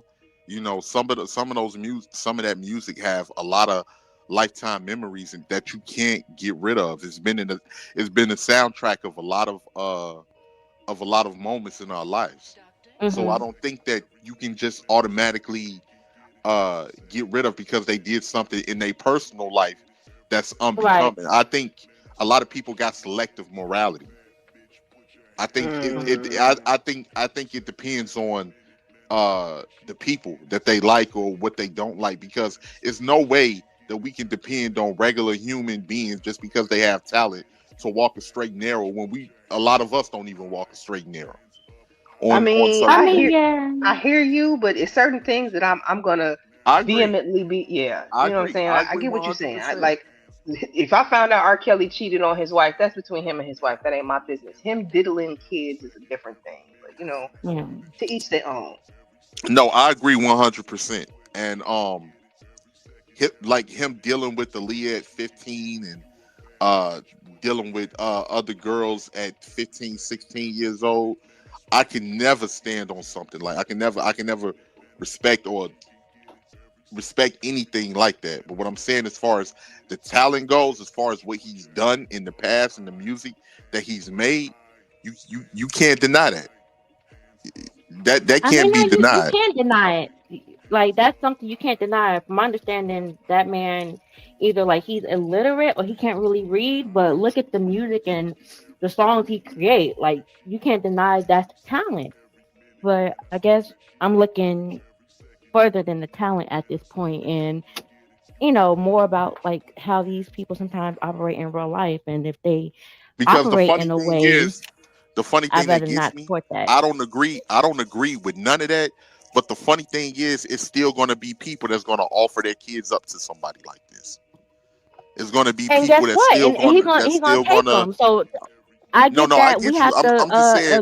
blame the parents in that too. But if he I wasn't agree. taking them, there would be nothing that the parents can offer. No, I This is agree. why it's important to have a healthy relationship and marriage and two-parent household and all of that Thank stuff you. where fathers My can teach their God. daughters love and My good touch, God. bad touch. Why are you saying my God? No, no, I'm saying thank you, my God. I'm saying thank you, my God, because people be acting like that. That's not important. A two-parent household is very important. But it's got to be a good two-parent household. That's the Thank stipulation. It you. can't just be two, because you can have two crackheads in a house and it's not a good household. You know what I mean? Like, so I'm saying with the stipulation of healthy-minded parents who want to do well for their children, who have family focus and their best interest at heart, that the father can teach you good touch, bad touch, and how men should treat you, that kind of thing. I think we Mhm. talked about it earlier. Somebody brought it up. I think it was you, 18, where you said that there's going to be deficiencies without it being a two-parent household. And I, to some extent, agree with that. I think the way that I explained it previously was like somebody said, well, why don't you trust your family to do arranged marriages? And I'm not saying this is the case for my family, but I could make a case for why people wouldn't. Like if you have a mother who was a single mom or a divorced mom and she never remarried, you never really got to see her interact with a man in a relationship capacity, then how can she really teach you how to be a wife? What Absolutely. advice can she really give you? Because we tend to learn from the examples that we see. So and if you never really got to see it, how would you know that? I mean, you're literally going to have to figure that out from scratch. And then the other side of that is, how would she even know who to pick out for you if she didn't have a successful partner for herself? Mm. And the same is vice versa with the father. It's like, if your dad was perpetually single, you only saw him womanizing and doing this and doing that. The only thing I think he could really teach you is how not to be with somebody like him, or how not to be him. You know, I hope that makes sense what I'm saying. Like, I don't want to make it seem like single parents are like bad or anything like that. I'm just saying there may be a blind spot because there's not another person there um to show the full spectrum of interpersonal relationships between man and woman. And that's what I'm talking about. That's why people be asking, people keep asking the same questions over and over on a lot of these in a lot of these spaces now. It's because they never saw a functioning household with a mother and a father. They never saw it. And the only people that think that that's not necessary is people that didn't grow up with it, or if they probably grew up. And I'm gonna keep it all the way a G. I seen more dysfunctional single parent households more than anything growing up. Well, Men coming in and out. You with this dude for a year, then it's another dude that you bringing in another year. Kids with different fathers, like all of that shit. I saw that the most growing up, and I'm I gonna keep it will up. say though, I don't want to take it away because even though you may have had a tumultuous childhood or a single family childhood, a single parent raised childhood, that doesn't mean you can't grow up and get married and have a very successful marriage and No, that doesn't relationship. mean that at all. That There's doesn't plenty mean of that at people all. who will do that. So I just really wanted like to put that out there. I don't want y'all to feel like, oh, y'all are over judging. I'm not judging anybody. I'm just simply stating my opinion. And I do Well, want to say, I saw some people come through. Bomb, I saw you come through. I'm behind on comments, so forgive me for that. If you still in here, hey Bomb, welcome in. Appreciate you coming through. Appreciate everybody coming through. 187, I saw you coming in as well. B Sneezy, I saw you coming in. I'm behind on the comments, y'all. Pretty Chucker, Mia, I saw y'all coming in just late. I'm about an hour behind on these comments. So yeah, I just wanted to say hey to y'all. Appreciate you coming through. And the panel is open. If you have any opinions, anything you want to talk about, you can come up here. Even if you disagree with anything I'm saying, I would prefer to have some more married folks on the panel who have a little bit more experience at these sorts of things as we're discussing them. So and feel free to jump in. yeah. So like I've seen, and we gotta ask ourselves, well, we gotta be honest, because we always throw in the one-offs about, oh, these people can be messed up and they come from a two-parent household, which is some truth behind that. But how often do we see that? Because I'm not seeing a lot of bogus. I'm not seeing a lot of messed up people A coming lot. from I can tell you two-parent a lot. households. All jokes aside, I've lived in the city and I've lived in the suburbs. I've lived around two-parent households of multiple races, and I can tell you a lot. Like, people really romanticize a lot the whole um, nuclear family dynamic, and I can tell you Mm-hmm. there's a lot of shit that goes down in these families. Straight up. No, I can say I can agree on that, Candy. But the people that I've seen that's done the most damage are people that actually come from single parent households, and I'm just going off of my experience for what I'm seeing, Well, like see, and I dysfunction. think that's the trouble there, because if you're only going based off your experience, then that's kind of limited in a Well, way. no, it's not, and I'm gonna tell you why, Tiff. Because the Okay. majority of people, you see the high percentage of people that come from single parent households, and you have a lot of people that's involved in criminal activity, people that's involved in dysfunction, um, certain women that don't know how to really be in a relationship because of what they saw in the single parent household. Well, see, Like this is what I kind of it's a lot of have stuff. like an issue with, because it's always placed on the women and not the absentee fathers No, in I'm these not talking situations, about. because it's I was not speaking just about the boys and the the little girls. boy. I was It's speaking not just the about the little boys boy. and the girls. That's what Well, I'm talking but about. I'm yeah, saying the girl, she may not know how to operate in a relationship because okay, and the she's boy not. may not Wait, let know me how to finish. Let operate me either. finish Hold real on. quick. No, Wait, because hold you're on. Let saying me finish. because you're What I was saying the just saying. girl. I'm saying, I'm saying Hold the on. boy. Did you hear me not say that in the beginning? What did you You say? breaking up.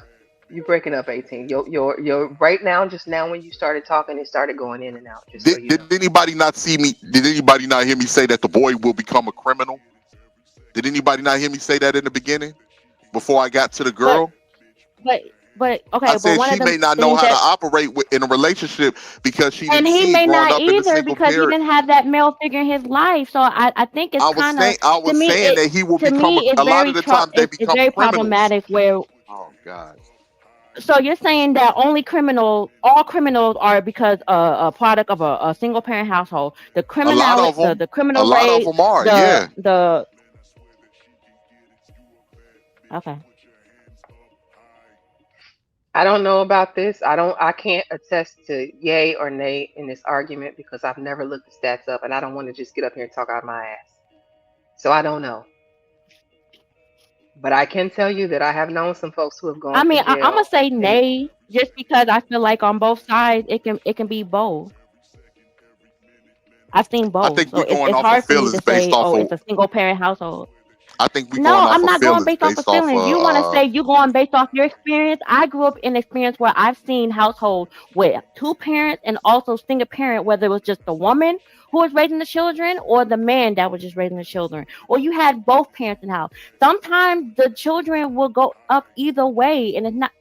I don't know. I just think y'all put so much onus on the parent that actually stayed and trying to do their best in raising the children, whether the man or the woman, and not acting like okay, let's not even talk about the single parent household. What about these motherfuckers with money? They got children building bombs, and they come from a two parent household. So I'm talking trying to about the understand white why it, folks.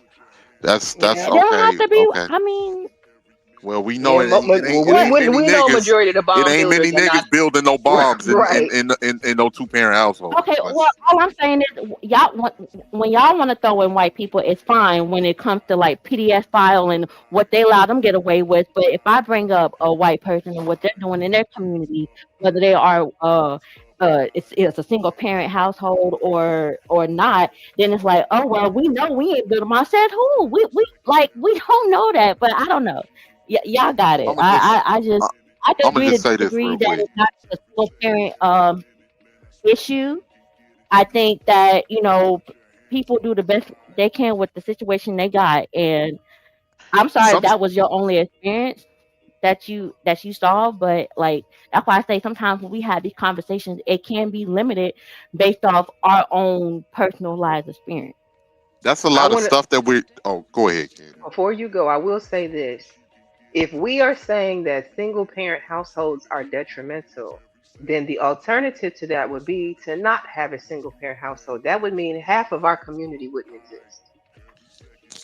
And right now, here's the thing. I'm gonna keep it all the way honest because I ain't got nothing to front or lie on. A lot of our community is stagnant.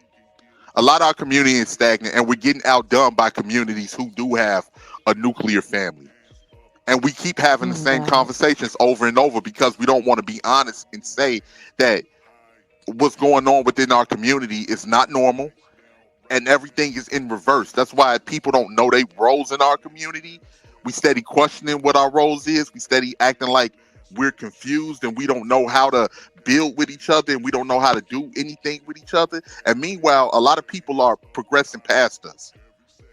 And that's the biggest issue. And we got to be honest about that. A lot of programs and everything that I saw, I didn't see a lot of households growing up that was 2 parent households, and there Clearly. was a lot of black people around me that was in the same predicament in the inner cities where I grew up in. There was a lot of people that was taking government programs, and a lot of them, and it wasn't just a situation of people that was in a relationship and things just didn't work out. It was a lot of people that was just screwing. They were just screwing and having babies because they was horny at the time, or they knew that they can get government assistance, so they had babies with whoever at that time period. And the dude was and the dude was no good too. Both of them was no good. And it's a lot, and you'll see a lot of men who parents, they was teenagers just screwing. They got on Section 8. They got the same things that y'all see JP, that Well, y'all if you're accuse saying JP. majority of the Let men me in the finish. community are no Let me good, finish. so then that means that the women shouldn't have children by those men. I would prefer that they So didn't. No, I would I would prefer that prefer they they didn't so either. so that means half of most of us would not be here if that's the case. And I think that's kind of doing that's now kind that of we're like here. the logic. What are we But Hold doing you're now that acting on. we're like here? Because we're causing more What? damage and dysfunction. We're causing more damage and no dysfunction to the damage. future generations. Most Yeah, who's causing the most damage to the who? The parents? The people you birthing kids and they handicapped. You're sending kids. Wait, let me 18th finish real letter, you quick. gotta be No, trolling. you're You having trolling kids and right you're now? not ready to take care of I'm them. not. Let me say this. You're sending kids out there to compete with other kids that got Hold every. on. 18. Okay. 18. Your audio is messing up again. You get Oh animated. Your my audio God. starts Okay. cutting out. Okay. All right. What about now? Can you hear me? Yes. We got You're you. Go sending ahead, bro. you're sending kids out there. See, this is what I'm talking about, of not being aware on what's going on around you. You're sending kids out there to compete in the world with other groups of kids that have everything that they need. They got the 2-parent household, they got the financial stability, they got other stuff. These are the And kids some that of them they're are competing. still like doing criminal These are the kids activities. that they Sometimes they're not doing the best in life. So like that. Okay, Okay, you're yeah. right. Well, Yeah, ain't nothing wrong I with the mean, to black be community. fair, We okay. We can operate a community. We can operate a community off of single parent households, off a gang of single parent households. We can Well, operate a I'm community glad you like that. believe that our well, let me community say is this. mostly single parents. Let me say, So that's just based well, let off me of your say stuff. this. I have reason to believe that people who come from 2-parent households have a better chance of being more functional compared to people from single parent households. Yes, I've heard stories of people coming from double parent households and they still want to act a fool and be a degenerate. So it's no guarantee, but at least when you got mom and dad playing their roles, it's a better chance that they're going to grow up more Okay, so successful. once again, like when we talk about single parent house homes, you know who get the most flat? The mother. Who? So I'm trying to figure out why is it always the But the active Because father the that kids gets are the with pass? the kids are with the mother. The single household is the mother They and the seeing child. what the mother is Why? doing. They seeing what the mother is doing. The kids are Okay, so seeing the why is the mother's father taking actions. these kids out these homes of these unfit mothers? That's a Why good ain't they question. going to get their kids? Why don't Why ain't y'all more trying to men get go the kids? route of JP and take your children on, and you be the single parent then? I don't know why these sorry niggas ain't doing that. All I know is that a lot of the Yeah. times the nigga is sorry. The nigga is sorry. Man, I done seen kids ask their mothers why was they with certain dudes. Kids, they ask like why you with him? Why is he coming in here? I done seen this firsthand. Kids 12, 13 years old. The kids is seeing the mother's actions. What's hard for people not to Okay, understand but that? that does not answer the question. Why the father's And you coming know getting these what's kids? funny? We come from a No, generation H&M. Hold on. where the Answer the narrative question. was, No, H&M. H&M. Just hold keep up, going. Let her go. No, because y'all keep trying to jump over the question. So why don't these men come and get their kids? A lot of the times because the law is not allowing it. That's why Not the allowing it. government ain't Okay, allowing see, it. here we go. The government's not allowing it. See, that to show how weak these men are these days. Because the government Hold on. has to tell you Okay, whether or not you yeah, can go niggas get been your weak. Yeah, kids. niggas, That's niggas, weak. niggas been Okay, weak. so we've been a bunch of weak We pieces of shit that can't fight Yes, for our kids. We Really, ain't absolutely. Tiff? gotta do Absolutely. Are you Because fucking the serious? government There are we some don't and have the to do the government blame. is not We don't allowing have to us. do the Okay, y'all. blame game. Okay, We y'all, don't we have to gotta do the calm blame down. Y'all game. know I We We don't gotta do all calm agree. down. Hold on, We y'all don't been have to doing do the the blame blame game game. up here the whole time. So as We soon as I bring in equal energy, No, we're it's a not. I'm problem. No, not we're No, not. doing it's no. all I'm good. It's not all doing no good. But blame game. let me just say this. Let me just say this. I think we all agree that we I'm would all rather about equal see, responsibility. no doubt. I think we all agree that One we at a would rather time. see Thank you. kids in a 2-parent household. I think we all agree that case closed. You know what I'm saying? Whether it gets done or not, we all agree to that. And here's the thing: can we stop Yes. acting like? Can we stop acting like? Before y'all go full-fledged gender war, can y'all remember where you at? Like I'm not trying to fully censor you, but like I feel like this is about to go way left. And I just want y'all to keep in mind, you can have this conversation in mind without black women ain't shit, black men ain't shit. We can have the conversation. I swear, I'm not trying to do that, Candy. I'm We just all saying. Neither am agree. I. We all And the funny agree. thing, Bear in mind, we all agree. Bear in No, mind, we we don't all all agree. agree. I said We I don't can all agree agree to to let me say 2-parent this. disagree. household. I'm I gonna agree say to We this. don't agree disagree. to 2-parent. I'm I gonna We agree say to don't this agree real to disagree. quick. 2-parent household. Wait, hold on Can one you hear second, me? I said Minister. I agree to We disagree. agree. Y'all We Wait, y'all agree with can't hear each 2-parent other because wait, y'all hold household. on, talking over y'all. each We other. agree. We agree with 2-parent household, but we can also agree that there are some men who ain't shit and there are some women who ain't shit. I don't give a fuck. Nope. Still don't give a fuck. I don't give a fuck. Still don't. We cool right Okay. now? We good? We good? So y'all can actually hear me? Because nobody can hear anybody when y'all talking over each other. Like this is a battle of ego right now. Yeah, I'm gonna just say this real quick, Candy. Only time, My only bad. time gonna tell. Only time gonna tell. It's actually a book in the 19, and I think it was in the late 80s, early 90s, and it was called "The Conspiracy to Destroy Black Boys." People should look up that book because the only thing that's gonna happen right now, if it ain't a problem or people don't think it is, the same conversation is gonna keep happening 20 years later when it's the next generation that's not really going to have what they need to fully succeed or have the tools So that they need to succeed in in within the. in Tiff's defense, like what and Tiff, please come back. I hope you didn't drop because of me. I want you to come back. In her defense, what do you expect the mothers to do? I hear the complaints that single mothers are ruining the community, but once a child is conceived and born, if the relationship doesn't work out and the man is no longer there, what is she supposed to do with that kid? Drop him off Well, at a fire marry. station? She's supposed to get a stepdaddy. She's supposed to marry. She's But y'all supposed are to. preaching Now she's now she's the double time in the negative, right? She's got the child, but she don't got the complete family. So she still got to complete the family. Here's the problem though. You say go get a stepdad when y'all are preaching step simps. It's preaching against stepdads and all of Absolutely. that. It's talking out of both sides of your neck when you do that. Well, So once a child is conceived, what is a woman to do? Like y'all, I understand her frustration because it's like I am the person left behind with this kid. You have the option of walking away and never saying another word to me. So what am I supposed to do with this kid? Now I'm taking the blame for being the person who decided to step up to the No, it's not. responsibility that I created. It's not. It's it's not. not It's not blame. even Thank that. Candy God Cane, you let me here Wait, tell doing wait, the you. wait, wait, job. wait. Thank Hold Y'all on, thank talking y'all. God over you each there Wait. other doing again. the Let me I gotta job. say respond real something quick. again. One Can at I a time, respond real please. quick? One at a time. Can I Go ahead. respond real quick?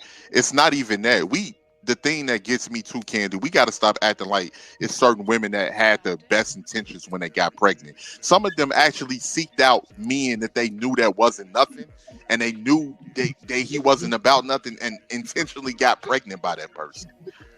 Okay, So you we talking gotta. about that's not the Yeah, majority let of me. people who get pregnant though, 18. That's a small amount of people. Most people are having these babies because they thought they were in love. It's not because I thought this nigga wasn't shit. You know how many people I know who have had babies because they thought they and their boyfriend was gonna end up getting married and living together? Like, I don't think most women go into it like, yeah, this nigga ain't got no job. He make a great dad. I don't think that's what's happening. All right. Well, All right. I I'm My mean, thing I'm is, not. I let me gave a just say Hold on, solution. this. My hold thing is, on. I gave a Let me Hold just solution. on, say. y'all. I Hold gave a on. solution. Hold on. I shouldn't have to tell grown men who are the leaders to hold on. Shouldn't have to do that.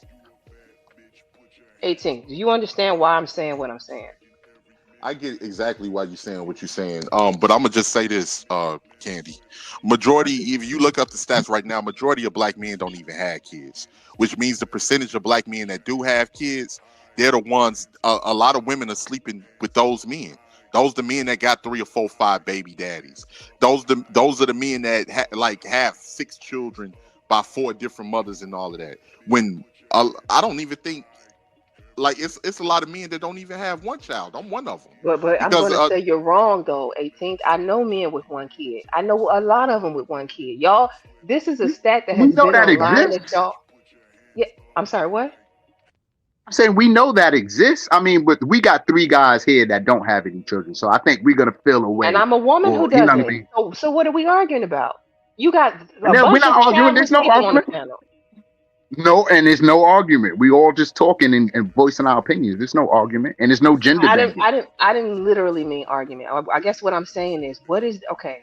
Again, I just had on my show, not even a whole week ago, a single father who has raised his daughter, SBK. I think he's currently at work right now, or he probably would have been here to speak for himself. Who raised his kid, and it's not in a JP situation. This is a man who said he has formed his life around his daughter. He had no choice because the child's mother passed away when she was 9 years old. So he had to take it on by himself. There was no option here.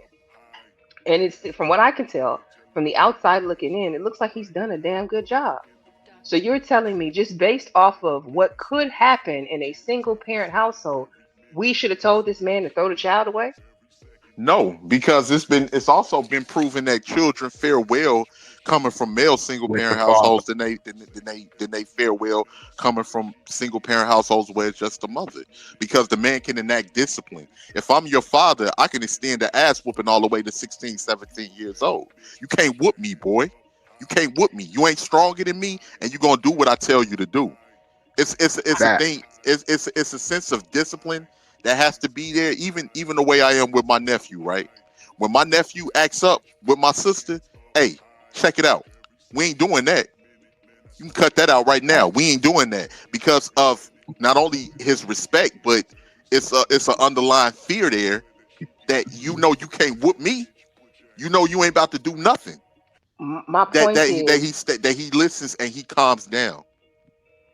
for a person who is ill-equipped to parent, it's not gonna matter whether it's male or woman, like man or woman.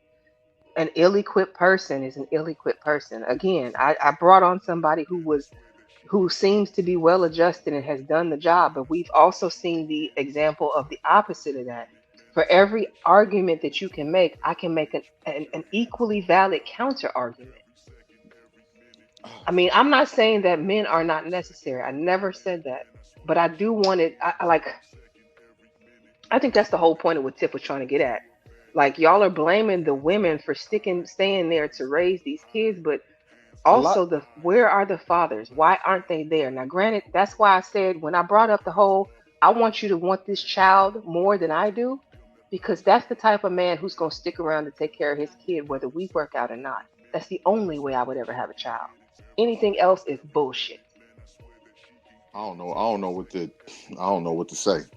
I don't know what to say because this base, and I'll give you the perfect example, right? Because I don't usually put a lot of my personal business out there, Candy. My sister, right? I take care of my nephew. I'm the one. I was just at his graduation, had his money and everything, bought his clothes and everything for his graduation. When my sister got pregnant, I asked her, "Why the fuck did you do that?" Even my grandmother told her, "Why did you do that?" We had a conversation about this. My sister got pregnant by a nigga that already had 3-4 kids. I ain't never met this nigga a day in my life. I ain't never seen him. Ain't never seen Really? him. I ain't never seen the nigga. Ain't never met him. Not one day in my life. He has children by 3 different women. And you decided to be the 4th.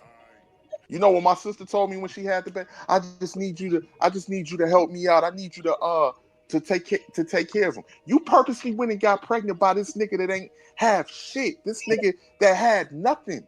That's sitting up here. He done already got 3 or 4 other women pregnant. But I don't want my nephew to become a statistic. So that's when I got involved. And that's when I looked out for my nephew. And I do everything for him. Even though I don't have children, he's like mine. Same thing with my younger brothers and sisters. I raised them up. I'm the oldest out of them. I didn't have I was the one that was taking care of them and telling them what to do, what not to do. And to this day, anytime that they need advice, they call me. Anytime that something is going on and they need me, they call me. It's not that difficult to really understand. If it's a lot of people that are being irresponsible, and if you chasing and you having babies with no fucking intentions on being with this person, or you don't even know, like I can remember it was chicks that was having fucking babies in high school just because they saw their homegirl get pregnant. Absolutely. It was you got to remember I'm not talking on the side of my neck. I'm talking. This is shit that we've seen, and I think a lot of the times we make excuses. We don't make excuses for no sorry niggas. What can we do? Can we chase them down and pistol whip them? You let them in between your legs. What the fuck am I supposed to do? Yeah, Well, and this is why we have the whole. This is why we. I'm sorry, Candy, but let me get this out real quick. I mean, to 18 letters point, this is why we have to hold women and men accountable. Once kids get involved, the woman and that man are responsible. Now, as far as making poor choices and who you chose to procreate with, well, that's a you problem. You knew this man got 5 kids, or you knew that old girl was fucking everybody and got 3 kids, and you still chose that person to be your significant other. Okay, that's a you problem.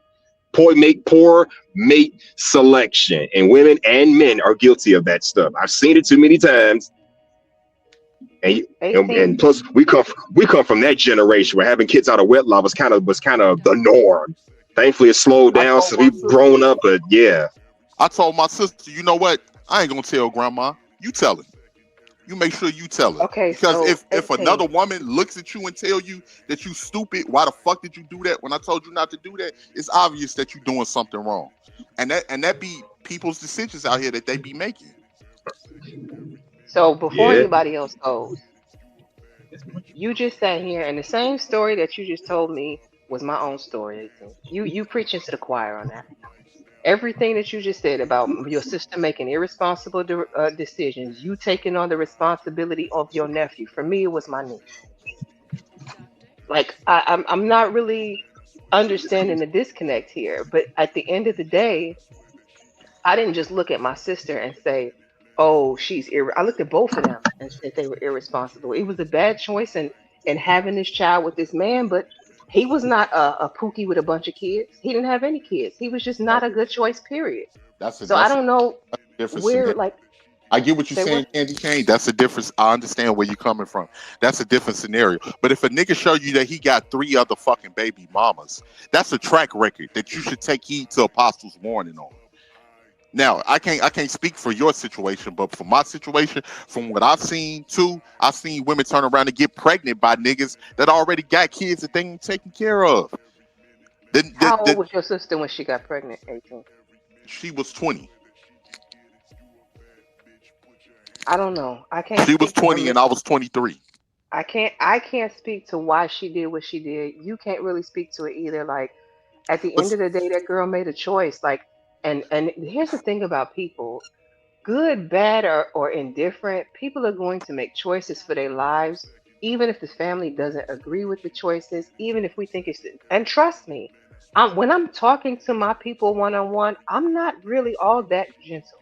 I can be, but I need you to hear the words that I'm saying, what's coming out of my mouth, and understand clearly when I say you done fucked up, right? But what do you? I'm at a loss for words. I'm at a loss for words here because I feel like at the end of the day, like, I hear what you're saying. People got to be responsible, but I feel like we end up throwing all the responsibility.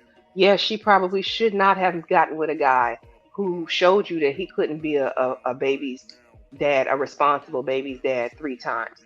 I would say, yeah, that was a damn dumb decision. But what am I supposed to do? Like, what do But you see, want to do? no, it ain't about what I want to do. It's about what the expectations is.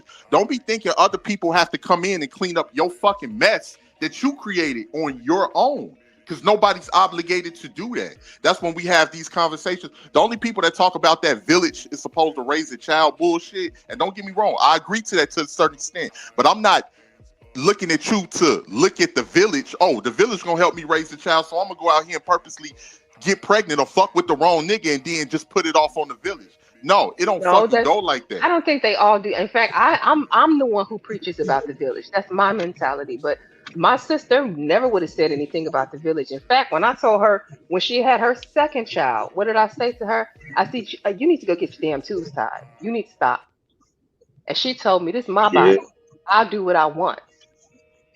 And let me say this. When we talk about the village and how it takes a village to raise a child, we're talking about trusted members of the community, whether it be your family members, neighbors, people you know from around the way, helping you take care of your child. Not a bunch of randos who you think are just obligated to clean up your bullshit.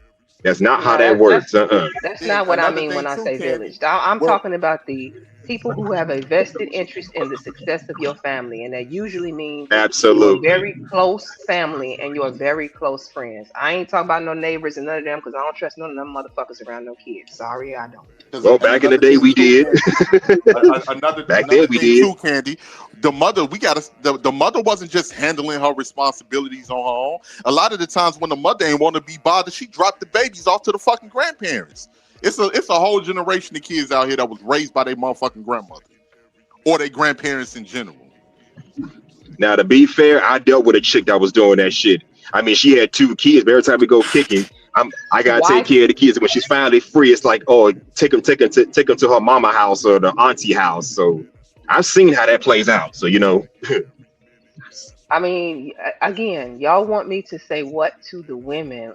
Why don't? No, And I don't listen. I'm gonna say this, and I'm not doing it to gender war. I'm not doing it to gender bang. My whole point is, You want us to hold women accountable for their decision making, but then let the men off scot free just because the woman let the man between No. her legs? Where are you holding these ain't shit niggas, these baby making breeders that Where, run a where, where, where we where, get niggas ain't shit Candy, from? did you not hear what I? this Because is what was said. I'm sorry. all I hear is how women be trying to keep the baby and shit. I mean, from the That's what niggas, was said before you we, got we, here, Ashton. You missed that. I know, but I What up, probably did. But I'm Ashley? just saying, what's good to everybody? We always say niggas ain't shit. Where we get that from? Who we listening to? The girl who made the bad decision say he ain't shit. I'm curious. I was just repeating what was said on the panel earlier, Ashton. I do not subscribe to niggas ain't shit. Now there are some niggas that ain't shit, but I still clear them. So I don't know what to tell you. Yeah. Hey, I'm just Candy, did listening. you not hear Go what I ahead. said when I? I grab it. Yeah, earlier I said women and men, both sides are responsible. So we're not letting men off the hook. I don't let men So off the hook when I do my shows I and want call to it the know how bullshit. I you call it hold out on women how do you and hold them men. responsible? How do you hold them responsible? I tell men don't be putting babies in these females knowing you can't take care of her. When that child come out, guess what? You just as responsible for that child as she is. And if she put you on child support, that's your ass. Do you think that has stopped a single child from being born? If that's the case, Well, look, I don't know what to I'm just a like. messenger. I'm I'm gonna just just a say this. messenger. You either I'm gonna gonna just say listen or you're not. Just saying. I'm gonna just say this. I don't fuck with ain't shit niggas. I don't. I saw a lot of examples on why I wouldn't want to have a baby when I was growing up, and one of the things, the I only way did that you too. can tell, the only thing you can do is tell motherfuckers, look, don't be out like it. What way can you really? You can say like, look, I think you ain't shit. I think you ain't shit, nigga. You ain't taking care of your responsibilities as a man, and you half of a man to me, or you less than a man to me. You can do that, and that can either lead to whatever it's gonna lead to. But outside of that, what can you do? Because I'm not in the bedroom with you when you laying down with this nigga. I'm not over there. So if you decide that you attracted to him, you attracted to everything that come with that. And that's when you got to check yourself and ask you, why do I keep getting pregnant by niggas like this? Now, it's one thing. Now, don't get me wrong. It's certain niggas that if they slick it in a can of oil grease, you might not be able to catch it.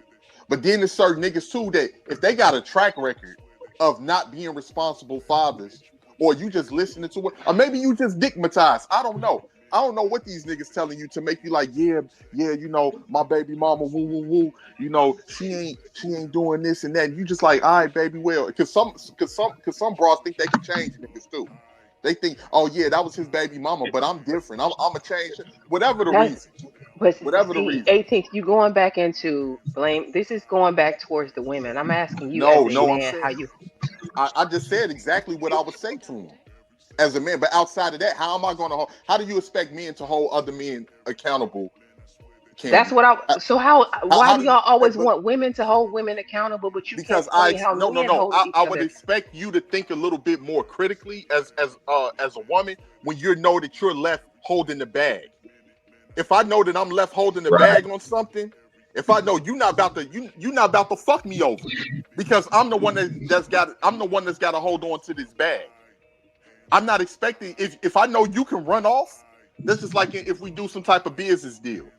If I know that you can run off, I'm gonna be very cautious of the choices that I make when I'm dealing with you But that's because my whole point. it's gonna You're be on me. you're telling women to hold other women accountable for their bad decision making. I'm telling you, the only people that can hold people accountable is you can hold yourself. That's it.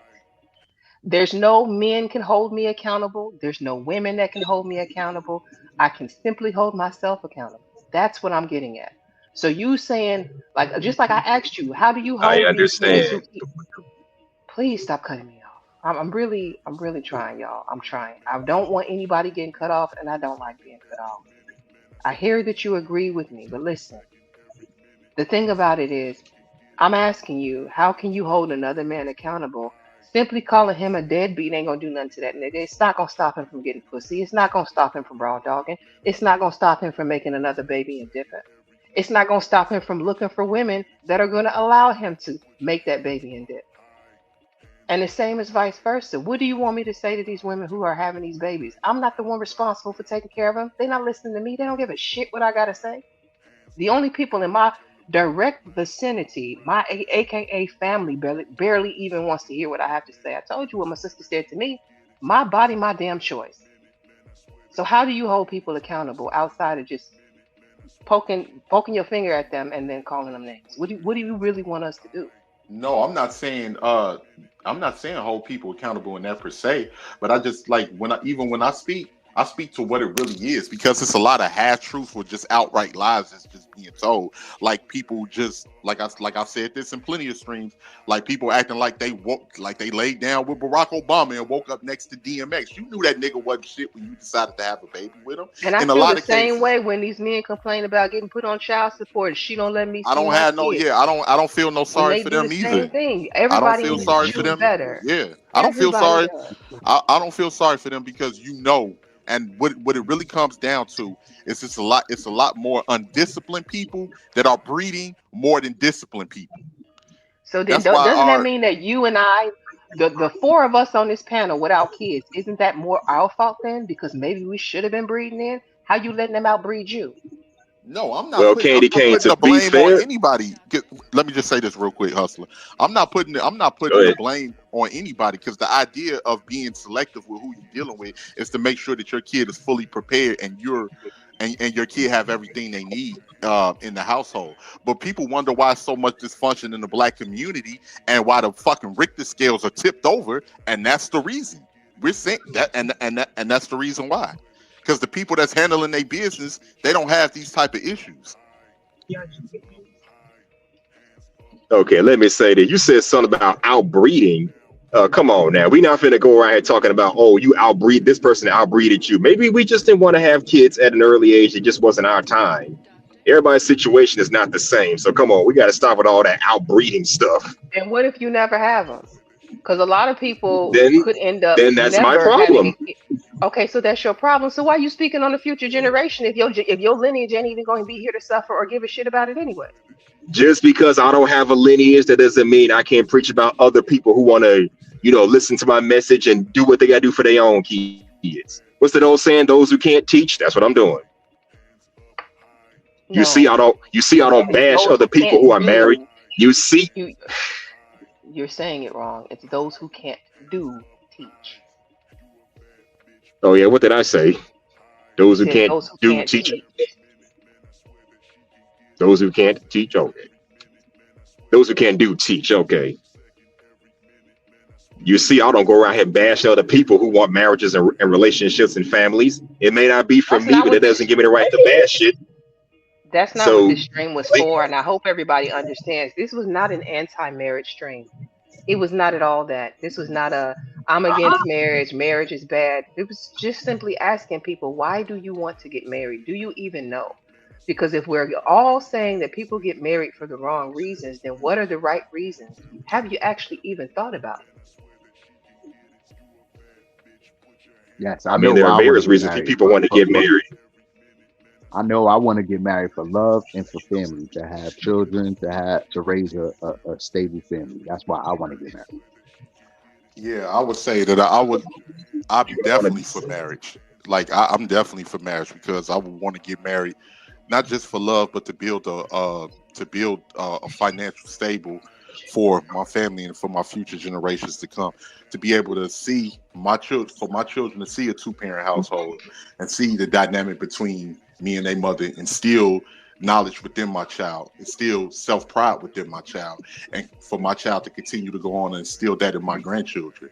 Because if I like people don't have the foresight of what it's going to be after we get older. When I'm sitting there and I'm on hospice, or I'm sitting there and I'm laid up because my organs are failing, I want my kids and my grandkids to be like, damn, Grandpa, we wish you can stay. Grandpa 18th, we want you to stay. We need your wisdom.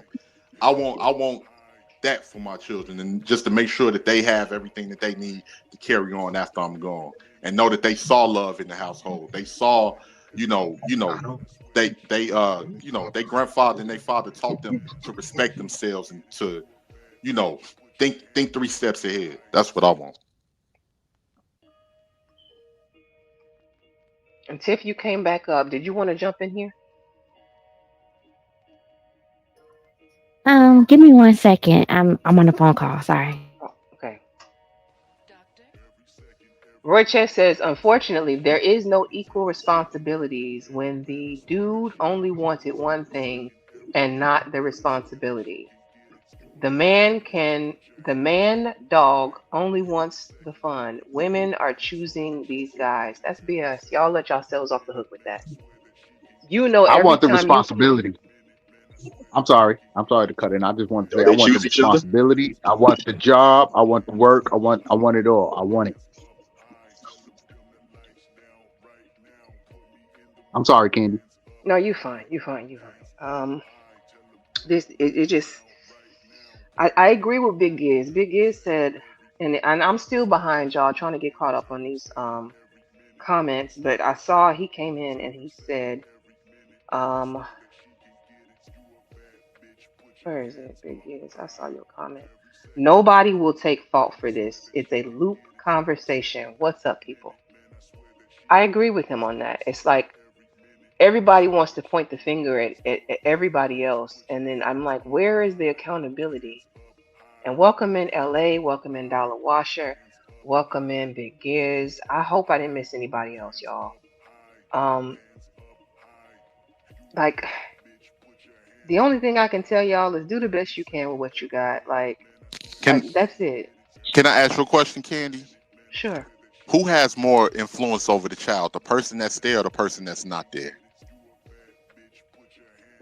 I would say direct influence the person that's there, but don't think that the absentee parent doesn't also have an influence. I'll give you an example. The people who, like your parent, the dad not being there can give you issues of abandonment. You can have that from an early age because he's not there. Why did my dad want me? Why did he walk away from me? Was I not good enough? What did I do? Am I the reason that their relationship didn't work out? Is it because of me? You never know what could go through somebody's head. So don't think just because he's not there, he's scot free from having a part in fucking that kid up. Your absence alone could be the reason.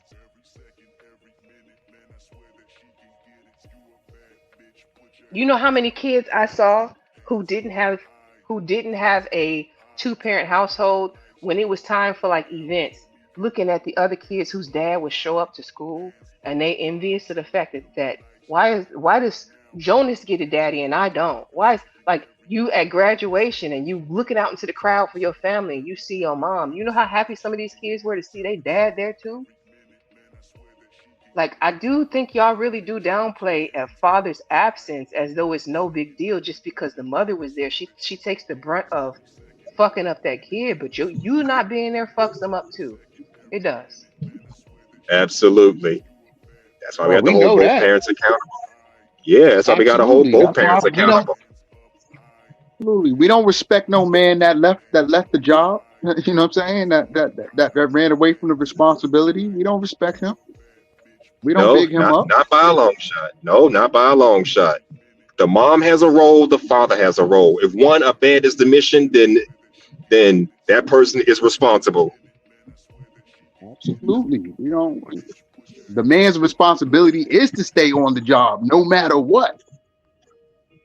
Yeah, I mean he's supposed So to be the builder, that's the a father. provider. That's a dad. So if our Yeah, dads did it to us, then we want to be better than our dads. We don't. Then we know. You know what I'm saying? We generally, you know what I'm saying, want to be better than, you know what I'm saying, You would than our think so. past experience.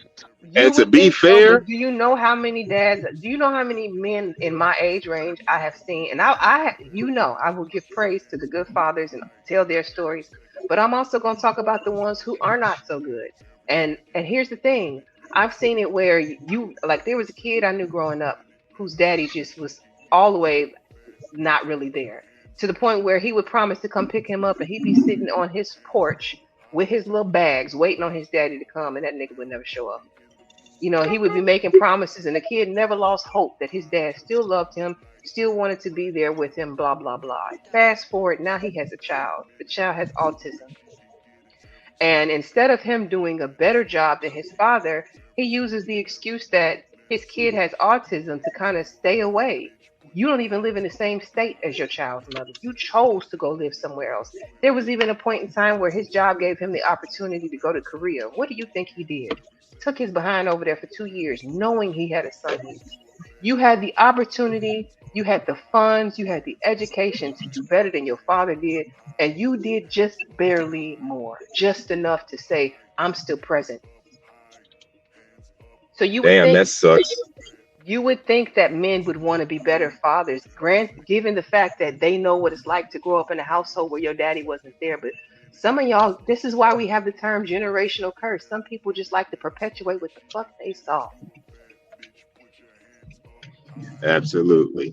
Now, to be fair, Candy Cane, let me say this real quick. I'm going to cut y'all out. Now, to be fair, I've literally heard people, women and men alike, say things like, I don't want to be like my father. But then when I found out what kind of man that father was, it's like, oh, shit, no wonder.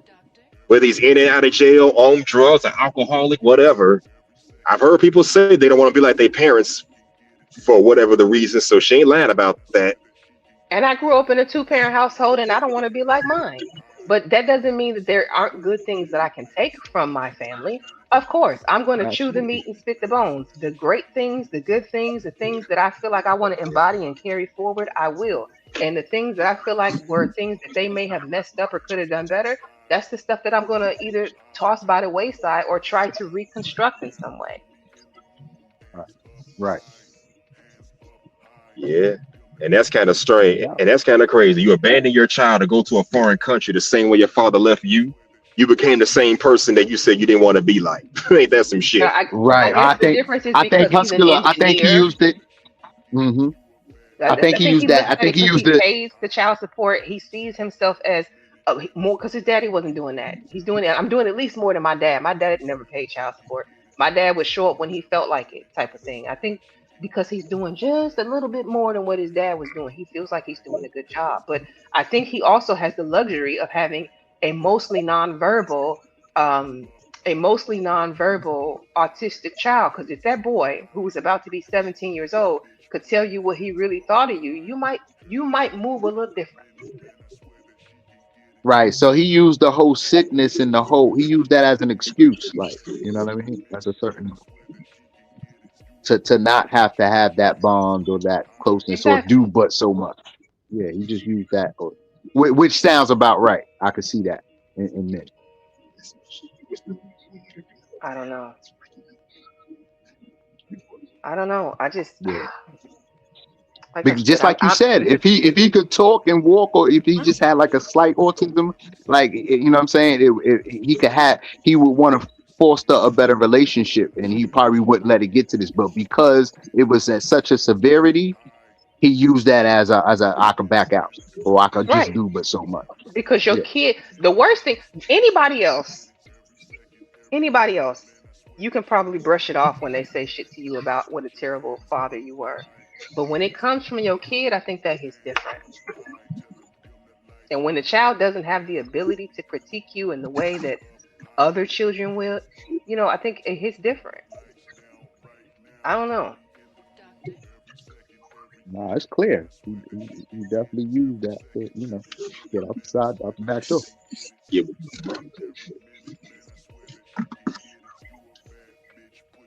That sounds about right. Like, I think men have to have or be looking forward to a certain setup or a certain thing. And when it's not like that and his dream is shattered, or, you know what I mean, things don't go in his way, men can, look to go another way and try to have something that he really wanted. But it's no excuses, but, I can see that.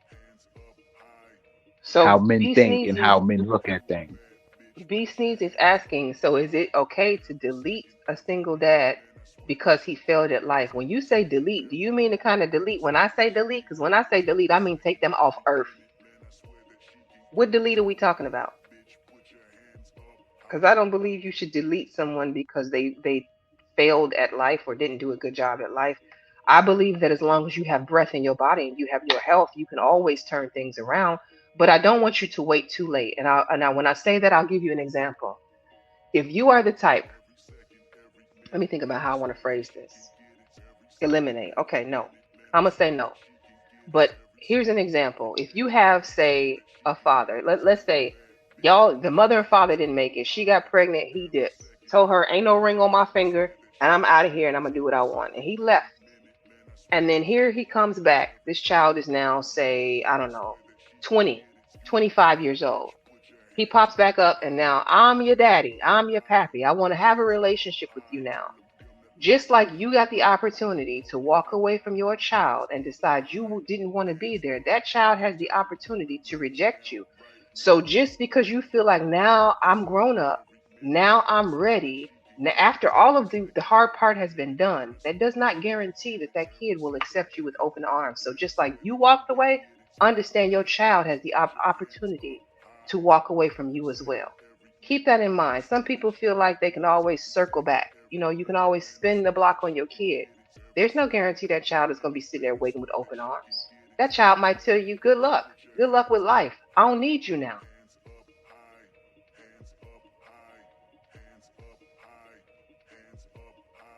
I mean, a lot of that is the emotional connection that the father has with the child and his feeling of duty and You a responsibility. little low now, Manosphere.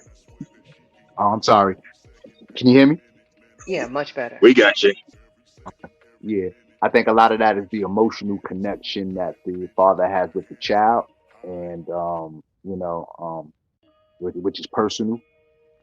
As far as deleting people for being single fathers and things like that, I mean, that's the government have to deal with some stuff like that. I mean, we get put on child support, and then the emotional part is all on us. So, that's when I think you get into the areas or the connection that he has with the baby mother and all those type of things when going there. But you know what I mean? Like that's a lot of times it's the man and how he goes about being the man that he is. So it's not much you can do about that. I mean, how many men subscribe to the idea that if I can't see my kids, I'm not taking care of them. I won't be paying child support. I won't be doing anything for them. Do any of you agree with that sentiment? No, not at all. Like you got to pay in some way. If you created a child, you gonna pay, and you gotta pay. You know what I'm saying? Blood, sweat, and tears. It don't matter. You gonna pay. Money, whatever. So no. You gotta Hustler, pay. I've heard men say this. If I can't see my kid, I'm not paying nothing. I'm not giving you shit on them. If I can't see my kid. Meanwhile, these people will be living in whole other states. And that's the words that come out of their mouth. Wait, Guess say that what? again. He said he ain't paying child support if he can't see his kid, but he's miles away in some other state or some other city or whatever the fuck. Yes. Some other state. Yes. That's what I said. Okay, how much sense does that make? If you miles away in another state, then that's already a hindrance for you to see your own child. I can see That's my it's in a point. whole other city, but a whole other state? Come on, man. Move back to where your child is, And, want to be close to them. and I just wanted If to you add, can. child support is through the laws, through the state. So if they could track your job, if you work somewhere, they're gonna dock you. I feel If he's like on child personally, support, that's all through the law. child support isn't necessary for a man who's taking care of his kids. If you are actually active, again, I've said it before. I know some men who are active. They're not with the child's mother, but they're active fathers. That's why I keep saying there's a difference Yep, between being a co-parent and being a single parent, right? Y'all are co-parenting absolutely. together. He's doing his job. He's taking care of his responsibility. I don't see a need to put that man on child support as long as he is doing what he's supposed to be doing. Child support is supposed to be for the bad actors. It's not supposed to be a way to get back at this man. It's not supposed to be a way to punish this man. It's for the bad actors who have chose to walk away from their children. Absolutely. I mean, you ain't lying about that. My homeboy just But we got don't get married to back pick in the and beginning choose. of June. We don't. My homeboy Yeah, just got married back in June, but I'm sorry to cut you off, but prior to that, he did get divorced back in 2007 and won custody of their son. So yeah, there are some men who That's do why I step up to say take it's care of their possible. kids. It's possible, but I feel like a lot of men make excuses and just say that it's hard when they've never gone through the process to ever even try it.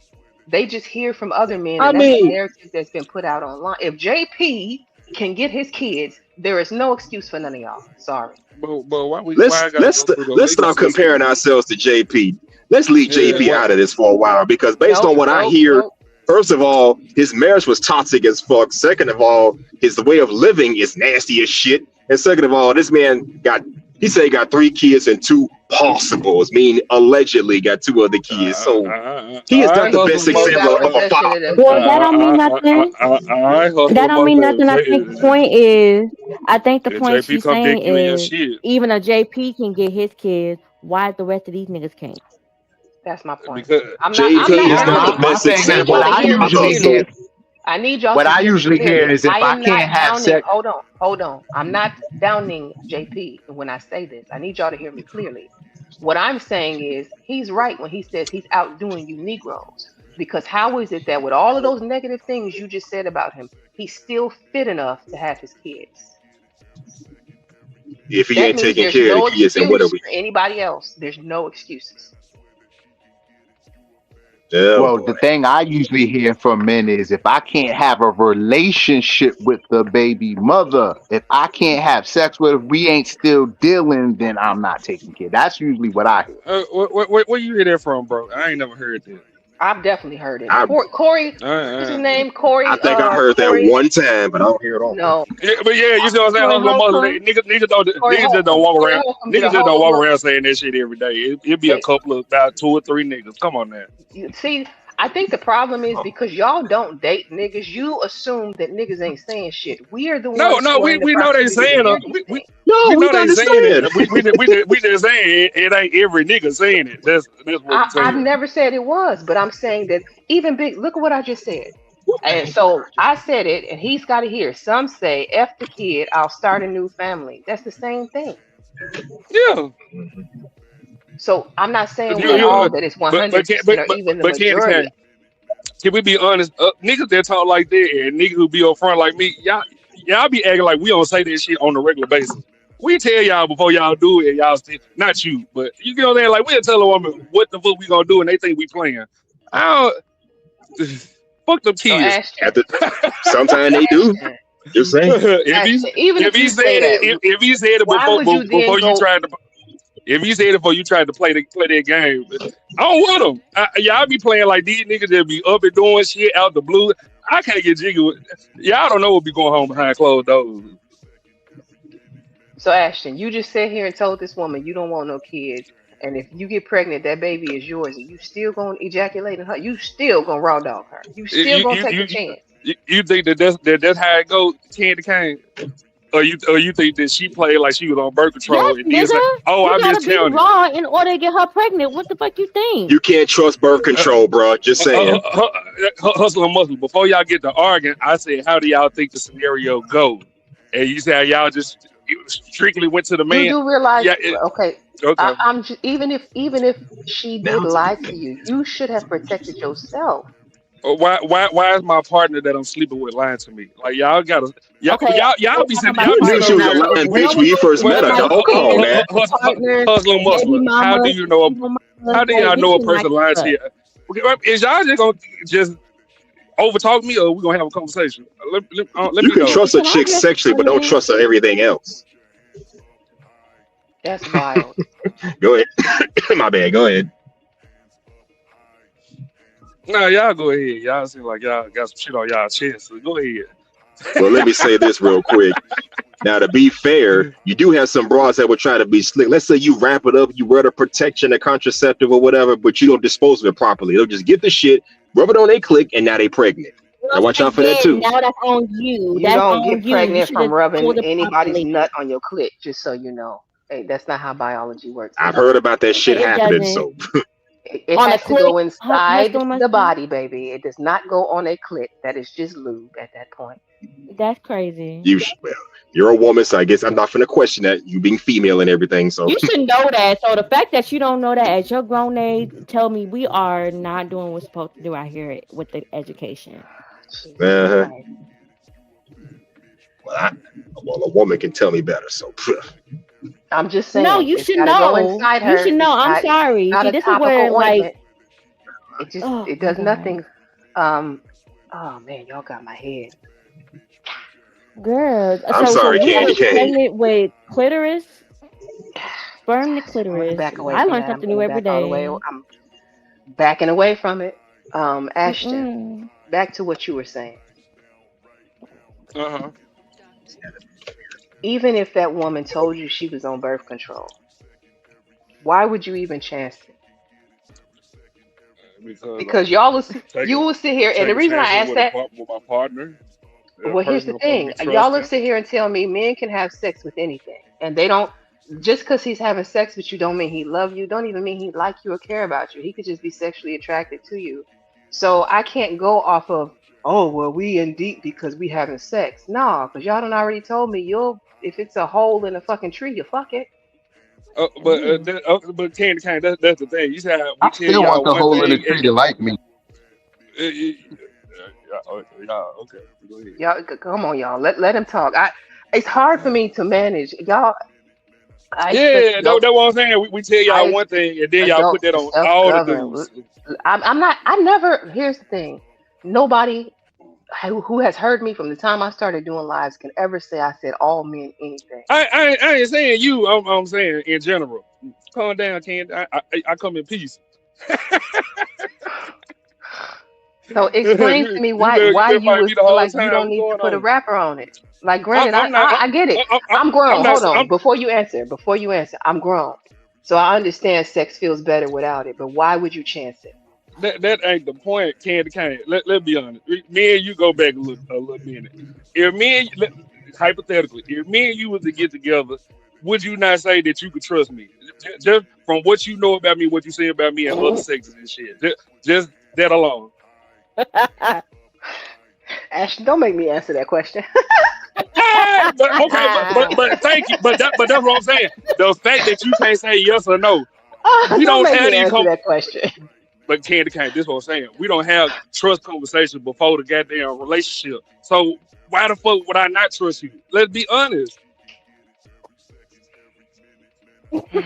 That's the. You know what? I'm gonna back away from that. Yeah, I ain't saying nothing. I ain't saying nothing. I'm at a loss for the words, and for the first time on my own panel, I don't even know what to say here. I mean, y'all saying what y'all blaming the nigga for trusting the girl he was sleeping with? Make it make sense. I'm saying even at Make it make sense. Y'all be trying to make it seem like niggas just deadbeats and just run up. Niggas do not I'm only leave like repeating that. what y'all have. Listen to me. I ain't never told you nothing y'all didn't tell me yourself. I'm only Hustler repeating muscle. back to y'all Okay, what hold y'all on. have said about yourselves. Hold on, Candy Cane. Let me give you a prime. Hustler muscle. Do you really leave females, or you leave after they do some harmful ass shit? Be honest. Do you just be leaving bitches all willy nilly? No, not really. You got to do something Thank really you. bad to me for me to want to walk out on them.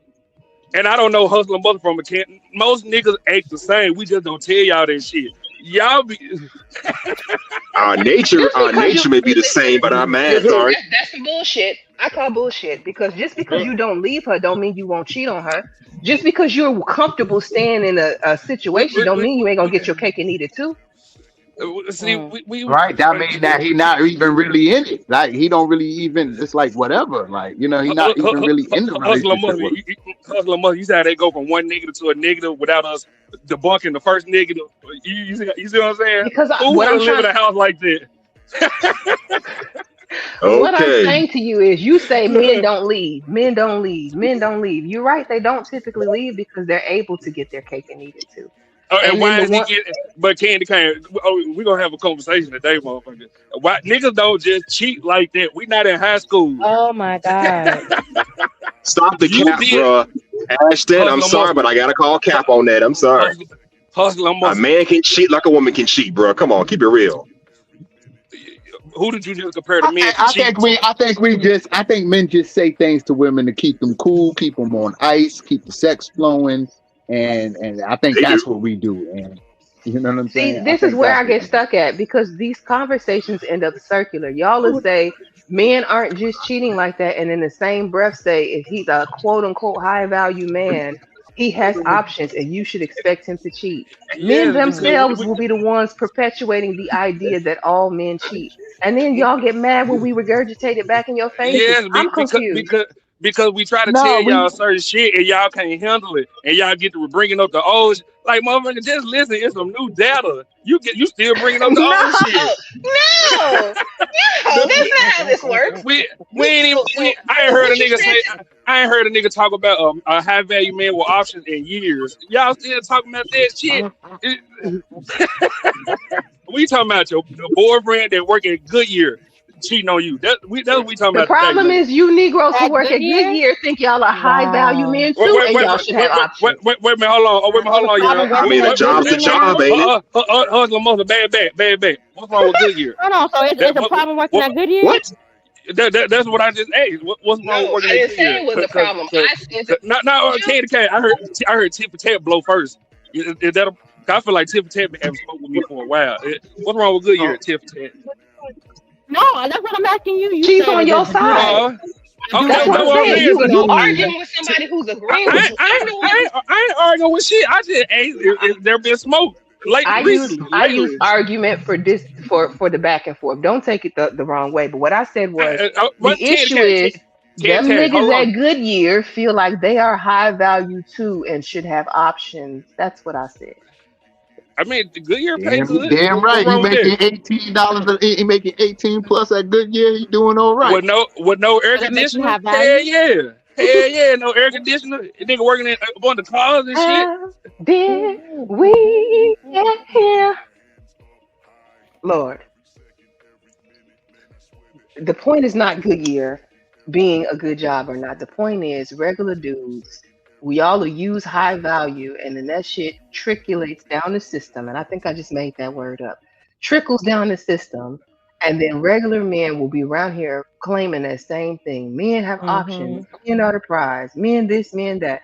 And you say, oh, that's old information. That's old news. Y'all are still having the same circular conversations. Every time I turn around, it's some gender banging, gender war. Men are better. Men are, you know what I'm saying? Women are better. Like, you say this is old, but when does it stop? Because I ain't never seen it stop. But you the one calling out men, and then when I bring up the women who think they have value, then you get the I ain't gender banging over here though. I'm just calling. Wait. When did I call out men? When did I call out men? When? They high value because they had Goodyear. Thank you, brother. Let's link up. I need real. Because he brought up the Goodyear example. What was I supposed to say? You called them regular. You're talking about the gender banging or regular dudes. Remember, but you got to go by the definition. Kevin Samuel's definition of high value was the 666. The niggas at Goodyear ain't 6'6". No, I mean they might have a 6, but the other 2 6s they ain't. Well, mostly don't have. But the man that you probably want is at Goodyear look good and keep himself up, so he have value in it regardless. Let's be honest. The man that Candy, I shouldn't think I'm high value because I don't make 100,000.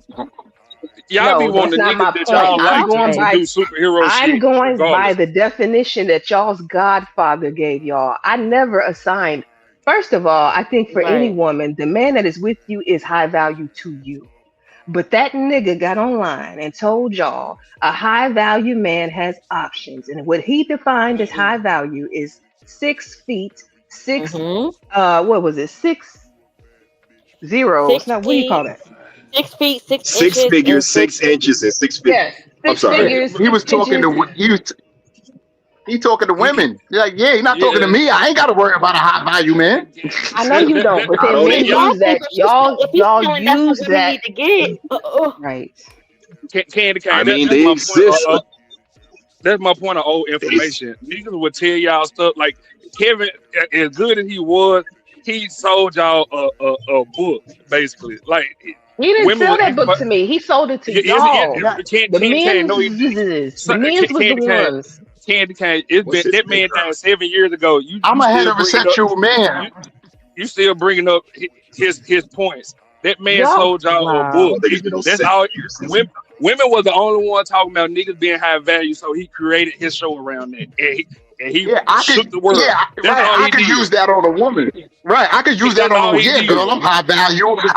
I make 110,000. And, Yeah, I'm high value, and, girl. Yeah, I could run. I could run that on a and, girl. Like, you know, I don't care nothing and about 7 that. years later, is a bitch still hating on me in my grave. It's like that man created it. That's all he did. Y'all letting that, y'all bringing that shit Kevin against regular Samuels was niggas. a topic of somebody's stream last week. Y'all want to act like just because he's no longer here, his words and people aren't still like referencing him. He's still the godfather of the manosphere here or not. Like, even though the manosphere barely even Exactly. exists, even though it barely exists, he's still y'all's god Pepe. To who? That's No, a you guy only Pepe. you the last person I heard say he the godfather. I ain't heard niggas say Okay. that shit in a while. They We hate wouldn't him. be talking about him if you didn't bring him up, but it's all Sure good. We did. here. That You're what right. I'm I saying. You did brought bring him him up. up. I did bring him up. I brought him up because we talked about high value. Listen, that's the thing that kills me. Y'all like, these are not terms that I created. These are terms that the manosphere, the men themselves created. Y'all had all of this rhetoric out for the last But 10 years. and And you then all trying to of a sudden in a weaponize it. year, And you trying to weaponize it. Yeah, you weaponizing it. Candy Cat, you weaponizing celebrity content with average men on these panels. Celebrity what celebrity we content? talking about? Oh Who's a my celebrity? god. Kevin Who's a Samuels. celebrity? Oh Kevin my Samuels. That's god. Fellas, see, you see what they like the women metric versus men metric. Is Kevin Samuels not a celebrity based on our ranking? Let's Was be he a honest. celebrity before he started giving that BS advice? No. I'm, Very, very popular man. I would say. I would say he. No. I would say he's No. that He's not nigga a was sniffing celebrity. perfume.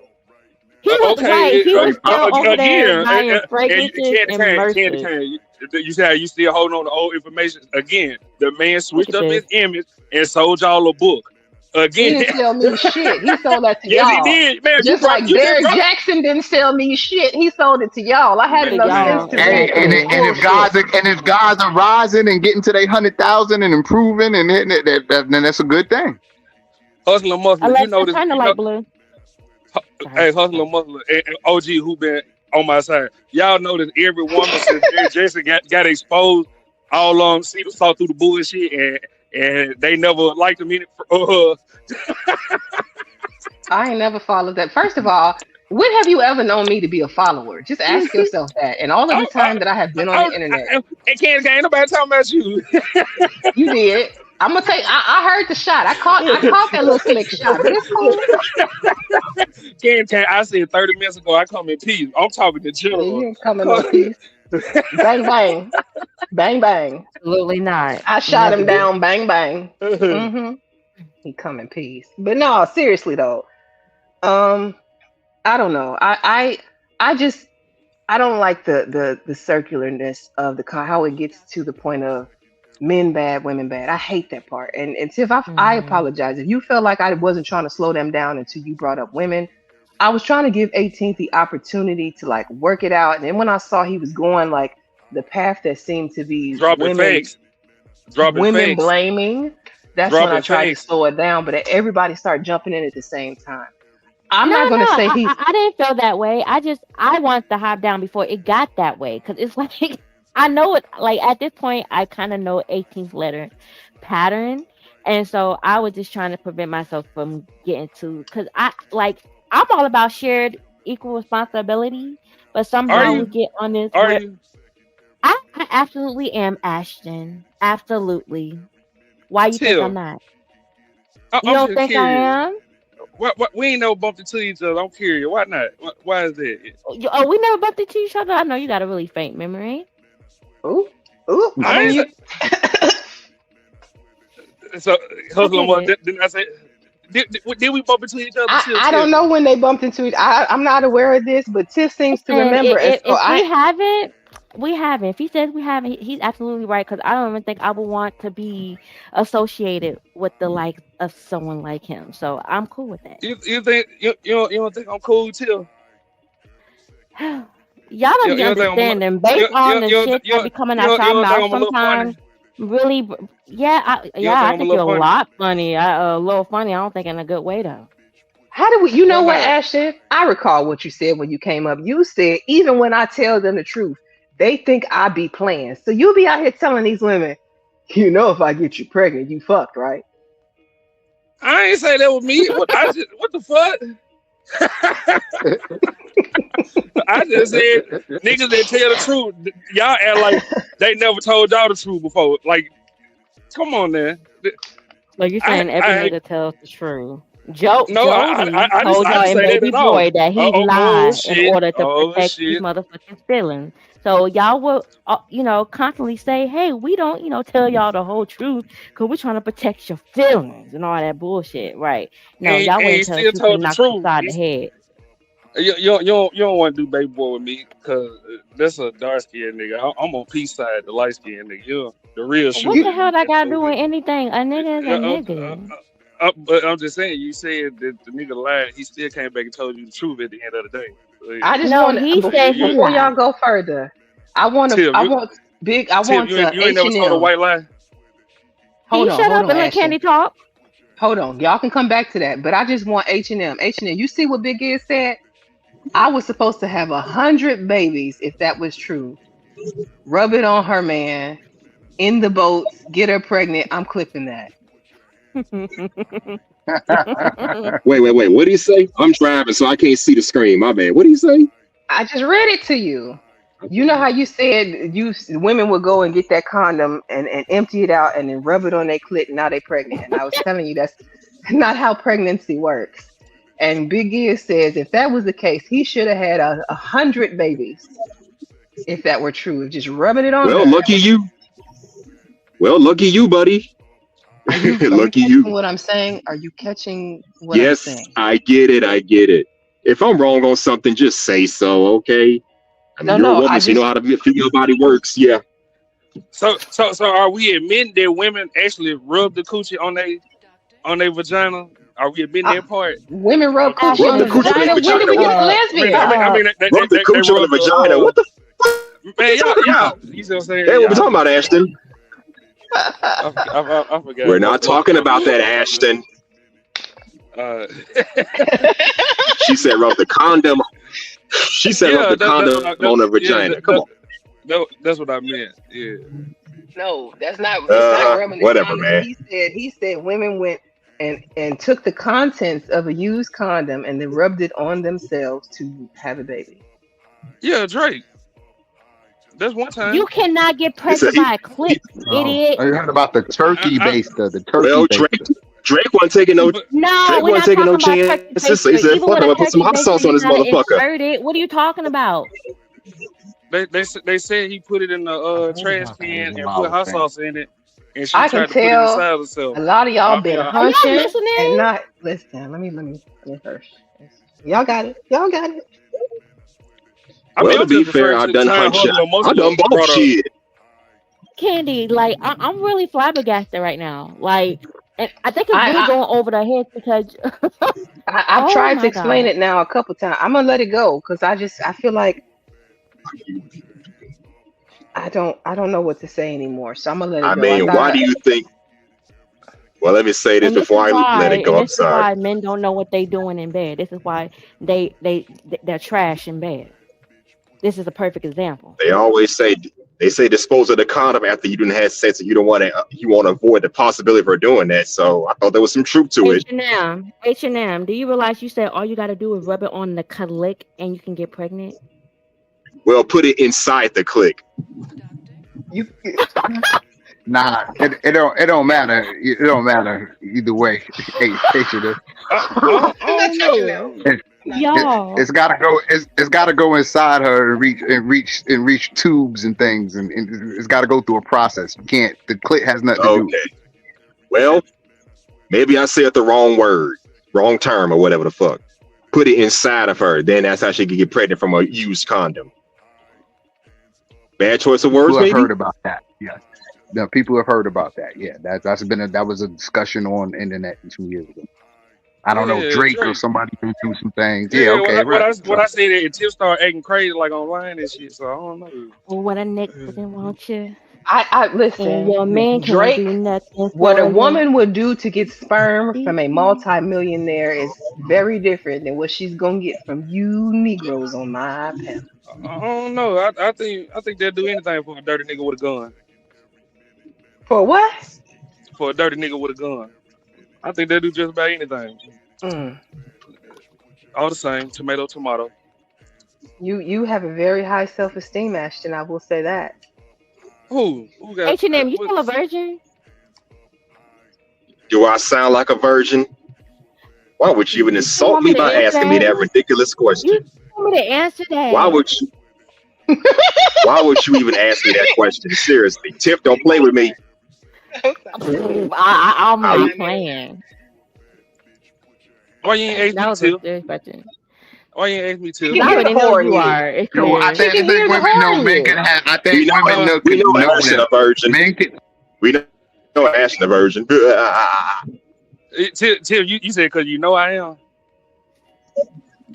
No. I agree with Candy because I could smell the horror just seeping through the screen. I look like a whore. Y'all need to start asking me questions that y'all don't want me to answer. I don't look like a God-fearing Hey, Christian hey, brother. God you started fearing it. nigga, Mr. you look DJ Music, like hello. somebody from the rejected Power Rangers, like God Rejected. fearing, Rejected. Come on now. rejected. Rejected. First of all, Ashton, how you get to a Power Ranger? I just Can had to you make up a explain? thing You don't type get a shit. Power You Ranger. know what I'm saying? And to be fair, Candy Cane, I think I'm actually like finna try to make a look like a little comic book type shit. I got a whole like a little line of shit I'm finna come out with. No bullshit. Like I'm trying to put the pieces together. I've been since I took this little break. I got some shit cooking. Maybe even TV shows. I ain't gonna hold you. Okay. The Mighty Morphin Shiesty You do Avengers. graphics. I like it. You do graphics. A little bit, but I ain't like no artiste. You get what I'm saying? Like I went, Okay. don't, I yeah. got you. You get what I'm saying? Like I be trying to I pay got you. people, but I end up trying to learn a little bit just to do enough. Like I ain't, yeah. I feel you. But you got I'm some. You learning as got I some go. things coming though. You got some things Yeah, cooking. appreciate that. SD says, "Save yourself, black woman." You know what, SD? I'm with you on it. Save Oh yourself, my. black woman. Yes. We gotta save ourselves. From who? We all got to From save what? ourselves. We all From the gotta save feminist ourselves. movement? From the From the feminist ones movement? who think that you can get pregnant in your clique. Hustler Muscle ain't bothering nobody. That nigga been go watch wrestling. What nigga ain't study you? You said he about to go And watch I'm absolutely wrestling. fine with that. That nigga ain't Absolutely study you. fine You with know, that. y'all just be sitting over here falsely accusing everybody. You said Y'all falsely know women. accusing Y'all people know of women have what? been. Y'all know women have been with dudes who just focusing on getting it in and ain't paying attention to nothing else. And that is so Yeah. sad. Let me be quiet over here. Well, some men like that. I ain't gonna lie about it. Yeah, just stick it in dry. No foreplay, no nothing. Just get straight to business. That's the Damn, problem. you Oh no don't try. I like some. Wait, wait, You hold on, can Hustler Muscle. start. Tim, I don't like some try. build up. Fuck all that. I don't do quickies. Don't y'all say y'all ain't helping us get our shit up. It better come already out. Who was y'all? Who The said that? Who What? said any of this? women. I'm Who just said saying. that? That's what I usually hear. I ain't never heard that before. Hustler Muscle. You tell me that they just get the motorboating and teabagging you, sir. Motorboating. Yeah. Motorboat and teabag. What the fuck are you talking about, man? I knew he ain't know nothing. Ashley, get your ass out of here, man. You can tell JT Moo. I can't. I knew he ain't know nothing. I can't with y'all. No, you just full of shit, Negro.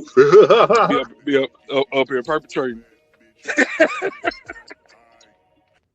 Dry and just throwing it right in. No petroleum jelly. No saliva. No nothing. Just dry. Just throwing it in. No foreplay. I can't. I'm done. I'm done with y'all. Listen, y'all, it's been a very entertaining show. This last good hour has been very, very, very interesting. I've learned quite a bit. And Mr. DJ Music is correct. I am going to have to take an anti-nigga shower after this stream. We're gonna need all of the Yeah. fluffies, the smell goods, everything You to know, just the aroma exfoliants clarify. and everything. Oh, Lord help us all. Oh my goodness. Well, So this I'm was gonna say interesting. it was, and I appreciate y'all. I appreciate everybody that came through. I appreciate Mahogany coming through. I appreciate who was up here for it. Frida Green came through for a little bit. Who else came through? DJ came through. I know I'm missing somebody. Who dropped? Auntie came through. I appreciate all of y'all. Thank you so much for sliding on me. Like I said, I tried to schedule this so that I could watch the fight. I thought I was going to be watching the fight this afternoon, and it looks like I just completely messed that whole time frame up. And I didn't get to see Mumu get oopsed upside his head, so I'm a little disappointed. But Oops, upside the head. Oops, say oops upside the upside your head. head. Say what? What the fuck? Yeah, I didn't want to see him go That down like that. So it's probably a good thing we didn't. you know what? That was You know. God. If we really got to be honest, that was the universe protecting Mumu from us being in the crowd. Somebody hit him. Did you at least pinch the bitch? That was, Okay, bite them ankles, do something. I'm just playing. you said your internet beat you up worse than fantastic. That's not what I heard. That's not what I heard. They Ooh. said that's not what I heard. But I'm gonna see if I can, we're gonna catch a replay here or there somewhere. Good job I though, know Mumu. somebody got the cat. Somebody got a copy. Good A job though, link or Mumu. something. I feel like I'm proud of you for showing up because I thought you was gonna do a disappearing act like your hairline did, and you didn't. Ooh. And, s- and because you did show up, I will give you props for that. You know what? I got you, Mumu. Like, cause here's the thing. That's the one thing Mumu gonna do. He gonna show up, right? He gonna show up. He be show up to these debates. You know what I'm saying? The kids be out of line. He ain't doing his simp folly duties and making sure they, in order when he doing his debate. So he had to go and take a stance as a man and correct that. But from what we heard, brother, that hairline is already, I heard Strands had to go on a extended vacation because of that fight. He Scrans is was over gonna in come back. Turkey. Scrans is over in Turkey getting a hair plug surgery right now as we speak. That's where Okay. Scrans been. That's why you ain't synced him because he over there trying to, get it worked out. Right. Because I heard you're going to try to come back and reconcile. Try to make it, work and everything. But he said after that fight, he said, yeah, I'm about to extend this. Mm-mm. Well, do you have any final words, H&M and or Tiff? It's been good. I appreciate Well, you. Go ahead. I'm sorry. well, yeah, it's all good. And by the way, my bad if I got a little carried away early. If I'm passionate about something, yes, I tend to do a little too much. My apologies to both of you. You fine. Everybody just has to slow down when we get it. The gender topic and the race topic are the two things that's gonna make black people show their whole ass. The whole ass, both cheeks. And I have to try and remember to slow folks down because if I let you go even a little bit, you know what I mean? I don't be trying to really censor too much. I want people to get their thoughts off, but I have to slow y'all down when y'all start heading towards the gender war because y'all know it's exhausting for me. It truly Yeah. is. I just don't have it in me. I don't. It's all good. It's all good. And me and you had this discussion some months ago. You see, I'm still trying to work on it. I mean, I will People give get you credit, H&M. You have greatly improved from the time that we started becoming on panels together to now. You have done a much better job of tempering your interruptions. So I will give you that. Of course, anything for you two vivacious, beautiful ladies. Thank you. And by the way, Tiff, I'm sorry. By the way, Tiff, I lost my virginity when I was 19 years old. So there. Ugh. Okay. I mean, I was just curious because hey, I'm just glad you have not had no click babies yet. Because I'm just curious how those Fuck were, me. like, how they will be Clickbait. formed. Yes, click baby. Click You babies. know, that's yes. Like, listen, you good. I'm just, I'm gonna have to do some research and see, um, if there's a way like science can improve that. You know what I'm saying? Because I'm just, curious if I'm that not can playing come with you right about. now, twin. I'm not doing that with you right What? now. Listen, listen. If we can actually start producing babies through our clitoris, that listen, this is beyond the You almost made me World say Guinness something Book crazy. of Records. Okay. I'm not gonna do it. I'm not gonna do it. I'm not gonna do it. Hey, Mahaya, welcome in. Appreciate you coming through. Thank you so much. Hey, hey. Yeah, I'm gonna leave that I'm alone for driving, so I now. I'm, can't see who that is, but okay. you missed a lot of the crazies, Mahaya, and I'm glad because if you was only here 15 minutes ago, Lord help us all. Whew. Mhm. But I'm gonna go ahead and let y'all Yep. give y'all final words because I do want to shut this down. I gotta get me something to eat. I'm starving now.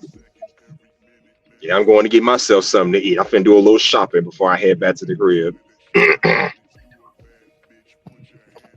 Well, Twin, Candy, this But was anyway, a wonderful stream. Of course, it's always a pleasure. My final word is, fellas, please make sure you dispose of your used condoms, or you're gonna get these women click pregnant. Be careful. Save yourself, black man. Deuces. the clip baby. I'm sorry. I'm not gonna be able to let that go. H&M. That was funny to me. Do you know how many Never mind. I'm just not gonna do how that. many what? We're not gonna go there. It just doesn't matter. Doesn't matter. It's just we not. Don't worry about it. Don't worry about it. Damn it. Damn Um, it, Candy Cane. I'm definitely about her to hit her behind the scenes for sure. I need you to check your IG, Tiff. You hear me? Check your IG in a little bit. This is not about you though, Uh, H&M. It's not about you. I better. saw Liberated's message, but I just wanted to make sure she knew I was about to hit her up, and it's not about you. I don't want you to take it personal. We're not having a group Okay. discussion after. Yeah, yeah, As long as you say some good things about me, you won't get no complaints. yeah. You're funny. I tell everybody Hustler Musk is one of the best damn panelists you could ever have. Not to mention the handsomest and the studliest. Then we're good. Mm. Okay? Is that what people are saying? That's the word on the streets? For the most part, yes, it is. I mean, everybody ain't Mm. saying that, but hey, everybody ain't gonna like you, so fuck them. All right. Well, I'm gonna go ahead and give my final words as well. As y'all can hear, I'm starting to lose my voice. I can't be talking too long. Lord, that was like 6 hours almost of talking. Um, it's been a good show. I hope that the people who want to get married still consider marriage an option. And I hope that y'all take it serious and just really think about it. Like, um, it's no longer just about you. You have to center not only yourself, but another person. And if you want a family as well. But I will say, I do think that, you know, it's a good thing. I'm actually for black love. I'm actually not just black love, but like love in general. I'm also for people creating and for families, and I think more people should do it, especially the people who feel like you are a good source, like the 18th letters, the H&Ms, the people who feel like I've done what I needed to do to live my life the right way to be a stable parent. I need y'all to jump out there. Maybe I'm talking to myself too, but I'm gonna leave myself out the equation right now. But I'm just saying, do what y'all got to do to further the community. We need more active, good fathers out here to outbreed these breeders. And I am not full of bonobo shit. Liberated soul. You think I can't read because I'm doing a closing? Tell her, My Candy. eyes still Tell her. work. And he wonders why I beat up on him. Like, nigga, you about to have to duck again. I'm gonna tell you right now, Candy Cane. Every panelist got that one person, male or female, that enjoys busting your chops. Plus me, I got plenty that enjoy busting my chops on panels. So you ain't alone. What he don't know is I'm a gangster and I bust back. What we talking about? You ain't no gangster. Well, you may be All right. somewhat gangsterish. I'm not a gangster, All but I'll go upside your head. right. Don't let this voice fool you now. All right. I'm from Chicago just like you, so I learned that lesson 25, 30 years ago. Chicago women know how to get down. He was hoping I seen it. All right. I'm going to say good night, y'all. Again, much appreciated for everybody that came through. Please hit the like button for me on your way out. And good show. I'll see y'all again next week. I don't know when.